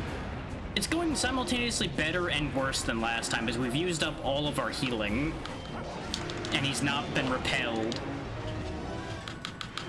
Oh yeah. There's the trip, so maybe we're getting close. And mind you, that's with boosted defense and a decent amount of defense for the tier we're at. Ooh, I got a break. I think something broke on Kushala there based on that second flinch. And I think the model changed slightly. I just can't check where. Yeah, it's a shame, but, you know, you gotta protect your territory. And they've rolled up on my land here, and that just can't work out. We could have coexisted, but no. They had to pick a fight by showing up here without asking.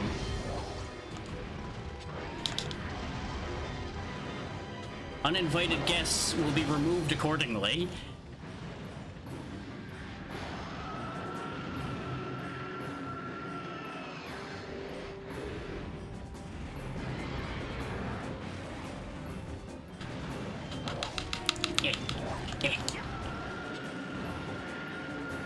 If I can do this without fainting, I will be so happy with myself. Ow.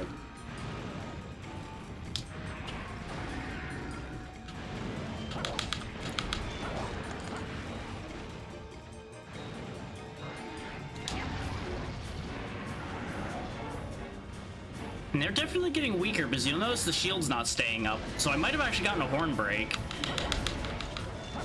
Because that's how you stop the wind going, is you break the head. But it's supposed to be dragon damage to do that, or at least it was listed as such in the guides I saw for Unite. Back when I was struggling to fight like this. Well, no, that's the funny thing, is Kushala just kind of travels around. So at the very least, I was settled here first. And that makes a difference. Yeah. Kushala's all over the map. That was what the whole intro cutscene was about, is Kushala attacked people in the mountains, then attacked people out in another area, and then attacked people here. And that was all over the known lands of this game, which is why Kushala is such a flagship issue in this particular game. Yeah, this is why this is a problem that needs to be solved. Going around giving the other dragons a bad name by being a dick to everybody.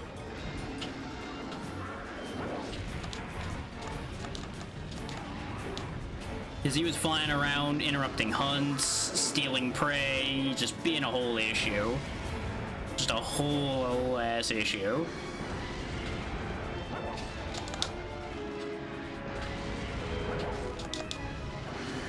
I'm out of healing. I could go back to the bed and rest, but we have such a good opportunity with where Kushala is right now. Oh, I couldn't hit them for a second there for some reason. My sword went through the wing.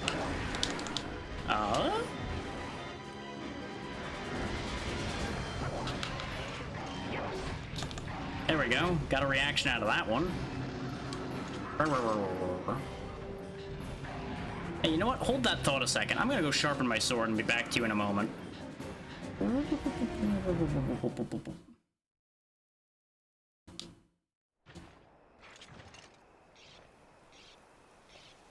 Because for those wondering, I have to go to that little house symbol up there in the middle in order to use the bed to fully heal. And you can only use it once per hunt. Problem is, I'd have to travel all the way over there. And that gives Kushala a lot of time to rest. Which, unless they're sleeping, they don't really get anything back by that. But I also was going to lose an opportunity I had with where they were. Which is the bigger problem. Now that they're flying again... Oh no, hang on. Opportunity.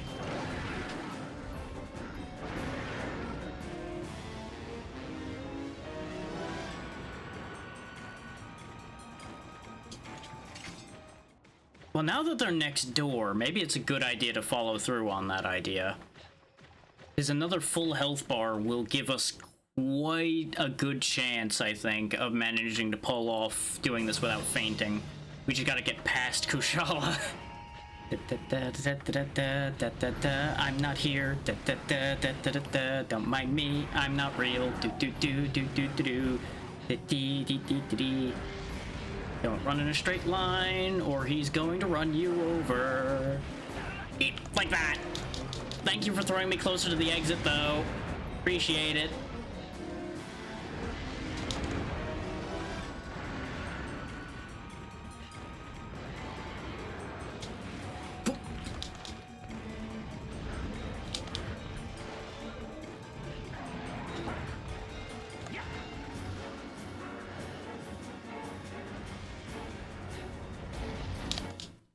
That's fine. They will look good mounted on the wall when their body is in pieces. Whew. Rest in the bed. Oofa. Because this will give me the full Ancient Potion's worth of health. Since the Ancient Potion extends your natural health bar. We'll have a nice steak. Okay. We're as good as we're gonna get. Round 2.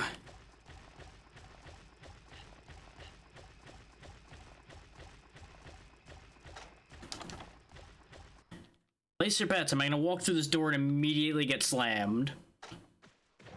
No. Just wandered off over there, huh? Okay, this is fine. Take note of that, by the way. Those wind bullets blow up after a certain distance. So you can outrange them.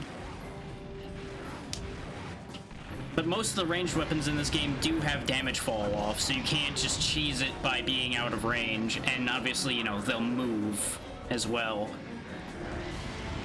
Actually, I don't know if bowguns have damage fall off now that I think about it. I've never actually, like, fully committed to using bowgun. I know bow has a range limit, because I've used bow decently, extensively in a couple games. But now that I think about it, I don't want to say for sure that bowgun does, because I've not really used it. I tried it out like once, and I'm like, I don't really like how this feels, and then I just never used it ever again. It came down to a matter of I'd rather use bow, because bow felt better to me.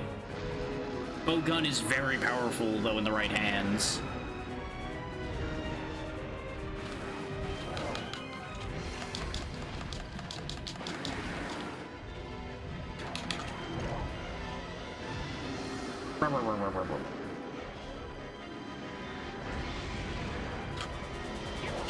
Missed it.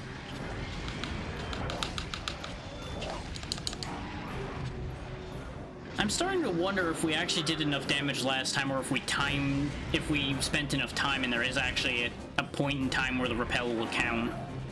Because I know we didn't run out of time last time, but we broke more parts on them. So either their health's higher in this repel, or there's some other factor that I'm not accounting for. That's fine, I just got knocked over by that, not actually hit. There we go. We did it! We didn't faint at all this time. We've done better.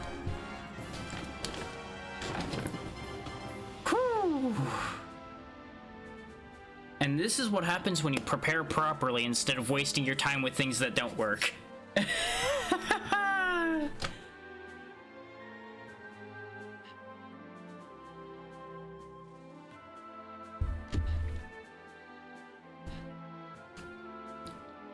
Oh, pain, suffering, must crawl to bed, everything hurts.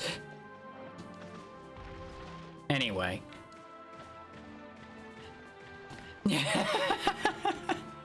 Do you like wasting your time, or would you rather waste my time, Snork? I feel like the latter might be more true in that statement based on some of the things you've suggested.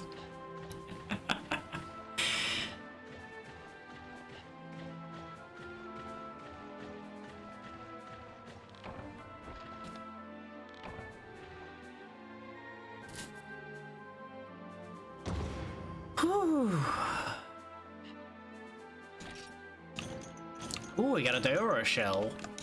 If you listen to it, you might hear the screams of all the people Diora killed. Including the past two me's. Weird.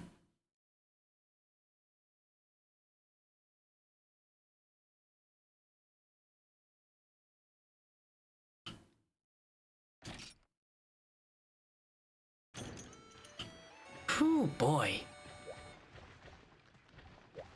Now, what do you have for me, game?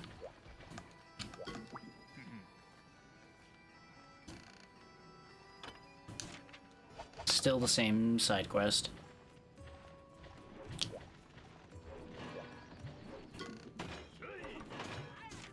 I mean, you definitely don't lie about things. That is true for the most part.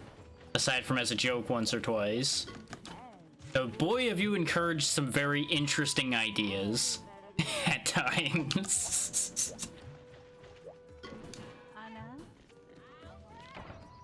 Oh, thanks. A random herb that I can get hundreds of. I'm so appreciative of your reward for nearly dying to an Elder Dragon twice.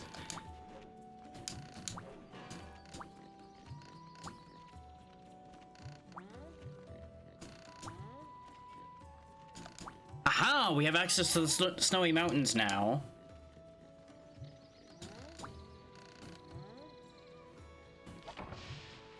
Aha!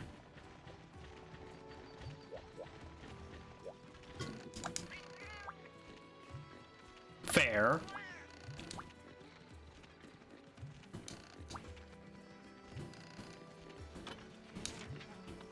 Does that mean your shop extended? You do have cooking kits now. Which cooking kits upgrade to a variety of different things. Woodworking guide? What? I don't know what that would do. I assume it's important for something.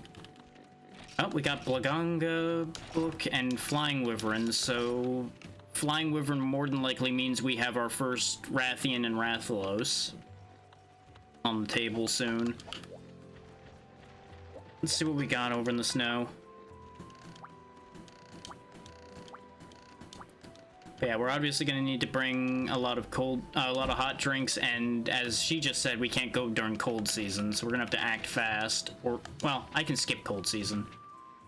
Okay, the only one here currently is Blaganga, which is just a variation of Congalanga for the most part.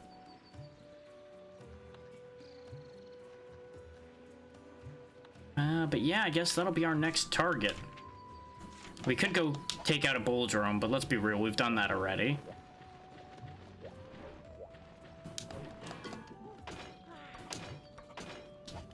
Do I have enough that anything shows up? Nope.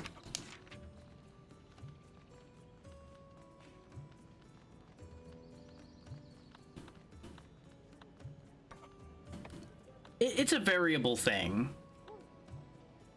Because obviously, if you're doing something you're enjoying, it's not technically wasting time. But you're definitely right that things can get over-optimized as well. Which is a discussion we've definitely had on numerous occasions.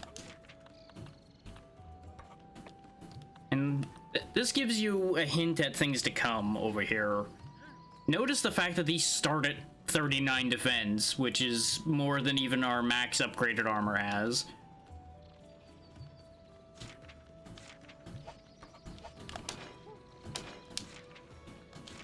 I don't think I've picked up anything that would allow me to forge anything new straight off. Oh yeah, we have the idea of the Daora a gun, which, as you can see, not happening without actually killing Daora or repelling it like 30 times in the hopes that you get enough of the parts through those like single drops you get. And Elder Dragon Blood, I'm pretty sure, needs a kill. Most likely, yeah. I'll learn how soft the ground is by being put 6 feet in it repeatedly.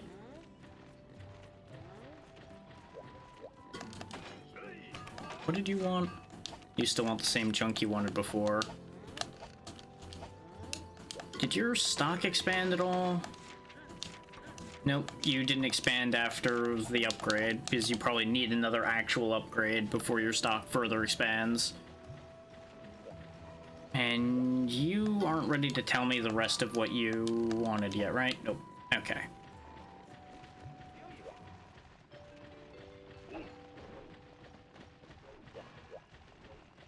And I don't think the guy in the mine made any progress yet.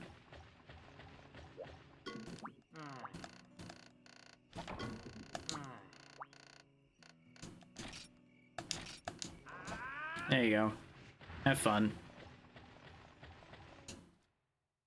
It's honestly impressive that he sits there and mines so much and makes no progress. Like, the ground has not changed at all. He has moved forward literally 0 in all the times we've given him pickaxes. It's kind of concerning in some ways. Yeah, basically, he keeps breaking his pickaxes, so he gets sad and just sits there waiting for somebody to bring him a pickaxe. He's kind of bad at his job, is what I'm trying to tell you. Considering he could just walk out of the mine and buy as many pickaxes as his heart desires from the cat, like, right around the corner. Which is where I keep getting the pickaxes from. He certainly is, but his best is kind of disappointing. If I could prank him with the pickaxes, I genuinely would consider it, because it'd be very funny to me at least a few times. And then you balance it out by actually giving him good ones.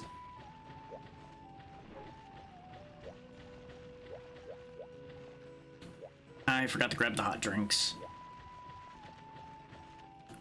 Though it's about to be cold season. We have just enough time, I think, before it'll turn to cold season, though. That we can get out there to do the Blaganga fight.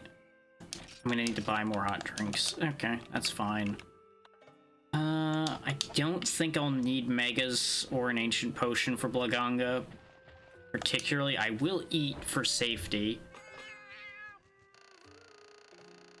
Though I don't have any of the... Oh! Chef Special, never mind. I don't know what this will do, but you know what? That looks great. Look at all of that.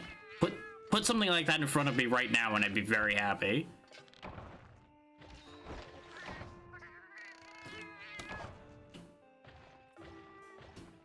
I would also probably have awful internal issues afterwards, but you know what? It would be fun while it lasted.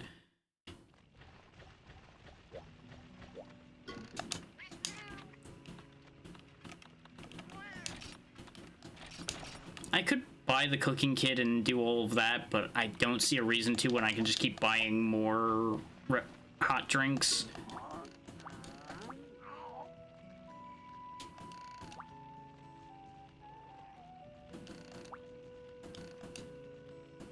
Okay.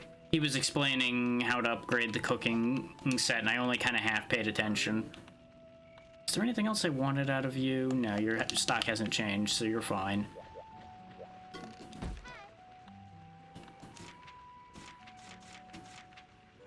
Hold up. Yep, I did see that. Okay. So if I didn't want to go hunt a Blagonga, I could go hunt a Rathian, but I already said we were gonna do something in the mountain, so let's go do something in the mountain, and we'll come back to the Rathian idea here in a minute. We might actually stay in cold season rather than skipping it and see if we can do some of the Rathian fights while we're in cold season then. Because if we can get a spike, we can make the poison longsword, and I'll be very happy. Because, as I've mentioned before, that is actually my favorite longsword line in the series. It was also the first one I made when I was playing Unite and started having some real serious success with. One of these days I actually need to redo the little bit of pixel art I made for that weapon. Because it was back when I was still not very good. So I can definitely make a much better one now.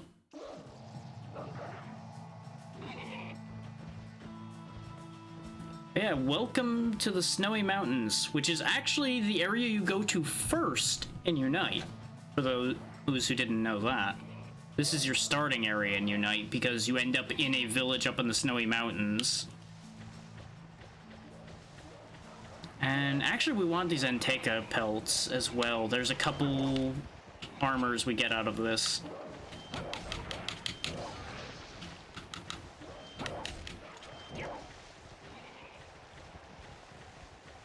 I mean, I'm almost always down for chocolate.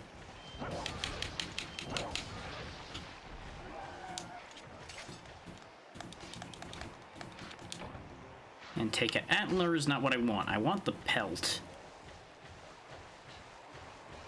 And I think this map's almost identical to the one that you end up with on Unite. I think it's slightly different paths. I want to say the caves get condensed in some way. 'Cause I don't remember that weird, like, U shape in the middle there. And let me tell you, I have that map for Unite pretty buried in my mind from how long I spent on that map.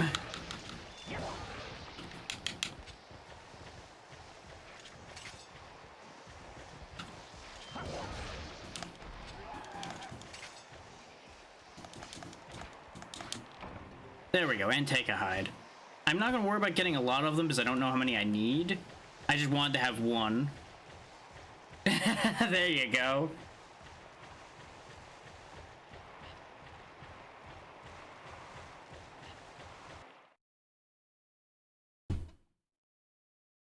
Yeah, lint is not usually too bad. It's not the best you can get, but it's usually pretty good. Okay, I did bring pickaxes. Because I don't know if the odds for things like Machalight and such will be different here. But I definitely need Machalight ore still, because we don't have Iron Sword Gospel yet. But if I can get Gospel, I can then go up into a Lightning Sword after a little bit more work. And let me tell you, we're gonna need that Lightning Sword. Well, need is a strong word. It would help a ton, because Rathian is weak to lightning. And elemental weakness does make a pretty nice difference. Yeah, ice crystals aren't surprising. Whetstones. Good sign, good sign. Very good sign. Ooh, and we also need these aqua glow jewels to make better decorations to upgrade our armor. There's upgrades. Just upgrade the upgrades to upgrade the upgrade of the upgrade. And I believe these are the other Velociprey, which I believe just end up called White Velociprey in this, but end up getting a different name in the future.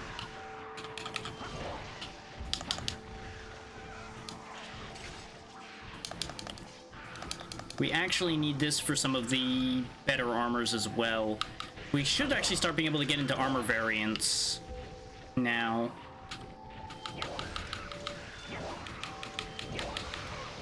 We might actually be in this game's equivalent of high rank now. At least village high rank. Which is what has me kind of worried.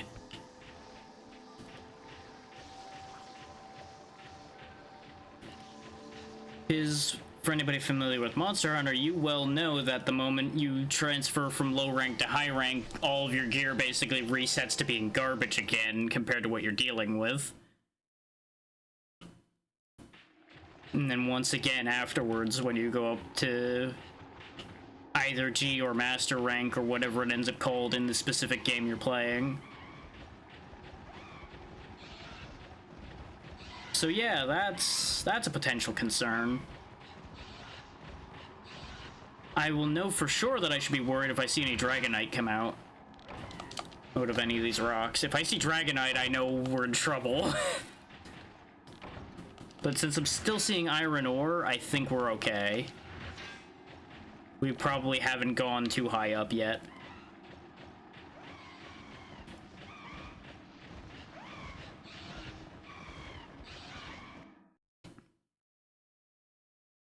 Ganga, what are you?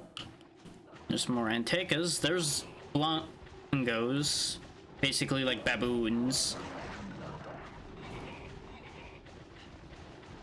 But we don't need to worry about those. We don't need them right now. I mean, actually, I think I do need some Blonga hides, but we'll get them from doing the quest, too. What's up, Snore? What happened? Are you out of tea? If so, that's a tragedy.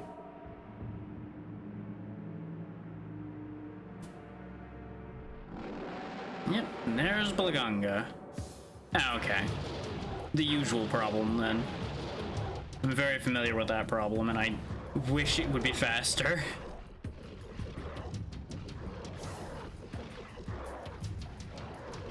Alright, Big Boss Monkey. It's time for you to be dethroned.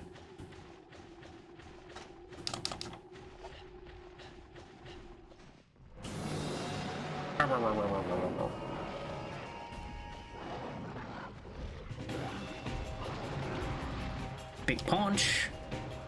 Oh, he just barely got out of the way of that paintball.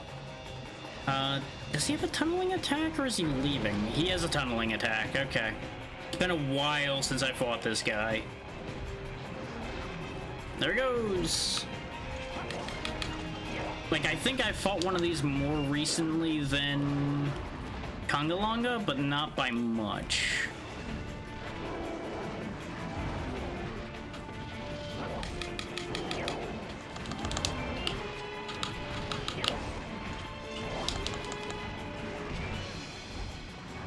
Oh yeah, I've heard of people making coffee like that. Personally, I don't understand why you would make coffee that takes you 4 hours to make, but I assume they enjoy it, so, you know, more power to them on that one.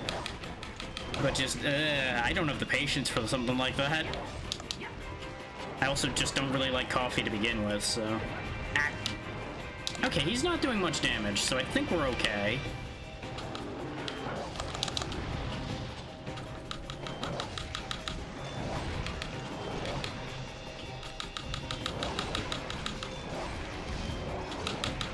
Okay, yep, he punched me straight in the jaw and that still didn't hurt that much, so I think we're actually in reasonably safe shape here. With this being a 3-star. I just shouldn't, you know, keep letting him punch me. That's not really good strategy on my part. I also should get out of the monkey pile. I do not wish to be one of the monkeys jumping on the bed, nor do I wish for my head to get cracked. Despite what just happened there.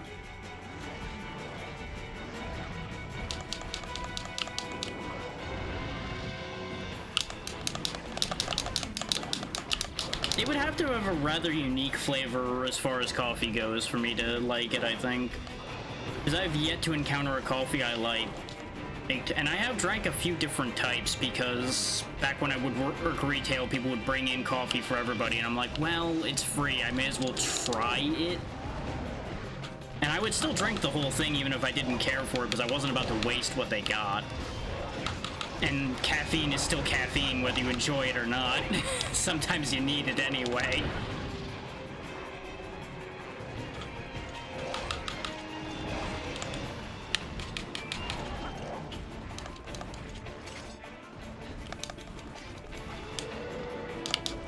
curse you and your loudness.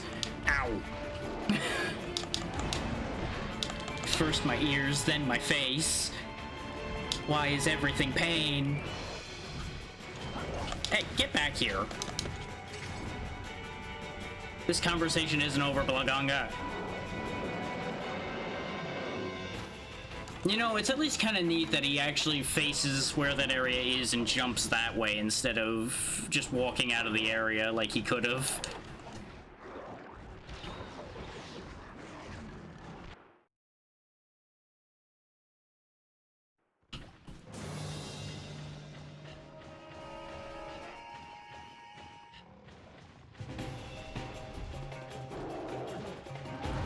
So the last thought on coffee is, when I was way younger, I straight up just hated coffee. At that point, I didn't hate it, but I just didn't care for it. So it may just be one of those things where it's like, well, the taste is changing. Well, you know, hunting and stalking unfortunately have a lot of things in common.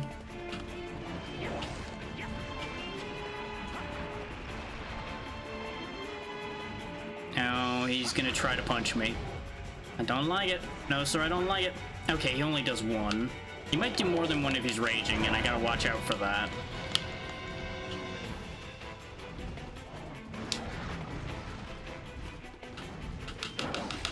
Oh, that's not gonna hurt? Huh. That hitbox was surprisingly generous. I expected to get slammed by his face hitting me on the way over.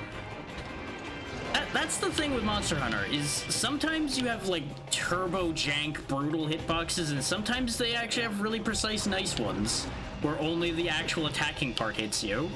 It's very either or with that. And there isn't really a consistency. That would have been really bad. You do not want that to happen to you, because that freeze, as you might expect, will lead to death. Much like me rolling into that punch. As much as they tell you to roll with the punches, rolling into the punches is not the way. Oh yeah, that's the fun thing about Blangos, rather, is they can throw rocks. And by fun thing, I mean, well, sometimes not so fun, but...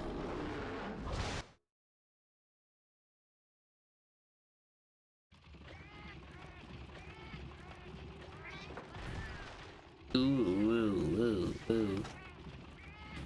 I feel a little upset with myself for fainting against that thing, but we were also in a bad position being surrounded. Oh well. Once more into the breach to finish the fight.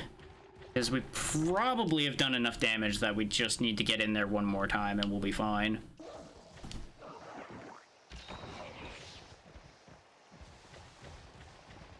It's worth noting, as you might imagine, by the way, that you only really need the hot drinks when you get up past the blue areas. The caves themselves, obviously, are cold, and then up where the actual peaks are cold. Down here in the green areas, you're fine. As you can see by the fact that the idle animation doesn't turn into the shaking cold animation.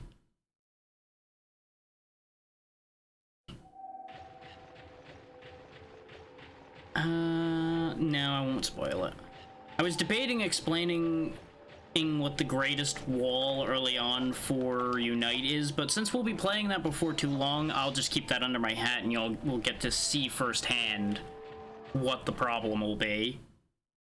Just, all I'm gonna say is keep in mind how small the areas higher up in this map are. Oh, balls. Well, this is damned inconvenient. You actually have to go the other way around because they blocked this path for this quest. Probably because they don't expect you to know that path yet, even though it's right there on the map. Oh, hey, there's the Veggie Elder for the Snowy Mountains. He's our friend, though right now he's not our friend because I have nothing to offer him. But there are some very good trades we can get up here in the Snowy Mountains.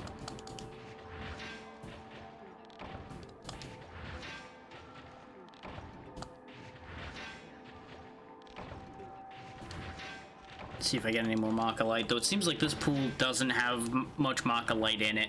We may have also just gotten incredibly lucky on the other one.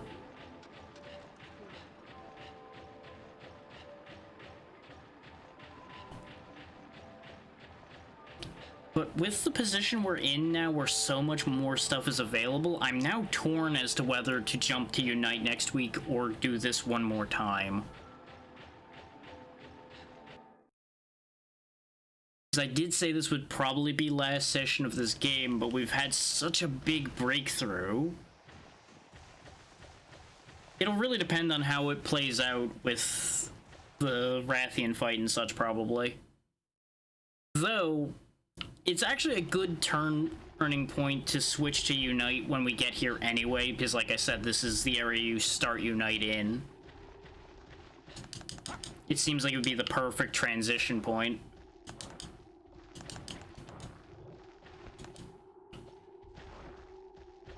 Ignoring the fact that we will be reset to 0 when we get to Unite, but you know, that part's not important.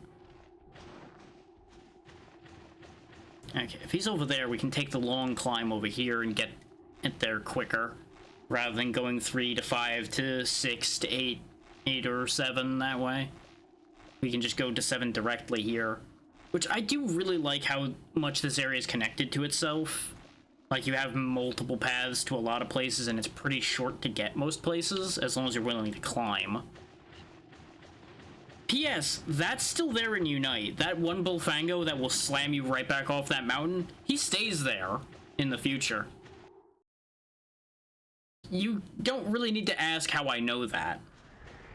I think that one stands on its own without needing an explanation.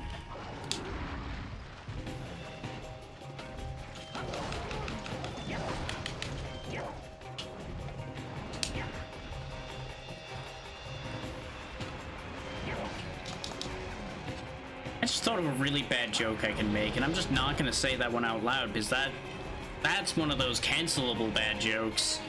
So I'm just not doing that.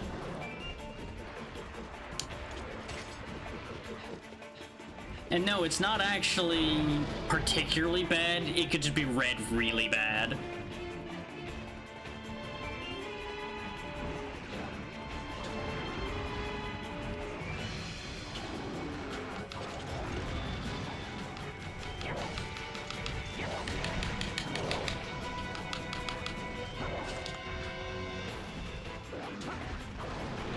But that's the kind of world there is now, where you could say something that's actually completely fine, but just because it can be misinterpreted out of context, you sometimes have to just not do it.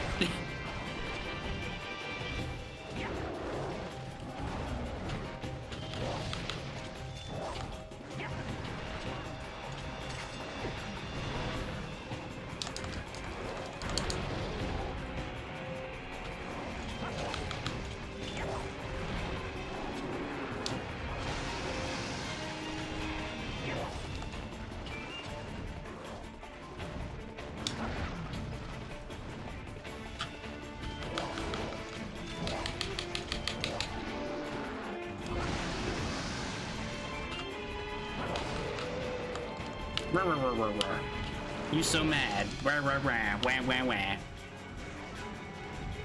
Look, you big scary monkey. You missed. Hi. Welcome to where I've been standing. That's the fun part of measuring their attacks, is you can just do shit like that and just be like, yep, he's just gonna land right here. Whoop.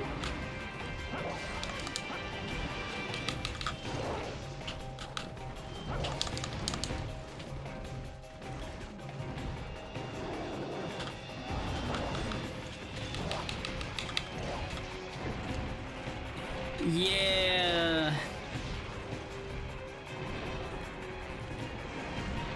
That's why there's a certain amount of caution that has to happen.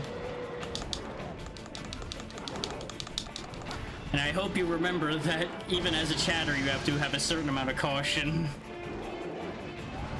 Which, based on the fact you didn't just say it, I'm assuming, yes, you paid attention to that concept.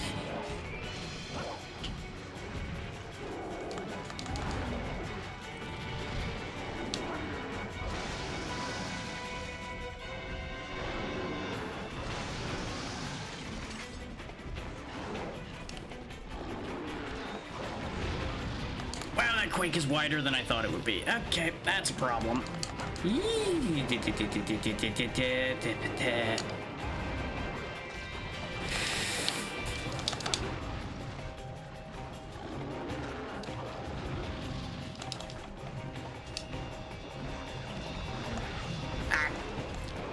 Well, one, he's in my way. Two, he has things I need. Three, well, he's kind of blocking me accessing this mountain, and that's a problem. And there's things on this mountain that I need. And I think he just obliterated one of his friends and gave me a subquest bonus, so you know what? Maybe he's not so bad after all. Yeah, pretty much. Real shame that he happens to be the local wildlife in a place where I need to be. He also, I believe, is your easiest earplug armor. At least decent earplug armor. Which will prevent things like roars and such from staggering me and stunning me, which is vitally important later.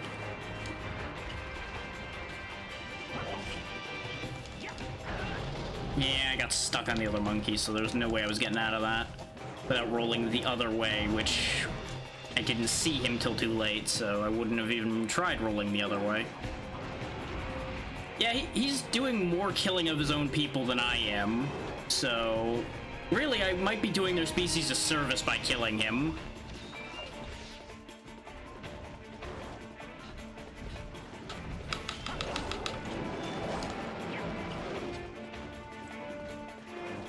Remember what you saw here today.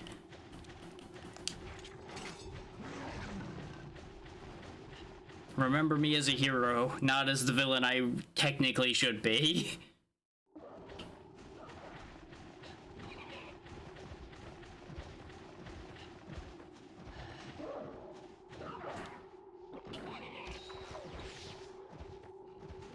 Because let's be real, while we are protecting our own village and everything, well, technically not even our village, we were hired to protect that village, but that's neither here nor there as far as that part's concerned.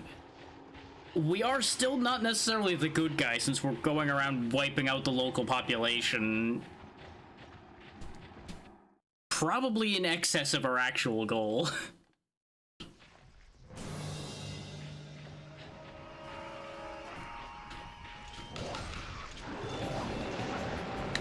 There he comes!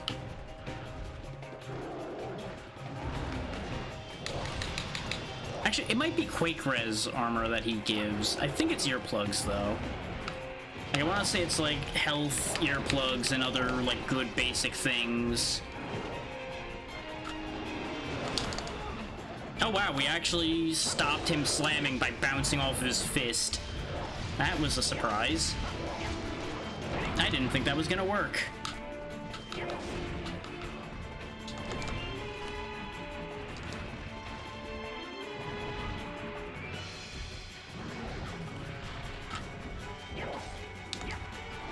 Oh wow, I thought he killed that Velociprey.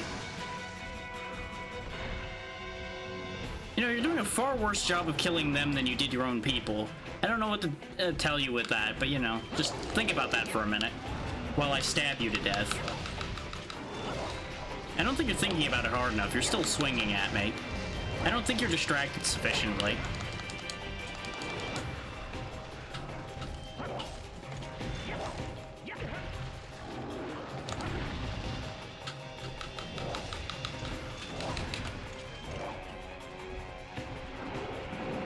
Yep, he's out of here.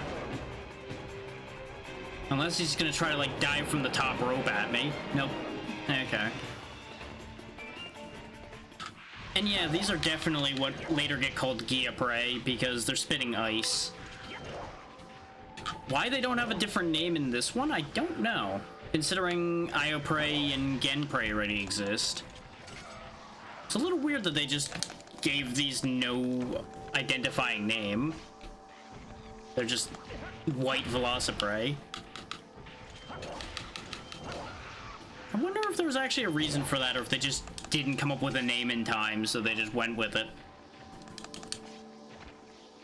Or, actually, now that I think about it, it's probably the nature of the translation, actually, not actually the names. Because it may be that the localization actually ends up changing them to have different names, rather than it being what they were originally called. So I don't actually know what the original names look like. So that's also a possibility that could exist. I'm not saying that it's what happened, because I don't know. But it's a possibility.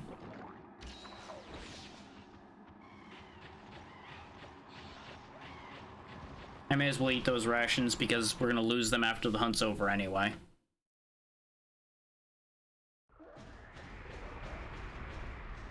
Monkey!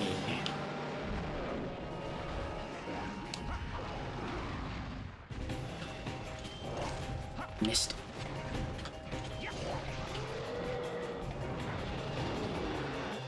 Oh, hi there. Wow, we were just getting stun locked right now. Not really doing anything to follow up on the stun lock, but they were stun locking the shit out of me.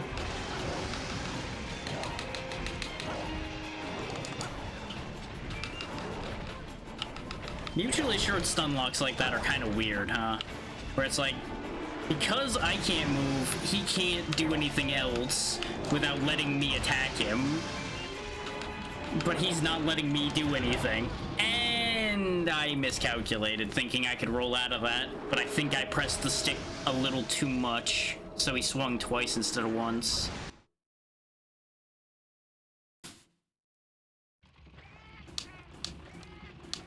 Yep, that's what happens when you get your head caved in by a giant monkey. Turns out it really hurts. Huh, paintballs, more rations. Throwing knives is a little surprising. As a reward for the little monkeys getting taken out.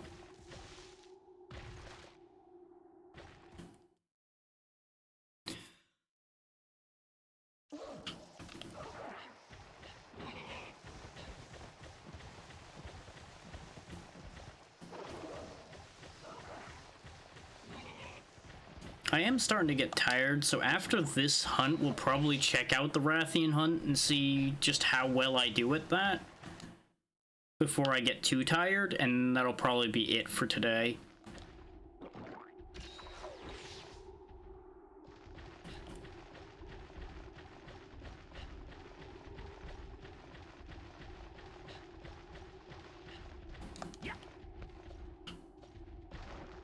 Up we go. And up we go some more, and up we go. Up, up, up, up, up we go. And up, and up, and up, and up. Oh boy. It's also still upsettingly warm for November, which doesn't help. I think the highs have still been like 80 a bunch, which is infuriating.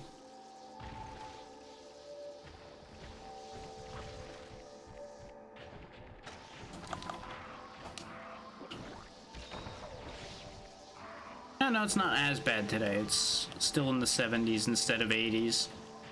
It basically would hit 80, but it's past that point at least.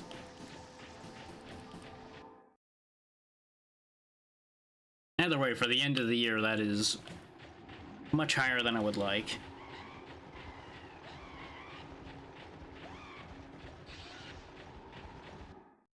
I think he's moving again as soon as we get over here, based on the way that dot was starting to move. Yep, there he goes!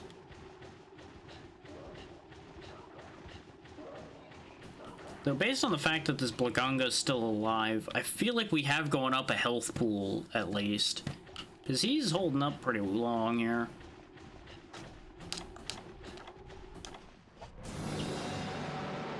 So I suppose there haven't been a decent amount of times where we've not been able to hit him, and I've certainly not been able to spirit combo him much, which is where our real damage comes in.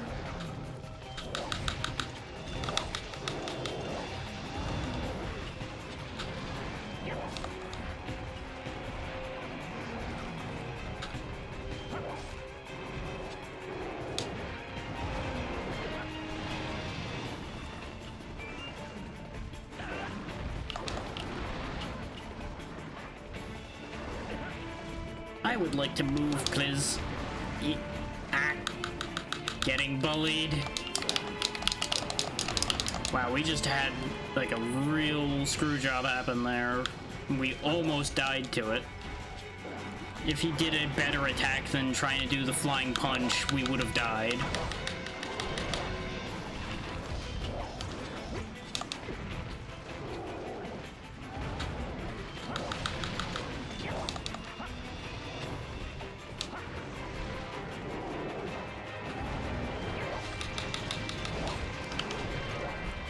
Oof.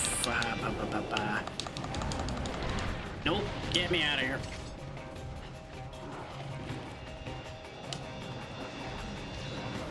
I don't remember if we fainted once or twice.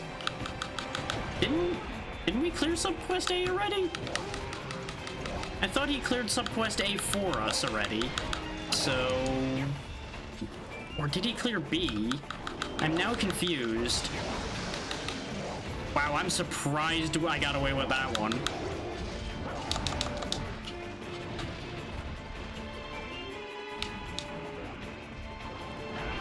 Ooh, wow, that was a bad hit to catch. Yep, we lost. 'Cause I just realized, like, wait, weren't we already fainted once already? And then, bam, there's the fist. So we actually failed the Blaganga quest. I am honestly very disappointed in myself. Because he's really not that bad, but just that mountain's positioning is rough.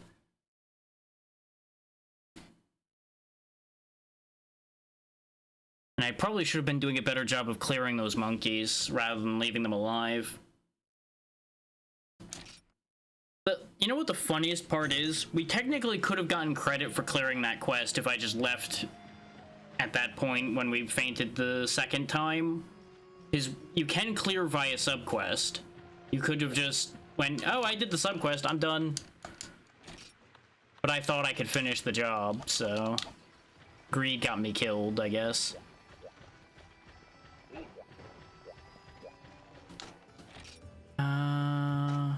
The good news is we did still come out of that with the Machilite, the white Velociprey, hide, and all that good stuff, so... We did still gain an advantage. Just not maybe the advantage I wanted.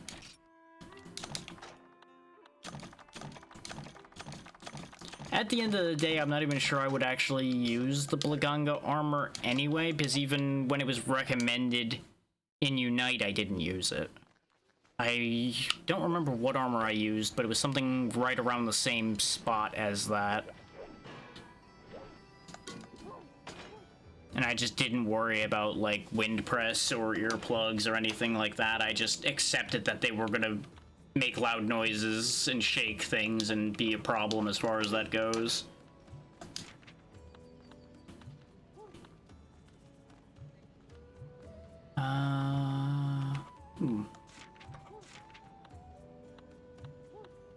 Either I need to upgrade that armor into it, or it's just not available yet because maybe the forge isn't strong enough. But I believe it was the battle set that would upgrade with white Velociprey hide. But I think it needed some other stuff too. I can easily answer my own question. No, battle was Rathian, so was it Hunter? No, the Anteka pelt was what I needed for the Hunter upgrade. It's Anteka, Ioprey. We don't have a Prism Dandelion, though, is probably why that one's not showing up. Or Iodrum Hide and Hermitar Claw with an Anteka pelt. But either way, then the Anteka pelt should have showed those options, so it's more than likely... Oh wait, no, that shows as forge materials, not as upgrades, so no. That should be something I can just do.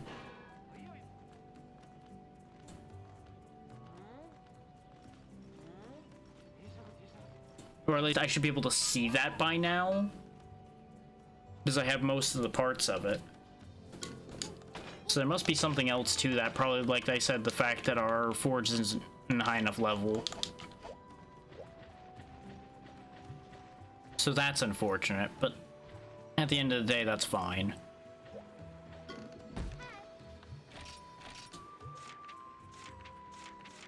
Looks like Rathian left, though. And we won't be able to go here because it's too cold. So we can wait and see if it changes when it hits night. And if not, then I will probably just skip us down to the next season.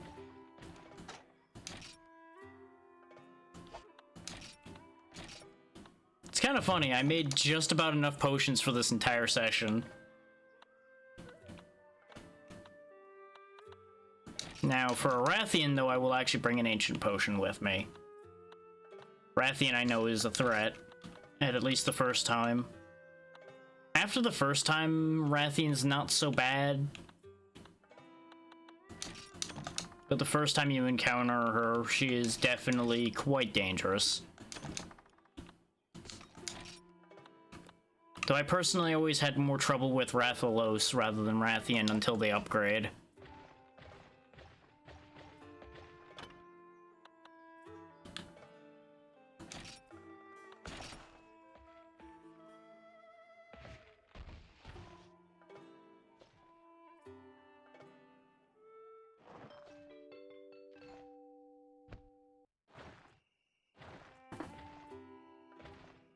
Because honestly, Rathian's main shtick is doing that backflip that poisons people, and as long as you know that that's there, it's no more dangerous than like a Kut-Ku, who for the most part, because the moveset's otherwise primarily identical. Rathian can spit like a fireball, usually, but it's not as bad as Rathalos' fire.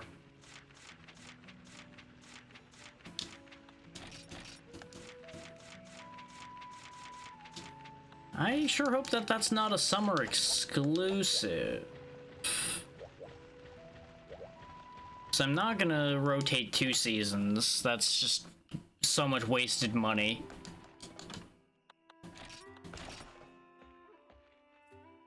Time to sleep an entire season away, though.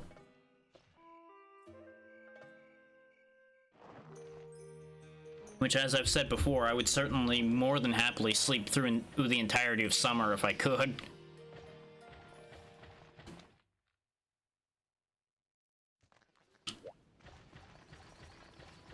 Okay, let's see if Rathians are out in breeding season. Do we have any? Nope. Those A-class, B-class, and C-class ones seem to be really rare. There we go.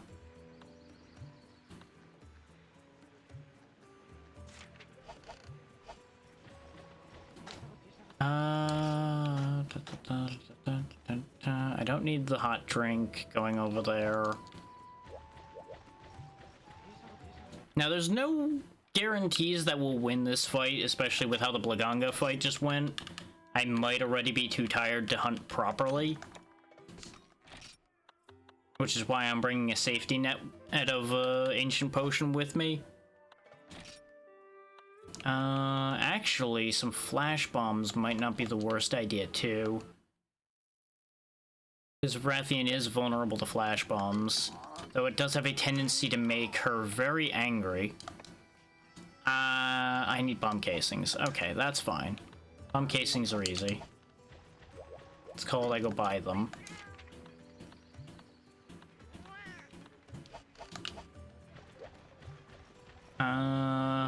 Oh wait, the lady who sells them's not around unless you sell bomb casings too. Nope, you sure don't. Okay. Gotta go make them. So I think I have some stones laying around. Oh yeah, I got plenty of stones. And some sap plants.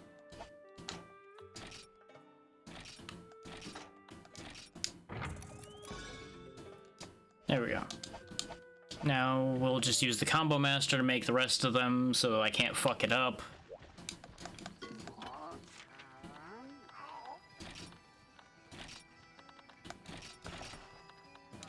And then we make the flash bombs, since we have a few flash bugs on hand.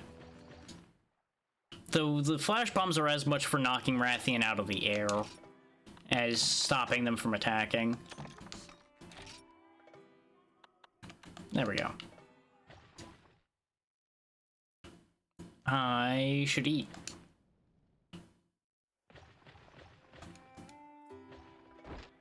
Let's see, it's breeding season again, so...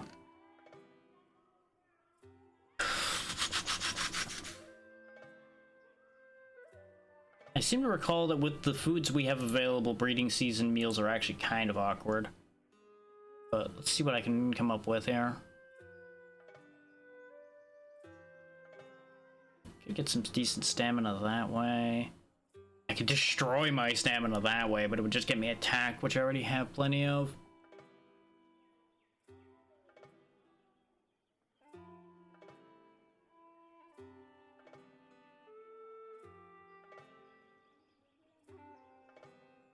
Things you never thought somebody would say. It's a real shame that I don't have any hardtack left.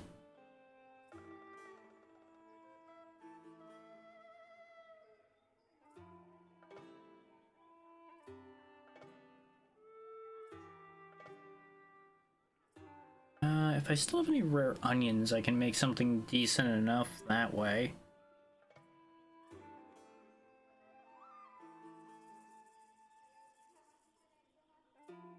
Otherwise, I'm not sure I have anything great.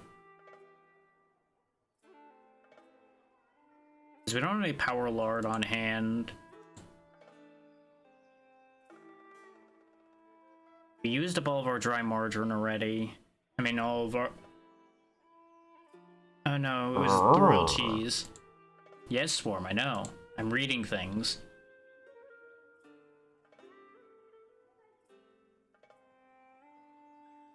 Trying to figure out what would be worthwhile food to bring to a Rathian fight.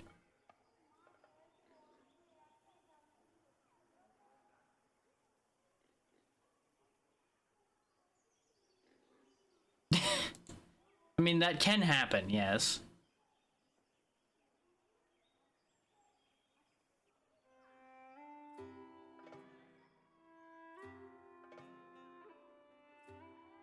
Just really unfortunate that a lot of this doesn't line up the way I want it to. We'll have to go with food that's not that great. It'll just have to be good enough. And on that note, it'll probably be... Where did I put it? I think it was the war wheat and the rare onion, or was it the rare onion and something else? I could lower my health and get a shitload of stamina, but that's a bad idea. Of course, this is me assuming I still have any rare wheat left. I've got the flash bombs. I just want to make sure to hedge my bets because it'll be our first time fighting a Rathian in this game. I don't have any war wheat on hand, but I can go buy some.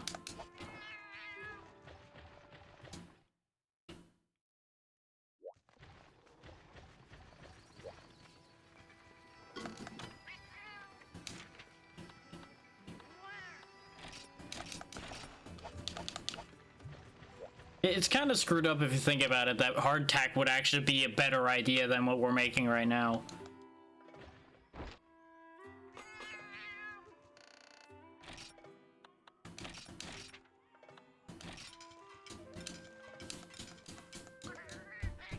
I'm also not sure how to feel about surprise risotto. I don't know what the surprise in it is, and I'm not sure I want to know.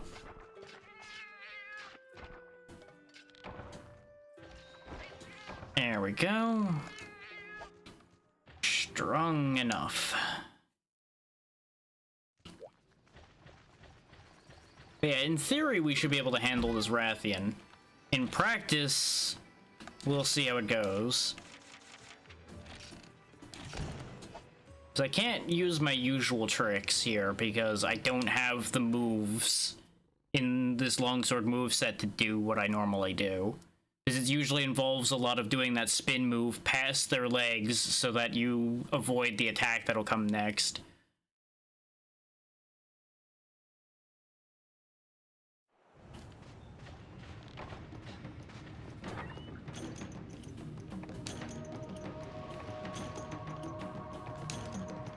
But we should be able to Fade Slash out of a few of her attacks.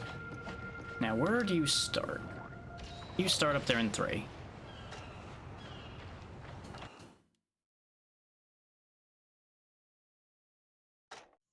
I mean, it could be.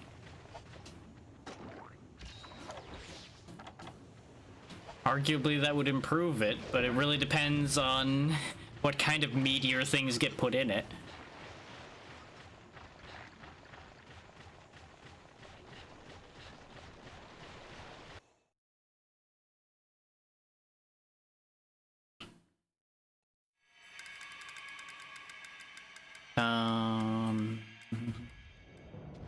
There she is, blending in with the trees because she's green.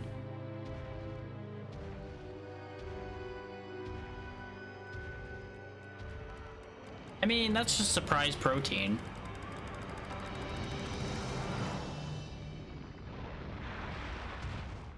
That's a pretty big Rathian, too.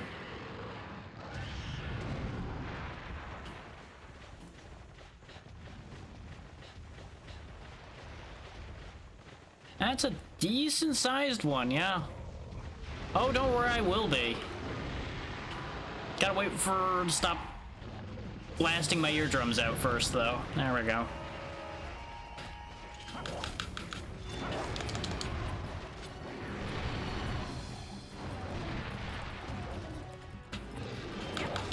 I want the tail because I need spikes. So I'm gonna be aiming to cut the tail off. There you go, yeah, you show those guys who's boss.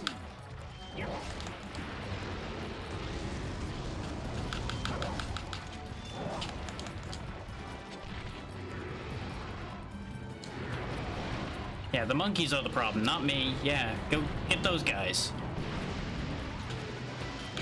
I'm not doing anything mean. I shouldn't have swung twice. That was my mistake. Monkeys, please. So thank you for being great fireball shields.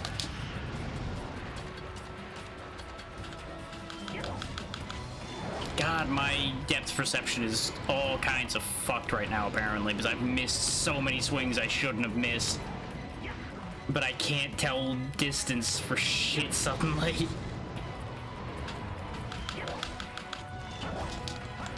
Hi. You missed me. I should get a paintball on her soon so we can keep an eye on where she ends up running off to.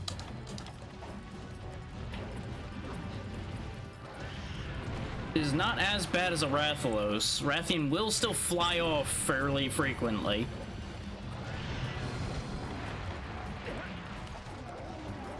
I swear. I'm gonna have to put these damn monkeys down myself at this rate. Just so they stop getting in the way.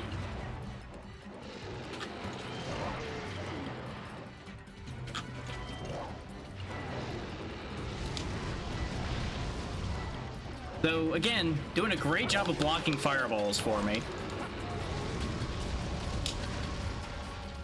There we go.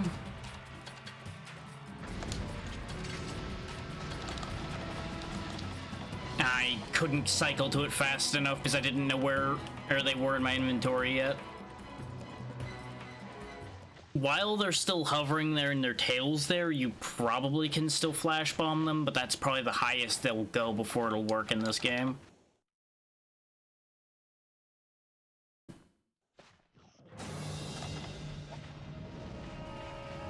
But I can just do this.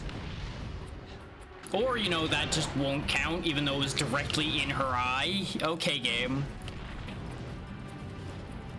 You know, fuck me, I guess.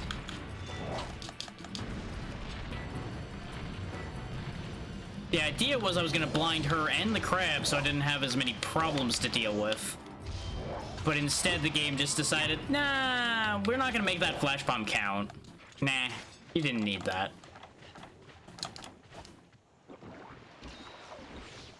Not really sure I want to pursue her into that cave, but I don't really have a choice. Because I'm not sure how much health Rathian has in this era. versus how much damage I can do.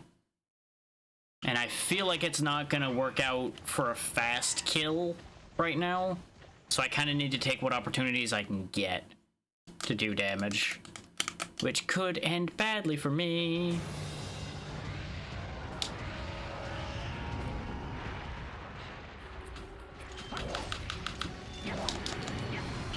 Hi.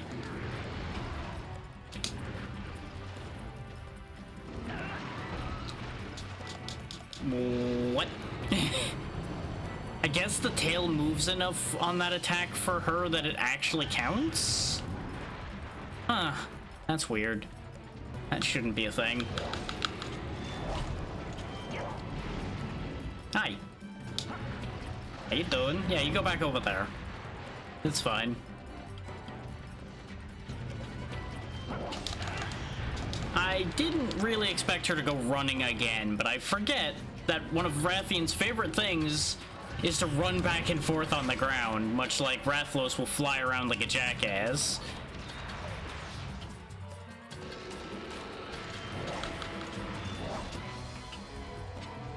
I got hit from behind somehow when she was doing that, and that was without me being able to hit the tail that I was swinging at.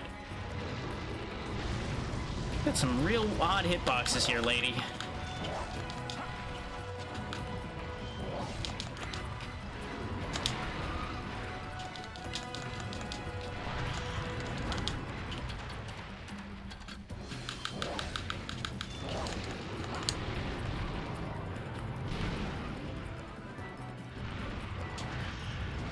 Because our armor's not really great for fighting this. Like, it's obviously not bad or we'd be dead already.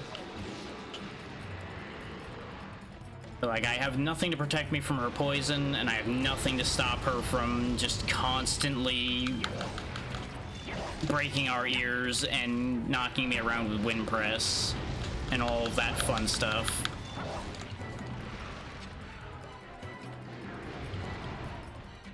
Not that I particularly need any of that, but it would make my life easier.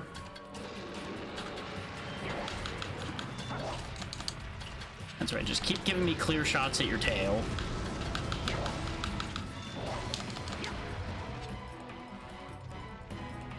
Part of me is genuinely considering foregoing targeting the tail and going for tripping and then going for the tail.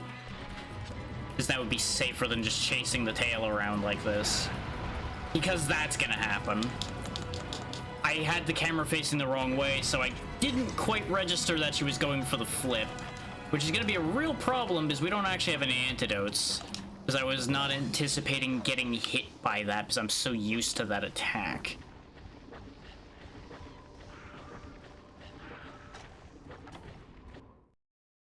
So I fully expected, like, oh yeah, I'll just be able to see that coming and avoid it. That'll be fine. Forgetting once again that this is still too early for a camera that functions to be an option.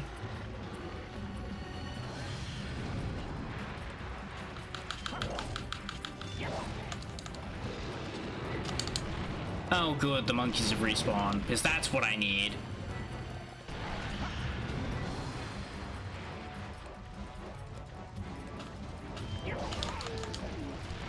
Constant fucking interference.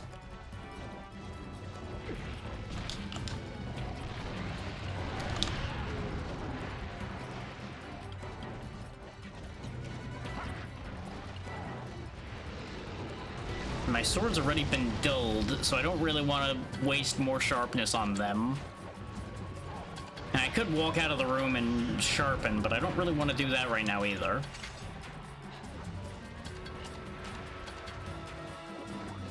Which that part's me just being a lazy fool.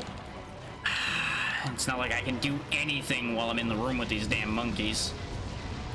And that was the fact that Rathian has limited shooting range coming into effect for us.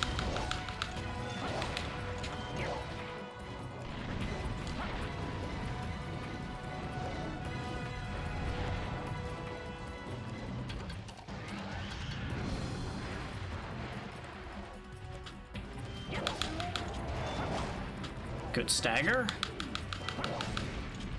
I had hoped for a second that that was the tail coming off, but I was reasonably confident that that wasn't happening yet.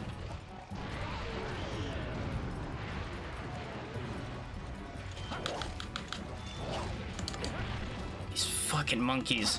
The worst part about them is you can not really even hear them moving that much. They don't make as much sound as you'd expect for them to be making. So especially when you're already focusing on big, scary Rathian in the room, you might not hear them. As they just thud, thud, thud, thud, thud, thud to you. There we go, there goes the tail. That'll help a lot, because that trims down things like the backflip a little bit. And we only got a scale. But I might get a reward of the spike from the quest, potentially. Mind you, spikes are like super rare. Though plates are rarer, but I don't think I need one of those. I think it was a scale and a spike that I needed for Leaf. The upgrade, I think, might need a plate, though.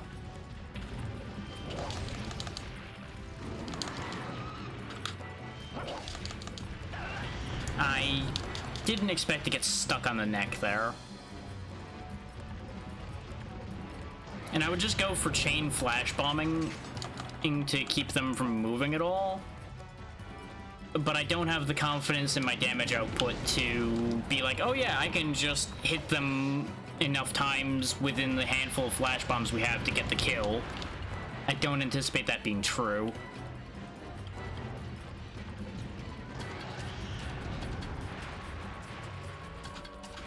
But based on the fact we were able to get that tail off just fine, I think we'll be okay as far as winning this goes. I just probably should have brought more potions, but it's fine.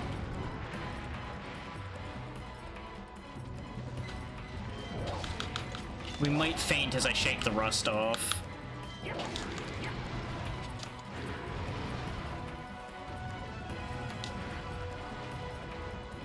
There's the backflip. Right. They do a little bit of damage when they land, but a lot of knockback. I usually have the spacing down for that, so I completely forgot that that was a thing. I think we also broke the wings a little bit, so I thought I saw a piece missing from one of the wing talons. Yeah, the wing talon is missing. So that probably was the other stagger we saw. Oh, that confused me a little bit. As you can see, that one wing talon is shorter than the other.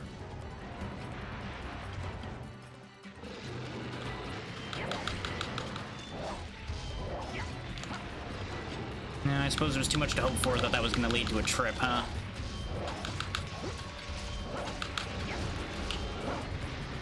Oh, that's bad. Now Rathian's mad. What you doing?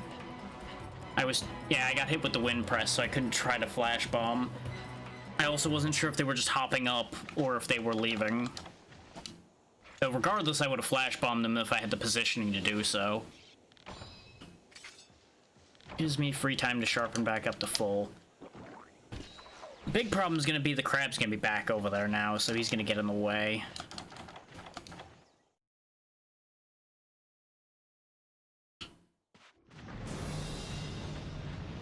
Are you just... Okay, no.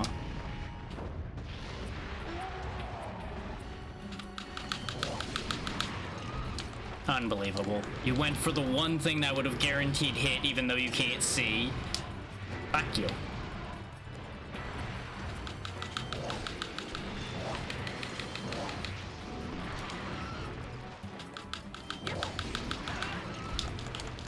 You know, usually they just spin around when I flash bomb them. I wasn't expecting just repeated bites. There's the face break. Of course, this fucking crab is in the way again. That's right, fireball the crab. Fuck him. Fuck him and everything he stands for. Of course, now the other crab shows up.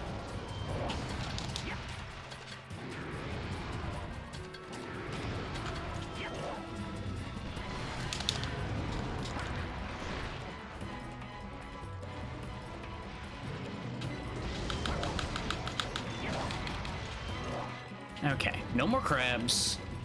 Just me and you. And most of you is broken. Ah! This is fine. What you doing now? Charging again, that's fine. This Rathian gives plenty of time to heal as long as you respond accordingly.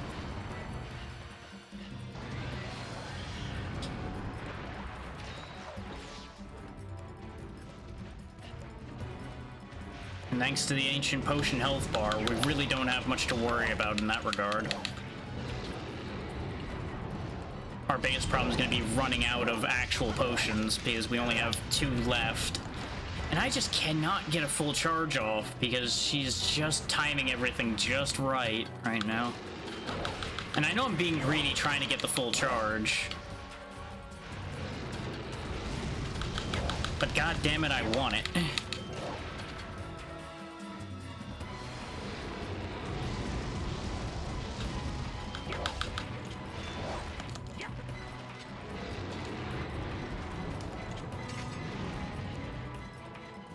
Play it safe and heal on this next charge. There we go.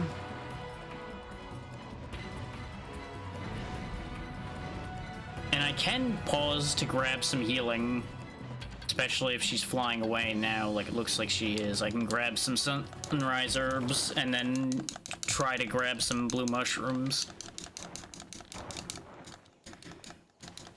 Is remember once again that we can't actually use the sunrise herbs directly, unlike proper herbs. Problem is, I'd have to go the long way around in order to get any mushrooms, is the only thing. And I feel like I'd rather press my advantage right now. So we'll top off, and if we faint, then we go grab the mushrooms. Because remember, we haven't fainted yet in this fight. So we got 2 other health bars to work with. Gonna be that way, huh? You might be going to go sleep, though, because I've definitely did a number to you here, so... While you piss about and go where you feel like you need to go, I'm gonna grab honey and then grab those mushrooms, since now you are not where you were. If we go after her with a couple mega potions pocketed, we can probably just take her out and be done with it.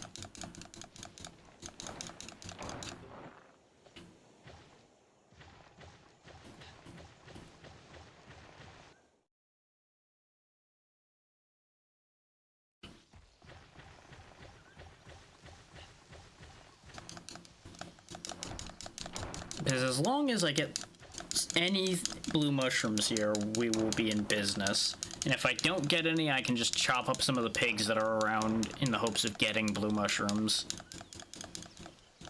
Problem is, I really don't want to leave her sleeping for too long, because I'm still in the belief that they do heal somewhat. So, since that one didn't pan out, we're just gonna go for it.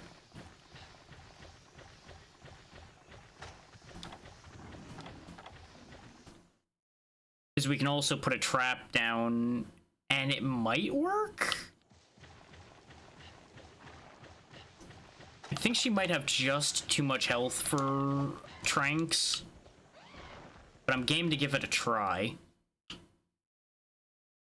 Because we didn't see a limp, and that's what makes me worry about whether she's weakened enough, because I've definitely had a couple things go and sleep, but not be low enough to trap.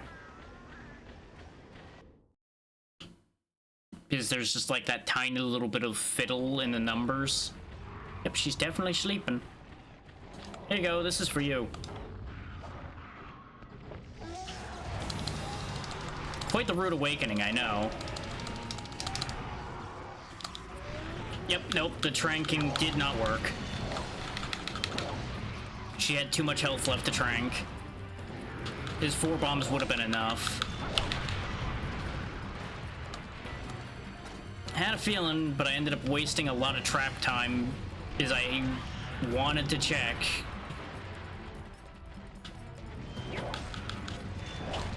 Mostly so I didn't have to fight the rest of this health bar.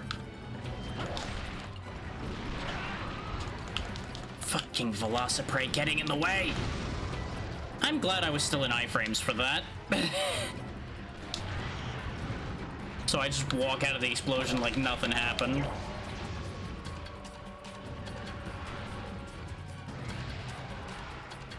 Oh, you tried to do a fake out charge. Look at you with your fake charges. Ah, that was a real one though. This is going poorly. About as poorly as I expected fighting a Rathian in a tiny room like this, though.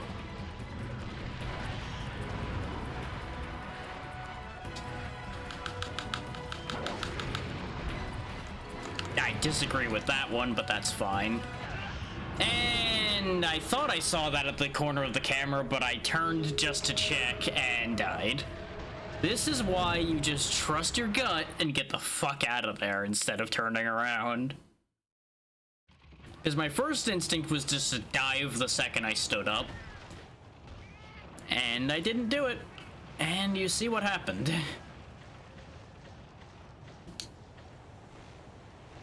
Okay. One of two things are going to happen. Either Rathian's going to go back to sleep, or she's going to get up and fly around to another area.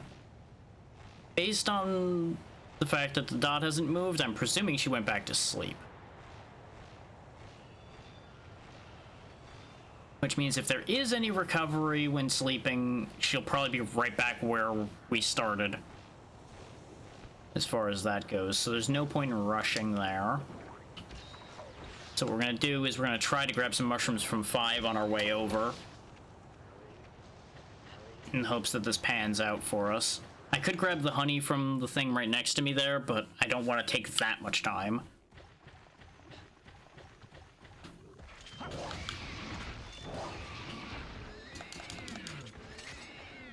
Nope, she's up and about.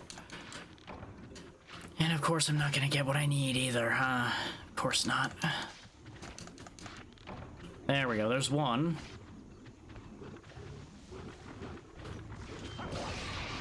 This is already a pretty rubbish Rathian hunt for how used to fighting Rathian I am, but like I said, our weapon is a little on the low side.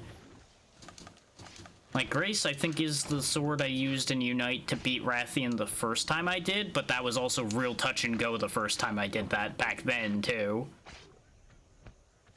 And all the experience in the world can't undo equipment that's not quite up to snuff for the job, making it harder.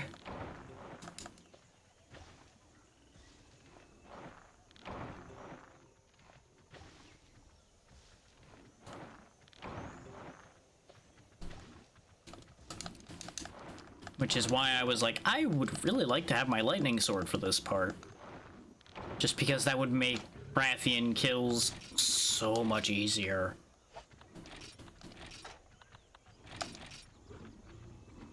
My fucking pouch is full because I got all that garbage when I was trying to get the thing I needed.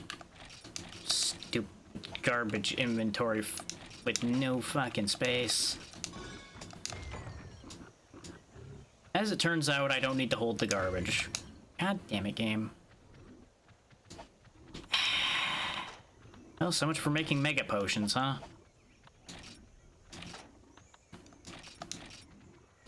And now that garbage is taking up our only other space.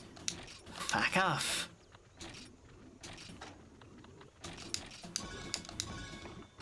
Okay, 2 potions and a mega will have to do. That should be enough to hold us for a bit.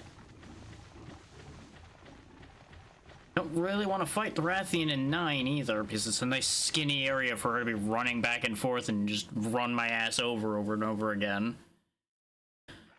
But I don't want to keep waiting. We are going to sharpen when we get to 3, though. Or, no, I suppose I probably should just sharpen here, because there's going to be monkeys in 3 that are going to get in the way. And the Velociprey don't seem to be keeping up that well. We've lost track of the Rathian. Gee, I wonder where she went. Could she still be where she was just standing a second ago? You might be surprised by the answer. That it's actually yes.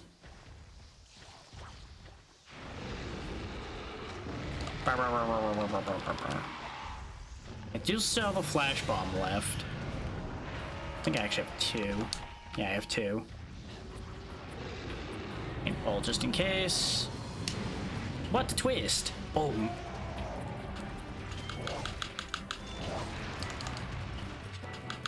I know, crazy, right? She didn't move. Of course, this bull drum's gonna make doing this the quick and easy way a lot less quick and easy.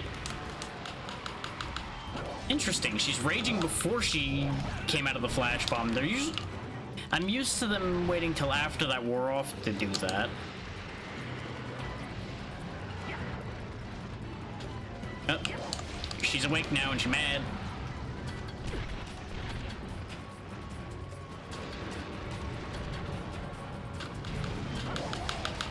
There's the real face break. There's like a soft break where you just kind of chip the shell a bit and then you see the actual like skin under there when you really break it.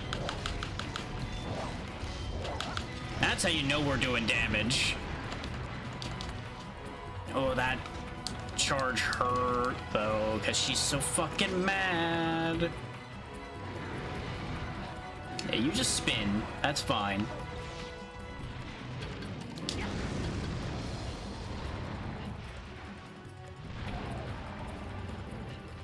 Get staggered by the Bullfango. Nah, nah, nah, nah, nah. I'm gonna lure Bully Boy over here. There we go. Get him fireballed, probably.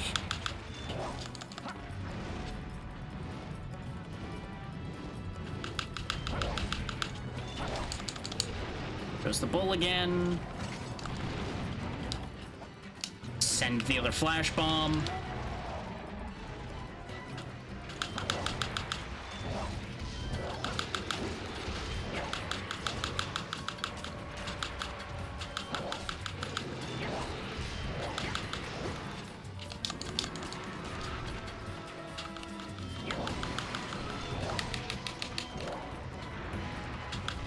This is more the behavior I expected when they were blinded. It was just sitting there, just posturing because they don't know what to do.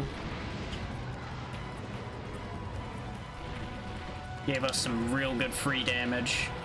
Oh, this fucking bull.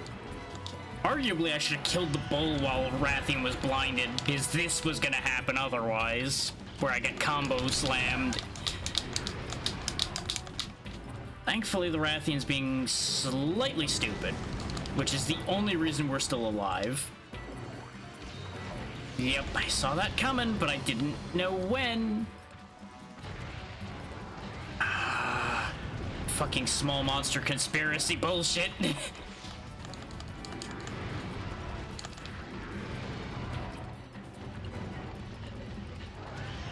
Well, there went all of that healing just because small monsters.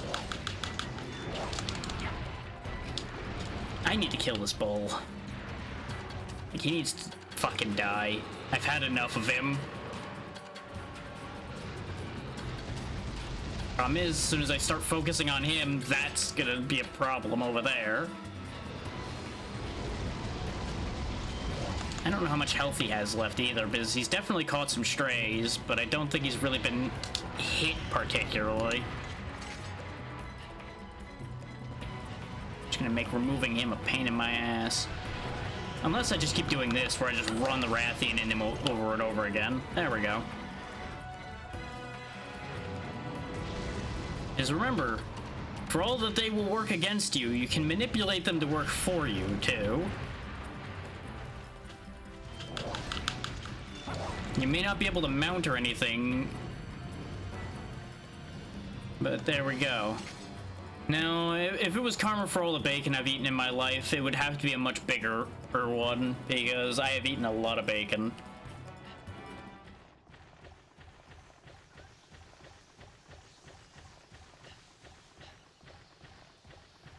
Then again, I have been run over by the Bullfango a lot, so I suppose maybe it's adding up.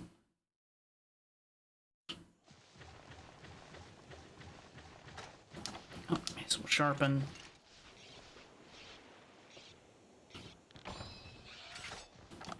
out of healing items to fix my injuries with, but that's fine. I could go use the bed, but I feel like we're close enough at this point that I don't think there's a need.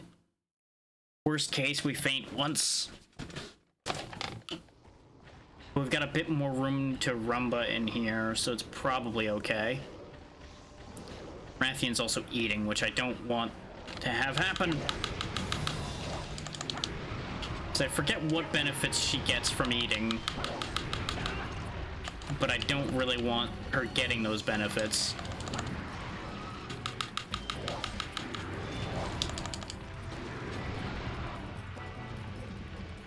That is true.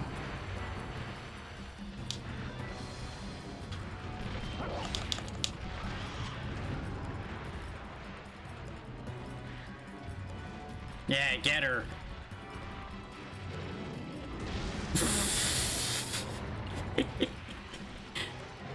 I just love watching the small monsters get fireballed.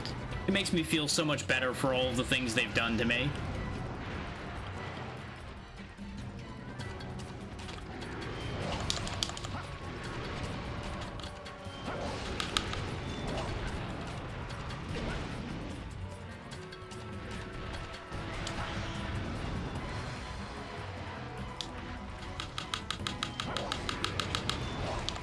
God damn, how much health do you have left?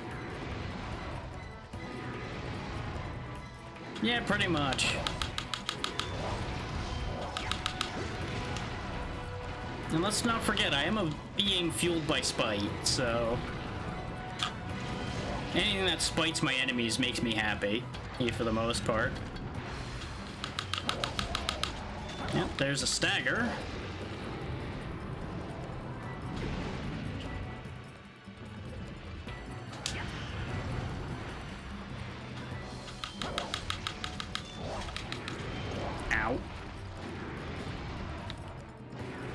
Great view I have here of absolutely seeing fuck all.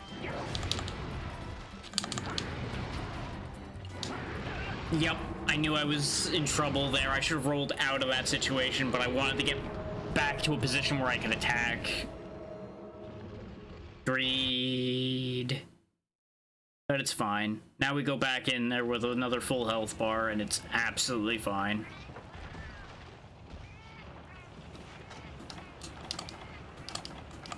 No, I did eat all the rations, though, so well done steak it is. Nom nom nom. Nice full stamina bar so we can do everything we need to do, especially climbing back up this as fast as possible.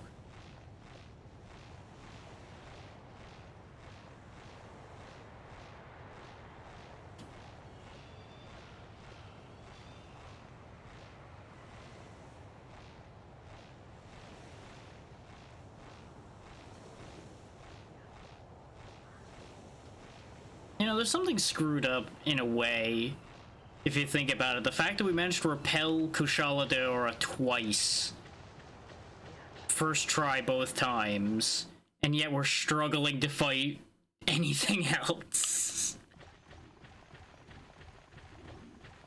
Then again, I also threw a lot of prep work into fighting Kushala. So there's that. Because remember, Monster Hunter is 90% about your prep work. And then the 10% is the actual hunting and executing itself.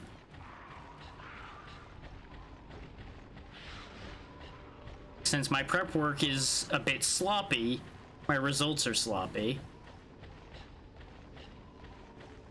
This is to be expected.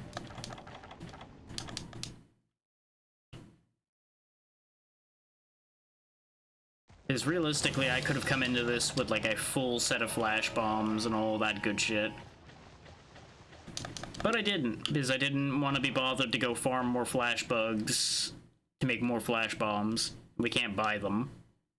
Hello, kitty. How you doing? Don't mind me chasing a Rathian around the map, as is tradition. I'm gonna give the Rathian a second here. I'm gonna get chased by the cats, which I do not want stealing from me, but I also don't want to wake the Rathian preemptively. Ah, fair enough. Hopefully you have a safe and uneventful drive home. No, she wasn't sleeping. Well, start as we mean to go on then.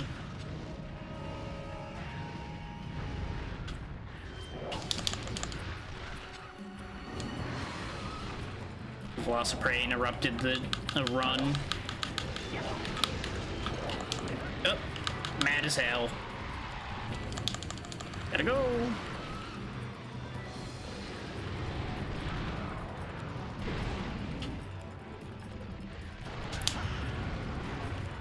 Sidestep that. Back to chopping.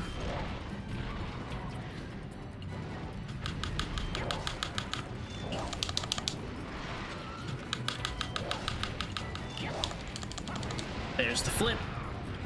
You can always tell she's gonna flip by the fact that she takes a step back. There's the wings. This thing has like no parts left on it, pretty much. Yep, there's the back step into the flip again.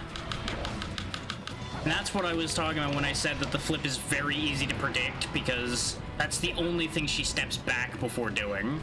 Everything else is either a lean or just immediately goes for it.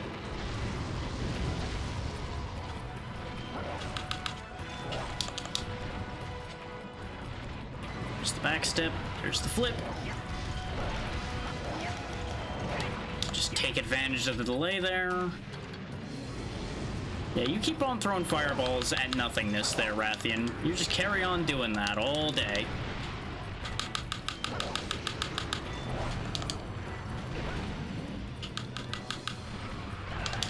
I really dislike the fact that we're fighting her in this tiny, tiny space again, though. This is what got us killed the first time. And now that she's just gone full rodeo mode again, it's a real issue. Well, rip that guy.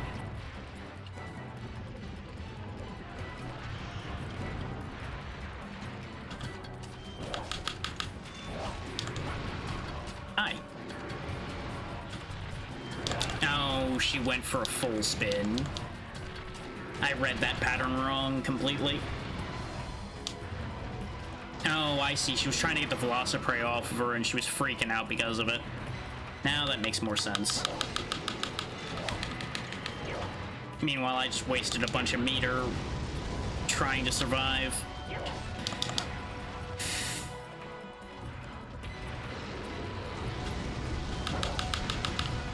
God damn, you still have a lot of health left, huh?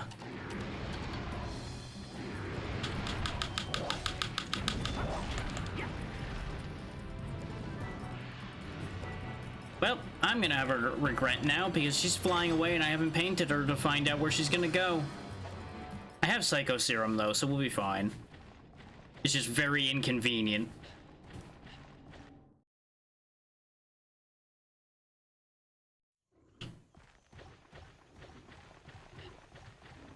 What is the huh? What's the trouble there, Snort? What doesn't make sense?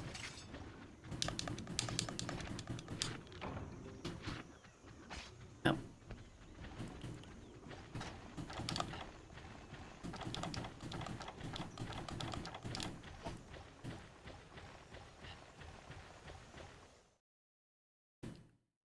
I'm gonna take a quick look around and then we'll use the Psycho Serum. What manner of funny did you find, Swarm? Because the internet is full of it and a lot of it is concerning.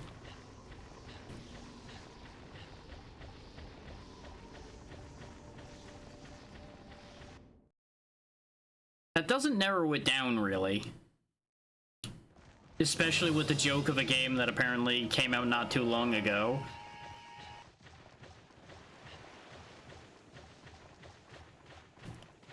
Okay, she was here a second ago. You know what? Psycho Serum. Of course we're doing that dance, huh? Okay, where the second I go somewhere, she goes somewhere else. There she goes again.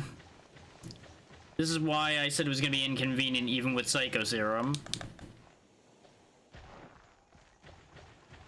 Oh yeah, no, the pod racer community is hilarious.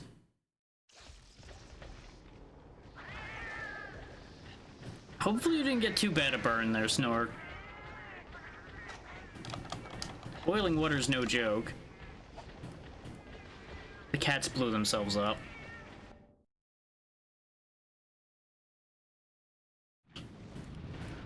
Yeah, I had a feeling you were coming back here.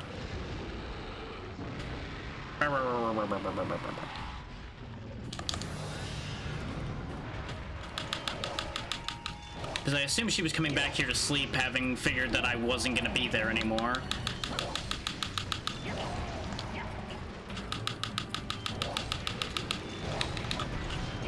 There we go, got my attack boost.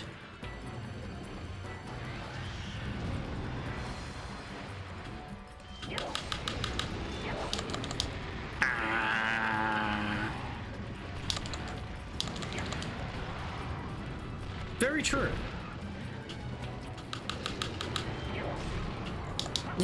Yeah, I've seen that one before. It's a good one.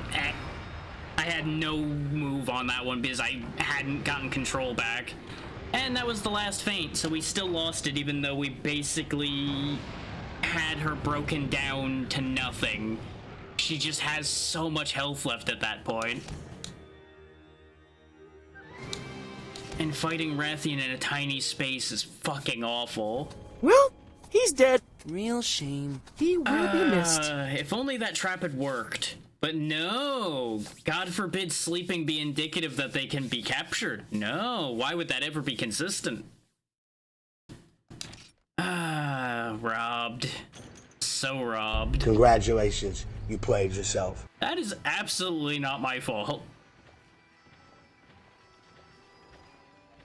The only play that would have made that work out better is if I had waited for them to sleep, and I couldn't even guarantee they were going to do that at that point. But that was legitimately the only advantage I would have had in there. Or option 3, that would take forever, which would be walk around and go get even more potion materials and such. Run away! A little late for that idea. And by a little late, I mean very late for that idea.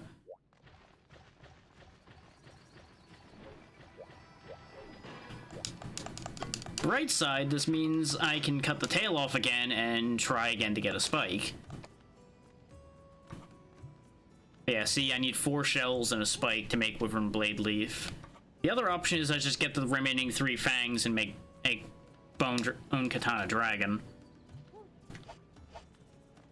Or get 3 more Maka Light and make Gospel, which is what I really want to do.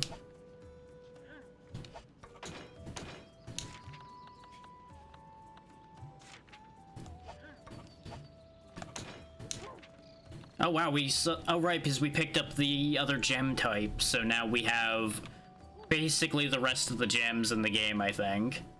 Oh wait, no, we don't have the level 2s of anything, we just have, well, no, we have the level 2 Vitality, so we are missing something for level 2 attack and level 2 defense, then. Steady, I assume is, yeah, Quake Res.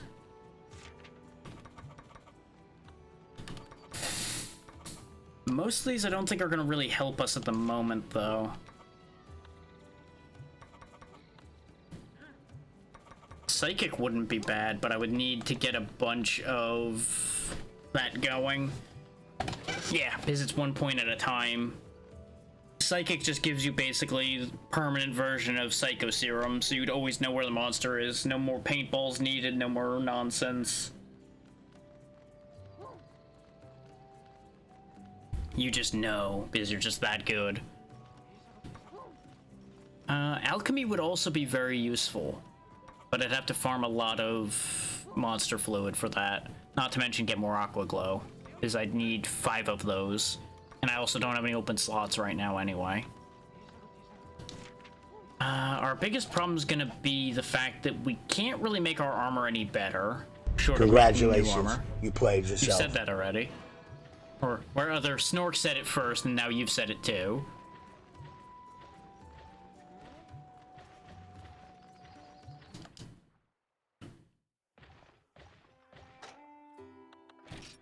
But it doesn't change the fact that we're kinda stuck. Yes, yes. Because right now, I don't think there's really anything we can make to make our situation better. Y'all will say that whether it was my fault or not, though. I feel like there's a bias there. I mean, I could make the Conga Greaves, but it would make my fire resist even worse. Not that the fireballs were the problem. I don't think we even got hit by any of the fire. We got run over 1,000 times instead. High metal is always an option. Oh, actually, I misclicked. Well, I don't even know what I just made. Because I was trying to exit the menu and I hit the wrong button. It probably isn't something that matters. Oh yeah, I made Hermitar leggings. Great, love that for me. That's fine. I don't even need the parts for that, so it doesn't matter.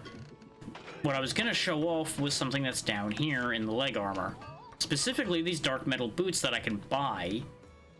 No, it's not the dark metal, it's the silver metal. And the advantage to silver metal is they have torso up. What torso up does is it doubles the value of all skills on your torso armor, including decorations. So technically, I could still have everything I want, plus some, and switch to this armor instead. The problem is, the armor on these kind of suck. So it doesn't actually help right now. But it's a neat idea, and it may upgrade high enough that it still would be viable. But it would be more important if I had chest armor with a more important skill than just attack up.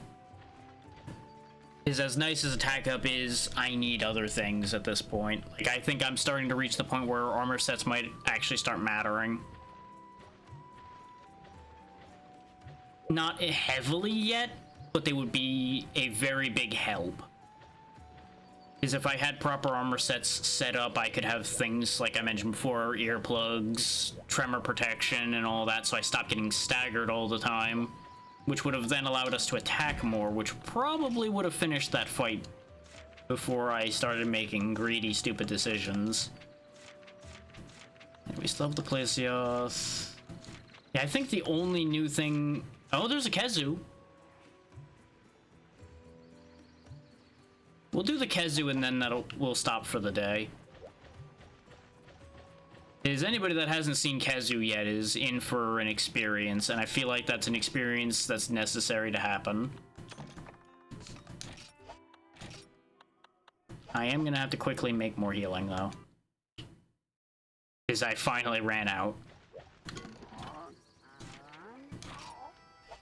Actually, yeah, just take it straight up to Mega Potions as much as you can, and then make the rest in regulars. Okay, Kezu's not too bad. Kezu can be very dangerous, but Kezu's pattern isn't that bad. I am gonna still eat before I fight the Kezu.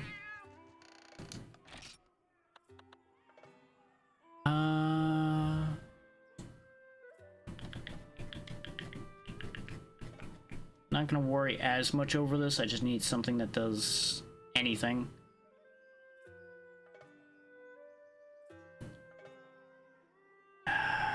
White liver doesn't lead to anything good right now without requiring something I don't have.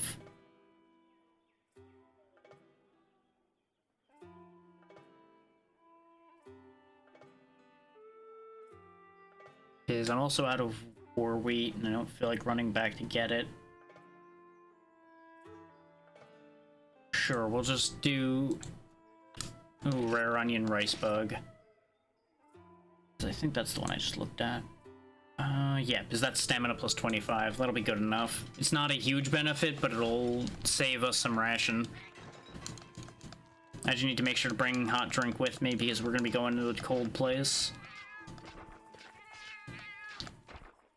Now, bear in mind, there's no guarantee we'll beat this Kezu, as I am apparently on a roll of botching hunts right now.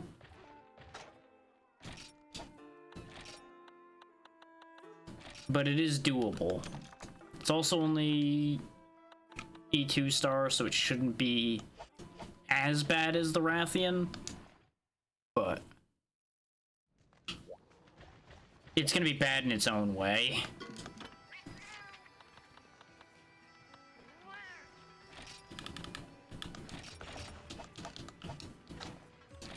Sort my inventory before I lose my mind.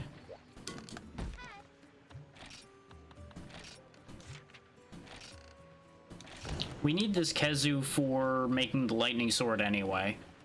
Because I need the glands off of it in order to make the upgrade for that weapon. Because I need thunder sacks for... what is the name of that one? Eager Cleaver. That's the one. And Eager Cleaver is one of the 2 upgrade paths off of Iron Gospel.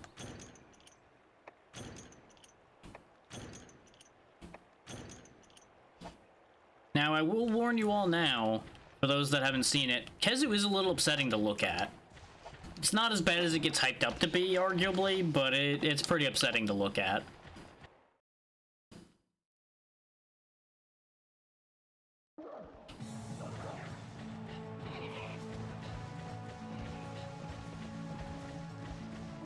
It's also somewhat upsetting to fight in general, but it's not that bad. I should have brought sonic bombs with me. That's the one thing I forgot. But I don't really need them that badly.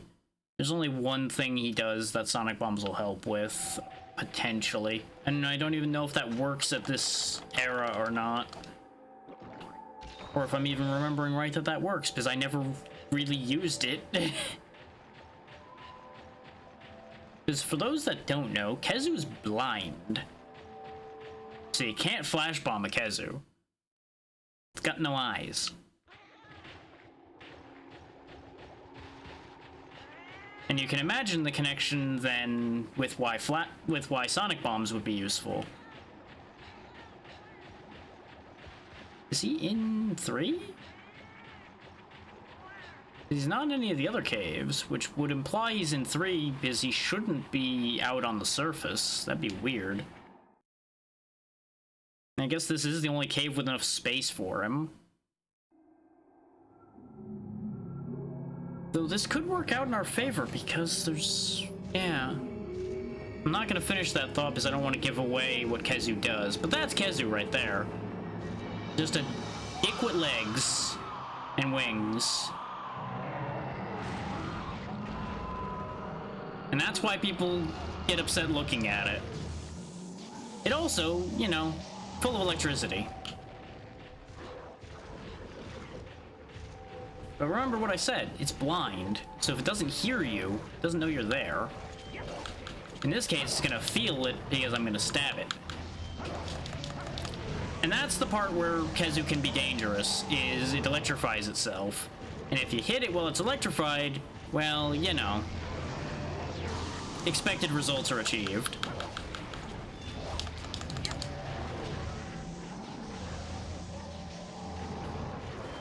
But thankfully, there's plenty of wind-up to that. And its main other attack really is doing exactly what you see it do there. It jumps at you. Problem is, a chunk of it's kind of flabby, so you can't actually cut through it very well. And even that stubby little tail can hit you, as you see there. The dangerous part comes in even more when he gets mad.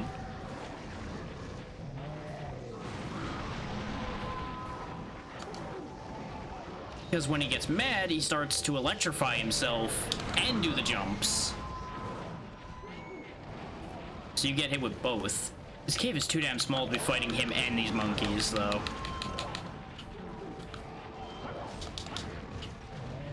Like, there's just not enough room in this cave for all 5 of us.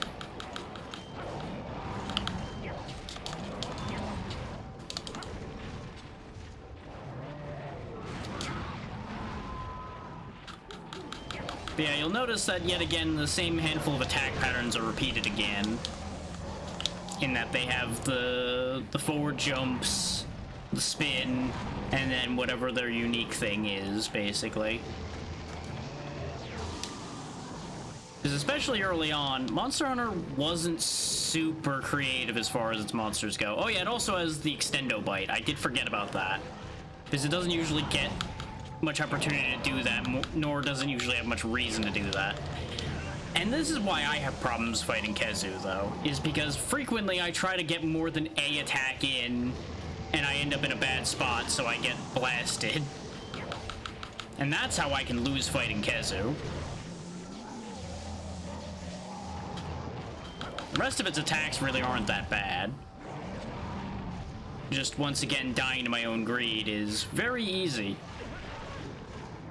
And small monsters are just, you know, a constant.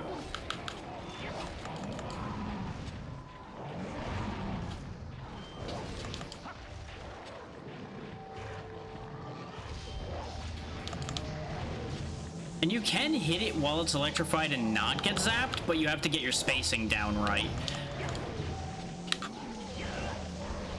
Or maybe that doesn't work anymore at this stage of things. Maybe it's only certain weapons get away with that. So I've definitely done that before. Or maybe I'm misremembering it. It was the fact that I had a gun lance and I was shelling him while he was doing that. That's a possibility. Also, I might have forgotten that Khezu can actually somewhat fly.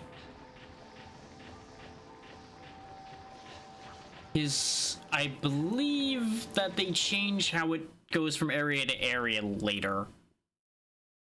And it doesn't actually use that flight much. My big question is, where did it go?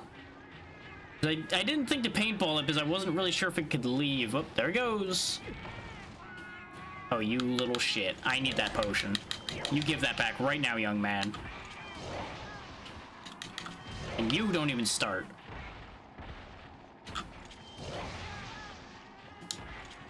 Now, since we saw it fly by going this way, presumably it's over here in 6th then. And I wasn't anticipating it going up here. And there's the shadow of it. Then again, it would have to come up here to eat a Popo. That's what the big guys are, is Popos.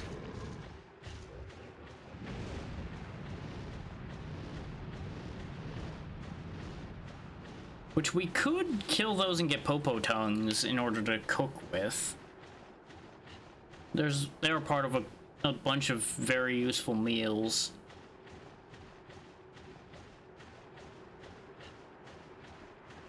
But see how slow Khezu flies? That should give you a hint as to the fact that, yeah, it doesn't exactly fly very well. We also should sharpen before we catch up with them.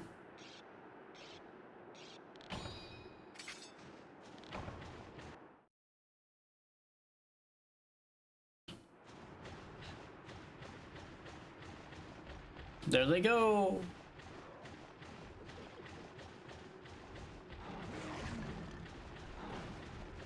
You know, even a relatively slow flyer can outrun a man on foot to a certain degree. You actually gonna land this time? You are?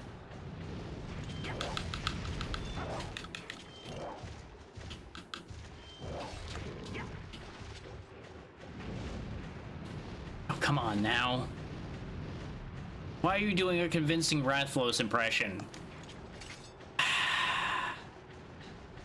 You know, this is not what I expected when I said I was gonna hunt a Khezu.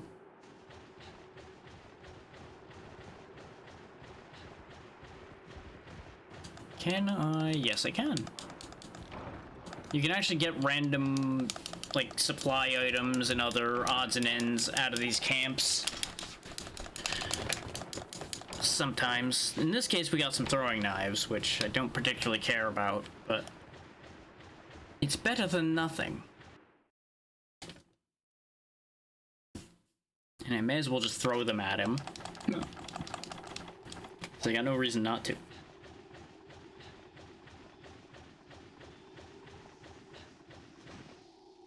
Missed it. You can, I think, jump from one to the other. Oh wait, no, because the door's down here, so no, that's not a possible jump then. I'm thinking of a different place. The thing, we went all this way around just for you to come back here.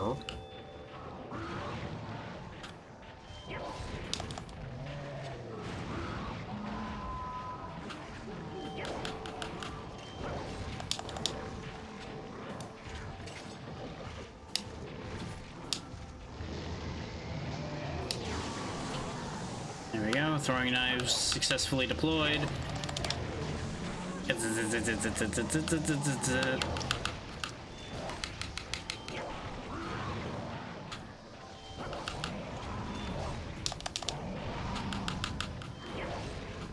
don't really want to be under this thing, but, well, you know. Sometimes under the awful thing is better than anywhere else. No, no, no, no, no, no, no, Zin. No, no, no, no, no, no, no, no, no. Most I've ever done was like 13 hours, and that admittedly ended because the hardware decided, no, no, no, no, you're done doing that. But 24 ain't happening. No way.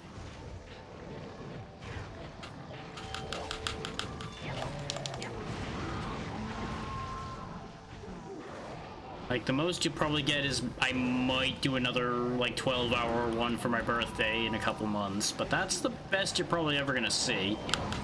And even then, I might not do 12 hours again, because it was kinda rough.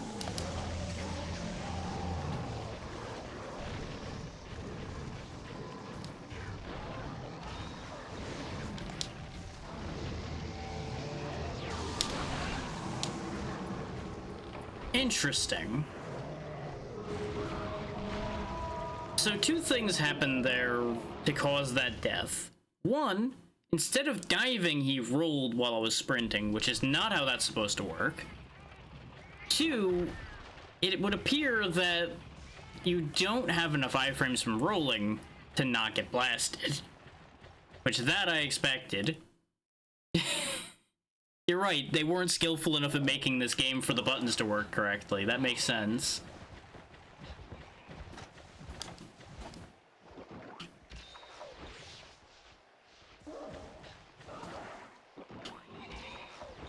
Because I can guarantee you that input was correct.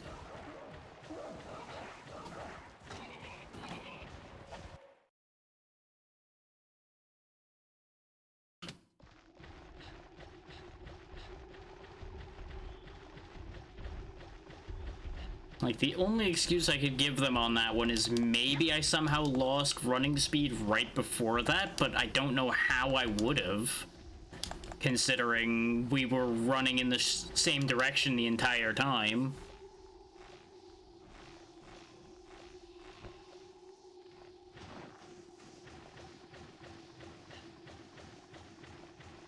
It wouldn't be the first time something weird's happened, but, you know. I don't necessarily have to agree with it. And, of course, no sooner do I arrive here does he fuck off again. You know, I picked Khezu both to show off the upsetting-looking creature that he is, and because he should have been a quick fight because he shouldn't have been running off all the time. But no. He needs to fly around and go on world tours just like his goddamn mentor Rathalos. Because he certainly studied at the school of being a pain in my ass.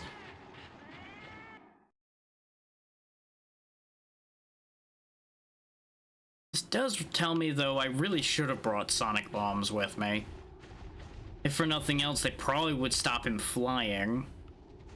I'm not 100% sure on that because I've not done it. I started blasting. Bang! Bang! Well, I don't see so good. I wish I could. I got nothing to blast with.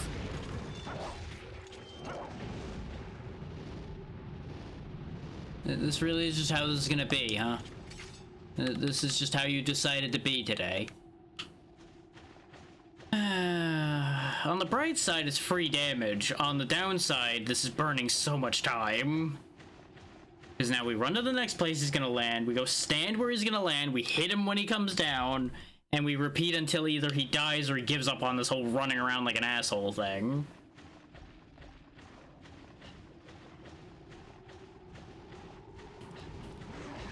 Oh, the excitement of a 3-hour fight because they don't want to fight. And of course, they're just not even going to land here.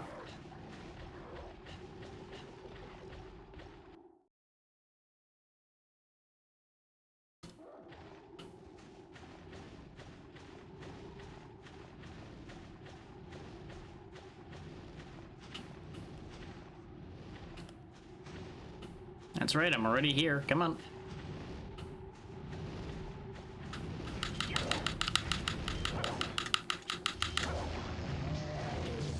That's fine.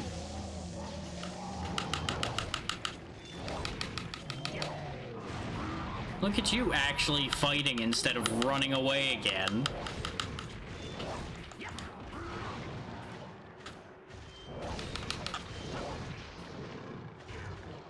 Which admittedly, I can't help but notice how not well that's going for you right now.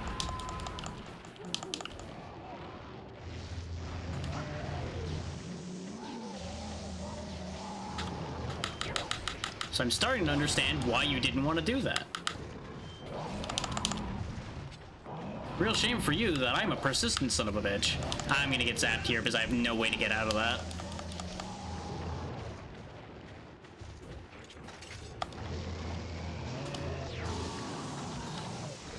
Real shame that I had to heal when I had a great opportunity to attack him. Thankfully, he's giving me another one. I actually didn't want to stagger him there. Huh, well, that's a shame. I'd actually rather he keep doing the really long animation that gives me free hits. Yes, game. Clearly, when I point away from the monster, I want to roll towards it. Yes. How did you know?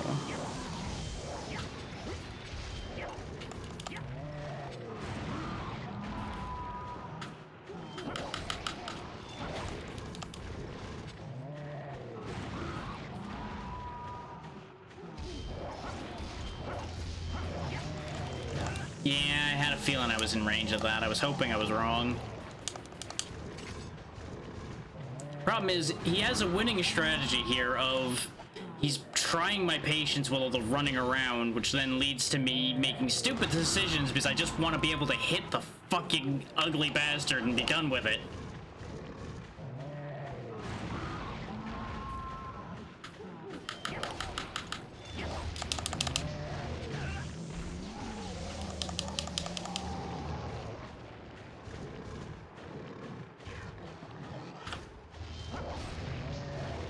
Yep, there was no move I could make because rolling to the side wouldn't have gotten me out of that, and that's the only way you can roll in this. I kind of forgot how tedious Khezu could be when he just keeps using the protection lightning over and over again.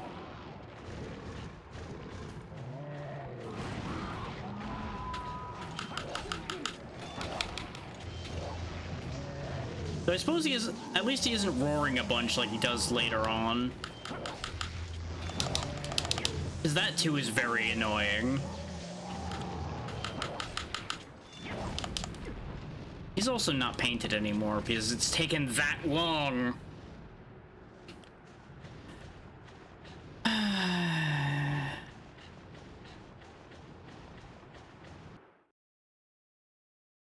You know, the running away thing really isn't even as big a problem in Unite that I remember. It does come up, but it's not nearly as bad as this has been, with everything running all over the map for half an hour.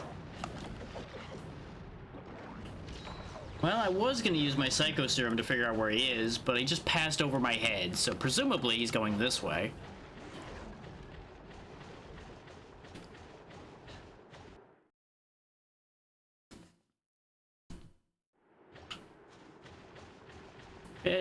I don't know how they thought combining monsters that love to run away all the time with a time limit was a good idea.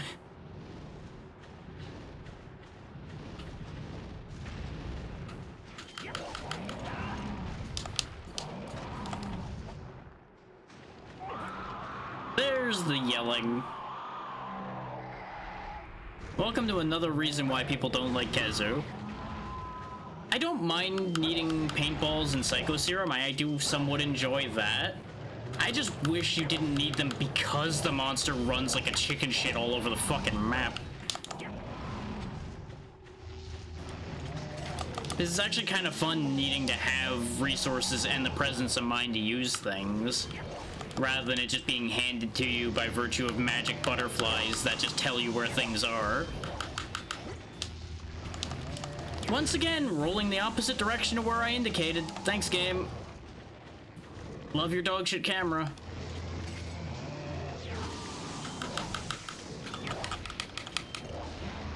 Oh, wow. I wasn't expecting that to work. I just expected to dodge out of that. Instead, I broke him out of it.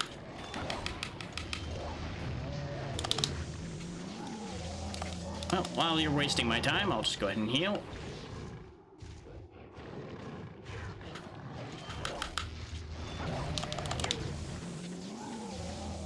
What part of your wasting my time didn't you get the first time, Khezu? I know you can hear me because you're better at hearing than you are at seeing because you can't see shit.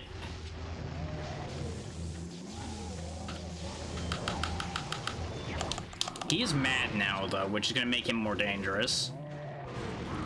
Though still not doing the lightning tackles, apparently. Maybe that's something he gains later in the series.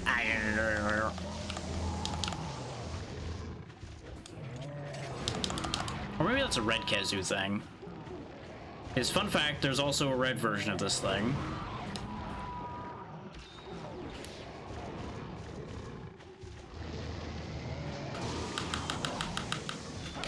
Maybe he's not actually properly angry, but... Thank you for hurting my ears once again. Also, I did not get input back till after that attack, in case people were wondering why I stood there and just took that hit. I didn't have control. Because that's one of the stronger audio attacks, I think, so you don't actually get control back for longer. Which is, again, why earplugs is a good idea.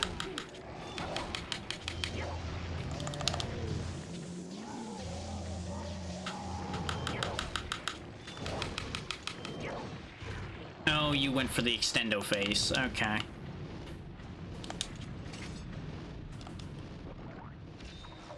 Yeah, no, I am starting to hunt like utter garbage, so this is definitely last hunt, one way or the other. I had a feeling pushing past 5 hours was a bad idea, but I'm like, there's things I want to try, damn it. I want to do things. And then, well, mixed results.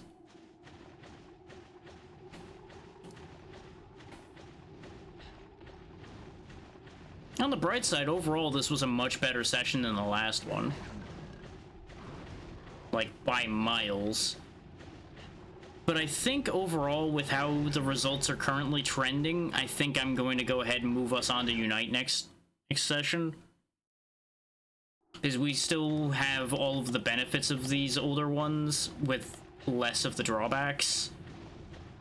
Because it will certainly be a lot less material stingy, and it will be a bit more open with the options you have to make things. So we can actually enjoy that aspect of the game more instead of being kind of pigeonholed half the time. There are going to be phases where we're going to be kind of pigeonholed. And especially, I recall Greatsword doesn't have the best upgrade trees early on. So you get kind of less than ideal situations with that.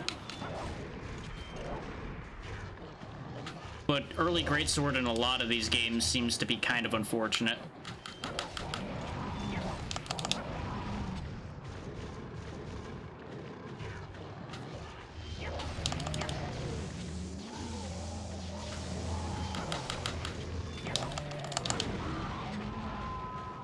So based on my experience with this in the first game now, I'm starting to question whether I was being told the truth when people I know were complaining when we were playing Unite that they had no other greatswords to make.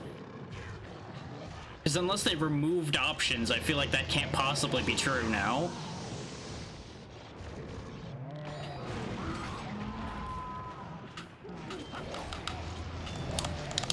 I couldn't roll away quick enough. I thought I had enough time. I didn't.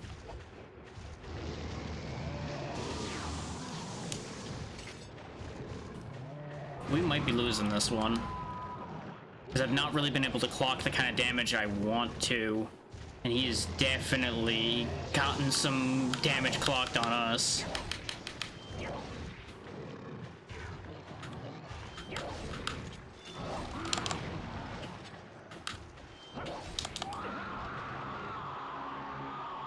I wish he would stop assaulting my ears. Especially when I know for a fact that I pressed to the left and he decided to roll forward.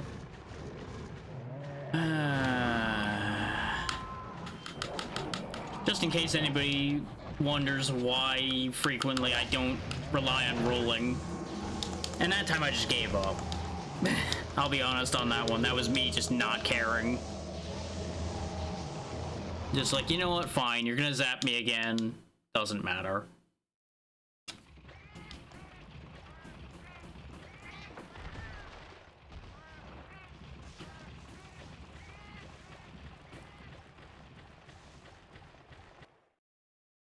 But yeah, as far as Unite goes, though, I don't think I'll be looking to pull people in day one. Unless there's people that are really gung-ho about doing it. In part because I need to make sure that I actually am going to enjoy Unite, going back to Unite enough that it'll stick enough to make it worth it to people. And also just the simple fact that I don't know how available people are going to be yet. That's going to be the other funny part.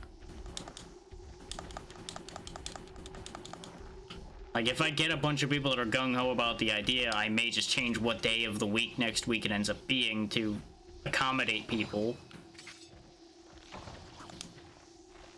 But that all becomes a question of, like, how committed people are to the idea. And how many committed people there are. Because if it's like one person is like, yes, I'm going to do it this week, that just becomes a matter of like, okay, that's easy to schedule. But if I get actually like a full hunting party by some miracle right out the gate, that's going to be a bit more complicated.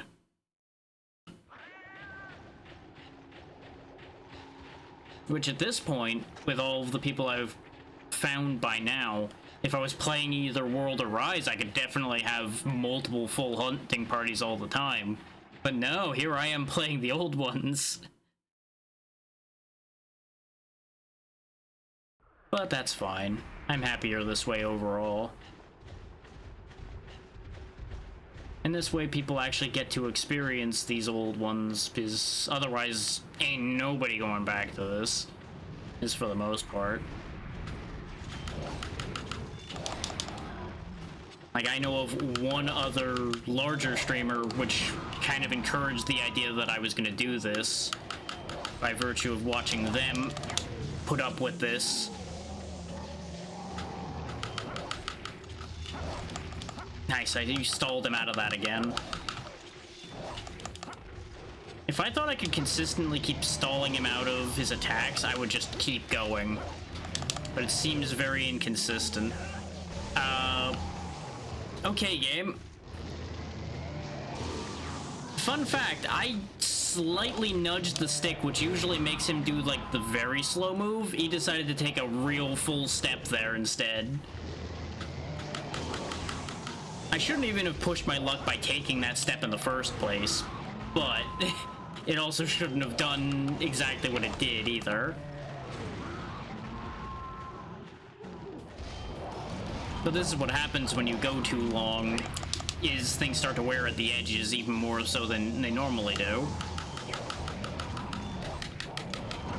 But it's not like I'm gonna pack up mid-hunt. That's just not... That's no way to be.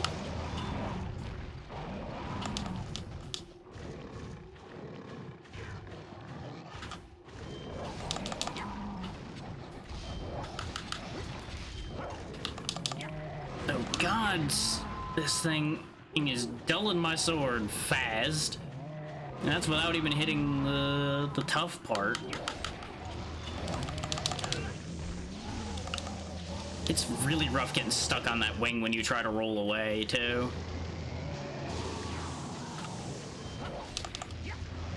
Yep, of course you're doing that again.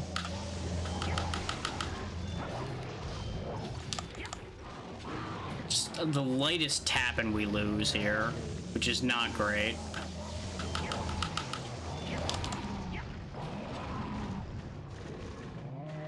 And since I'm out of hot drinks, we're also dying on stamina now. And there it is. I knew as soon as I went for that second swing it was over, but it's probably better that I end it there rather than continuing to try to finish that fight, because I feel like we didn't even really significantly dent that thing's health, and I don't know why we were doing so little damage to it. Like, obviously there were a lot of times where we didn't get to attack it, but it still felt like we really weren't making an impact on him. His no parts were broken that I could tell, though Kezu's a little hard to tell on. And its behavior changed for a little bit at that one point where it started yelling a lot, and then it stopped having any other noticeable changes.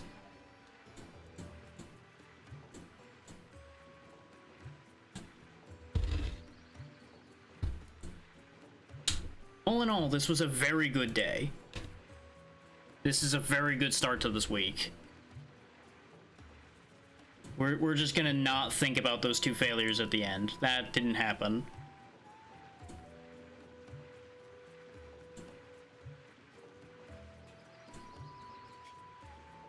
I'm just quickly swinging through my list here because there's a lot of people on right here at 8:18 apparently. So, got plenty of options to choose from. Just need to settle on one.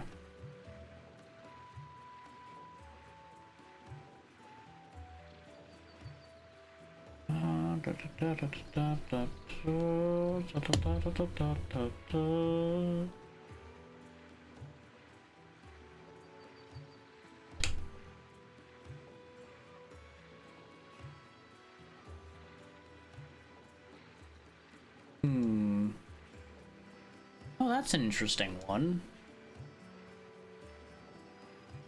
Yeah, you know what? I'm curious enough. We'll go take a look at what Meika's doing. Meika's pretty good people anyway, you know?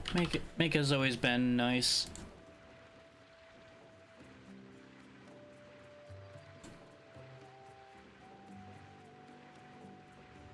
Okay, so we'll queue that up. So, thank you all for taking the time to be here. Especially with all of those people piling in from raids and such. I appreciate every single one of you on that one. We will be back tomorrow.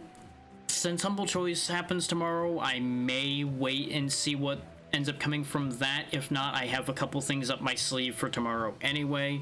So don't worry, one way or the other, there will be content tomorrow. And it won't be Monster Hunter. As I said, I'm keeping Monster Hunter to once a week, so I don't drive myself crazy. And since I'm planning to go to Unite, I will not be grinding this one anymore. I may play it a little bit more tonight just to see if I can actually do those fights, just for my own sanity, but that's not really relevant. And then, of course, Thursday and Friday, I'll figure things out for still. It may be partially adjusted by said Humble Choice stuff as well. And then Saturday should be with the group. We'll see if people are available for 7 Days to Die or not. And that's that. Be good to Meika because she is good people, and I will see you all tomorrow. Good night.